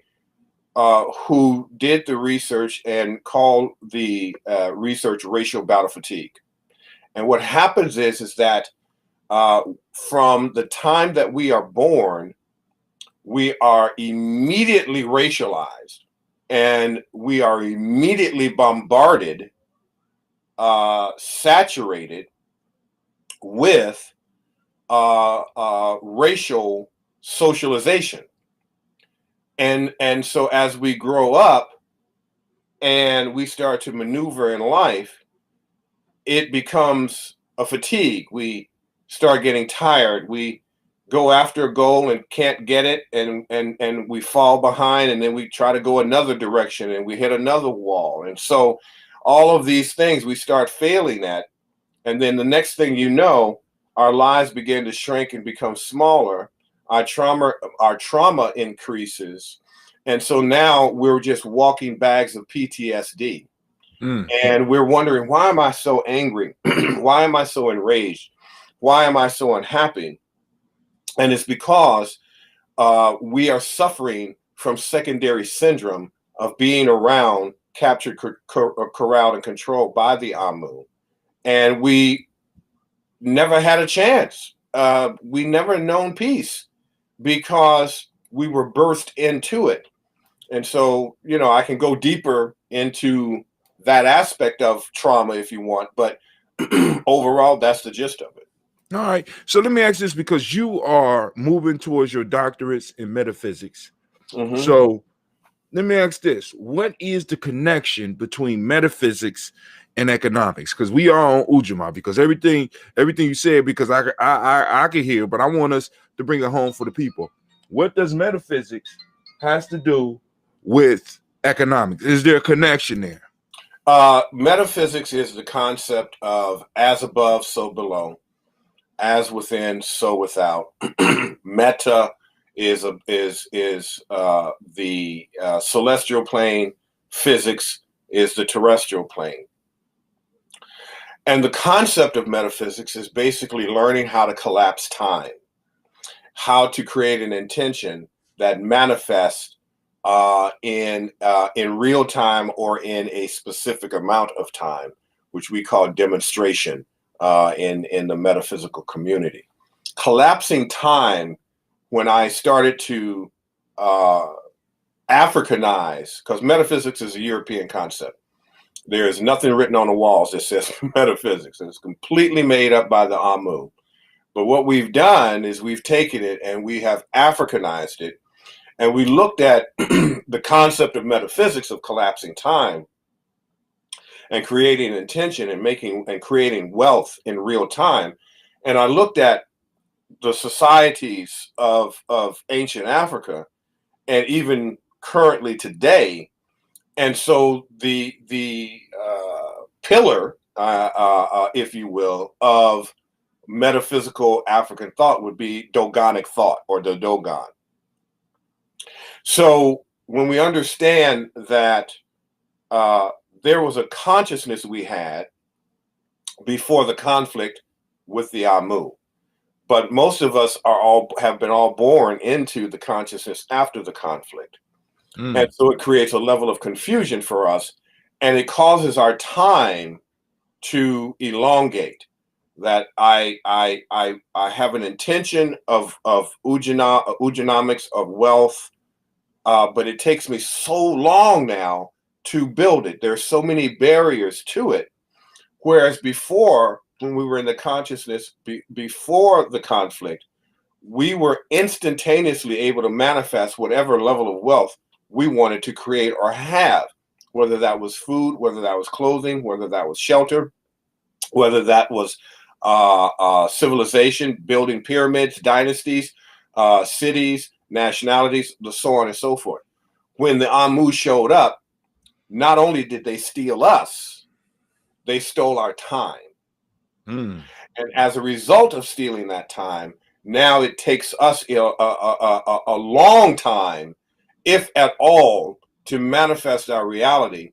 And so the goal of the Amu is for the African and the African American to run out of time. Did y'all hear? Did y'all hear? So in running out of time, it makes it very hard for us to create businesses and to work together, because we got trauma bodies running into each other, which cause a conflict. And then within that conflict that was brewed by us being in contact with the other, you know what I'm saying? It makes it very hard for us to manifest the institutions that we need in our community in order to actually be able to create the reality that we need to exist in. Oh my God. Oh my God. I hope y'all listening.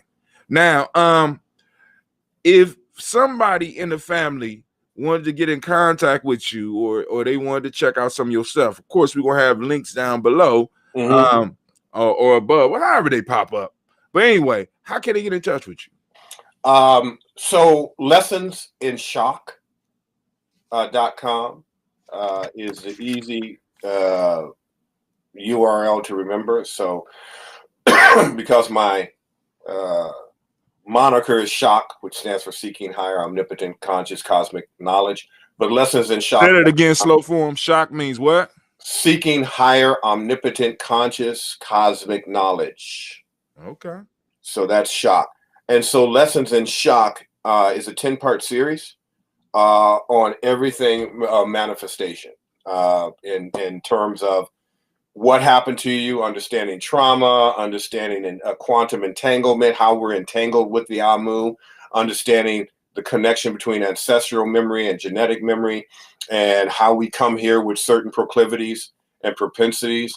It goes into how to collapse time, how to set intentions. It goes into spiritual development theory. So it's a doctoral discourse that I just give away free to the community, so that we can all be on the same frequency, same page, same level of understanding. Ashe. And we want to thank you here for joining us for this Kwanzaa. Hopefully y'all got shocked and got a better understanding of Ujamaa. I want to thank them for the community. Ohio thanks you, and of course I thank you, and we will be talking again. Thank you very much. All right, my brother. Talk to you soon. Ashe. Ashe. Okay.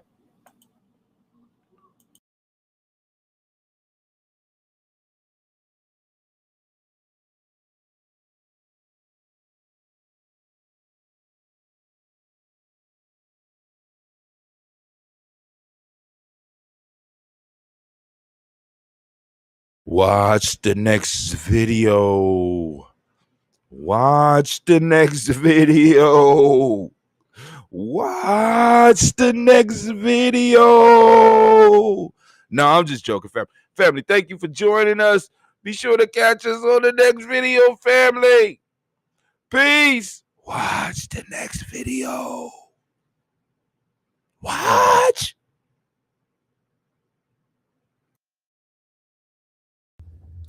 The 2020 Kwanzaa celebration is going to be for 7 days, and you can participate each and every single day at 9 a.m. It's going to on GNJ. That's G is in good, N is in nice, J is in justice. .media from 9 a.m. to 9 p.m. daily. They have activities for the children, every member of the family. So join us from 9 a.m. to 9 p.m. and celebrate Kwanzaa. That is G is in good, N is in nice, J is in justice. .media.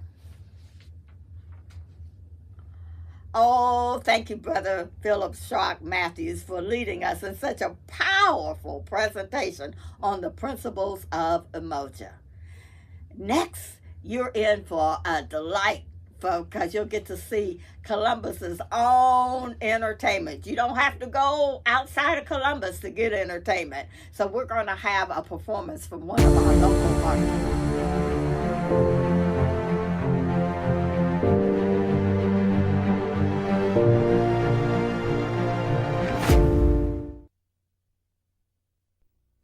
That we seek permission from the elder to begin all ceremonies.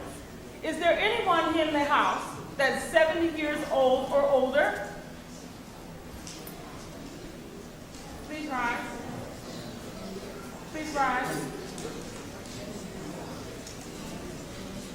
Most wise one, may we have your permission to begin?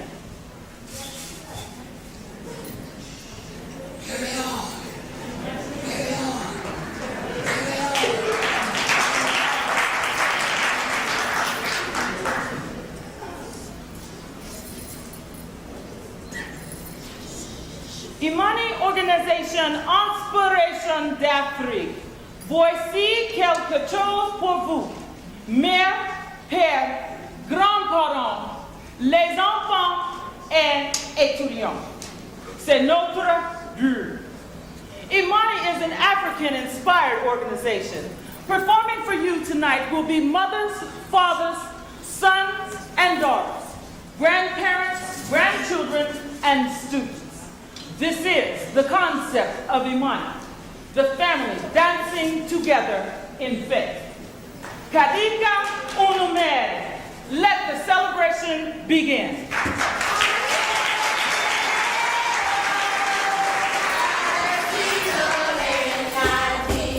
Bye.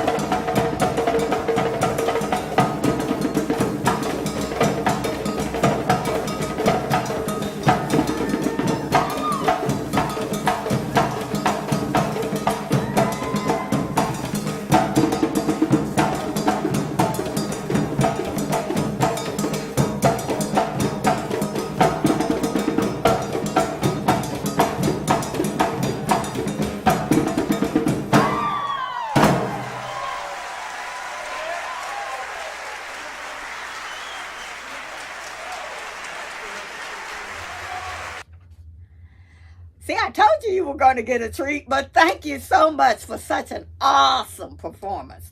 And I'd like to thank you out there for participating in the fourth night of the 2020 Kwanzaa celebration. Now, the Kwanzaa 2020 celebration is going to go on for 7 days. And you can join us at G is in good, N is in nice, J is in justice.media from 9 a.m. in the morning to 9 p.m. daily. So please visit the vendors on the tab and buy from our vendors and support our Black business. Emoji. Lastly, this evening, we will have a community closing. And after the closing, enjoy our DJ for the evening. And we look forward to celebrating Kwanzaa with you tomorrow on G as in good, N as in nice, J as in justice.media. Emoji family, love you. I am a genius. My ancestors were geniuses. My ancestors have made me a genius in all that I think, say, and do. I must declare myself a genius. I am a genius. Whenever I am myself, I practice my geniusness and do great things. All my thoughts, choices, and deeds must express my geniusness. I am a genius. My decisions must always be in the best interest of myself, my family, my people, and my God. Only then will I and everyone I know that I am a genius. I am a genius. At all times, my geniusness must reflect my culture. My geniusness must serve my God. My geniusness must make me be one in love and harmony with my family. My geniusness must protect my people. Yes, at all times, I must demonstrate excellence because I am a genius.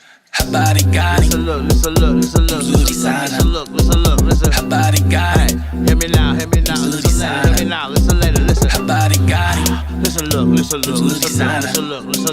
Her body got it. Listen. Hey. Moja Kuchi Chakulia Ujamaa Nia Kuumba Emali Kwanzaa Moja Kuchi Chakulia Ujamaa Nia Kuumba Emali Kwanzaa Listen look Moja Unity Listen look Kuchi Chakulia self-determination Listen look Ujamaa, Ujamaa, collective work and responsibility. Ujamaa, cooperative economics. Nia, purpose. Creativity. Imani, faith. Money. Moja, Kuchi, Chakulia, Ujamaa. Nia, Kuumba, Imani. Kwanzaa. Moja, Kuchi, Chakulia, Ujamaa. Nia, Kuumba, Imani. Kwanzaa. Listen, look. Do your African dance support? Do your African dance support? Do your African dance support? Genetics, dance support. Genetics, dance support. DNA, you support. Her body got it. Listen, look. Her body got it. Hear me now. Listen later. Listen. Her body got it. Listen, look. Her body got it. Listen. Hey. Moja Kuchi Chakulia Ujamaa Nia Kuumba Imani Kwanzaa Moja Kuchi Chakulia Ujamaa Nia Kuumba Imani Kwanzaa. Listen, look. Yo, if you didn't know, now you know. Once I got 7 principles, we live by the code. Unite all the sisters and my bros. We got power in our soul, professional. When I put the beat with the flow, I got water on the low. Drip for the cool, winter in the 614. Red, black and green candles. Lit.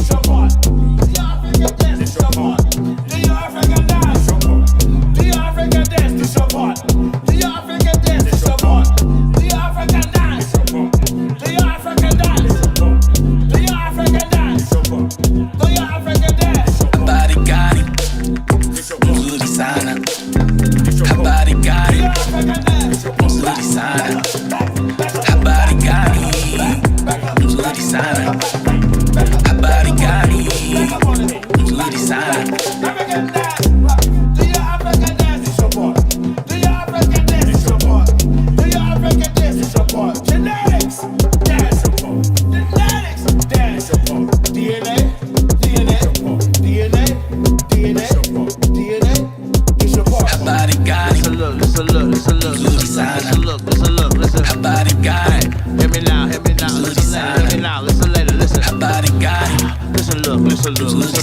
look, listen. Habari gani? Listen look. Moja kuchicha kulia Ujamaa. Nia kuumba imani. Kwanzaa. Moja kuchicha kulia Ujamaa. Nia kuumba imani. Kwanzaa. Listen look. Listen look. Moja unity. Listen look. Kuchicha kulia self-determination. Listen look. Ujamaa. Listen look. Ujamaa. Collective work and responsibility. Ujamaa. Cooperative economics. Nia. Purpose. Kuumba. Creativity. Imani. Faith. Money. Faith. Habari gani? Nzuri sana. Habari gani? Nzuri sana. Habari gani? Nzuri sana. Habari gani? Nzuri sana. Habari gani? Nzuri sana. Habari gani? Nzuri sana. Habari gani? Nzuri sana. Habari gani? Nzuri sana.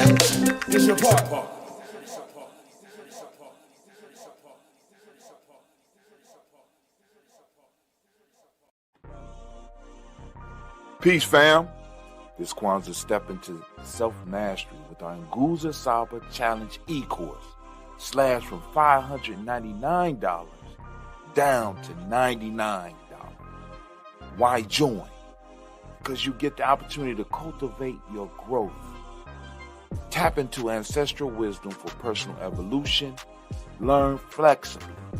On-demand videos, audios, and daily activities. Empower yourself, build confidence, and impact your world. This is open to all. No prior experience needed. Here's the perks. You'll get access to exclusive digital resources. You get a private group for daily motivation and discussion. Invest in yourself this Kwanzaa. Become your destiny's master and join the congregation of the mighty. Enroll now. NguzaSabaChallenge.com. Discount code Kwanzaa 2023. Limited time. This all ends January the 2nd, 2024. Take advantage.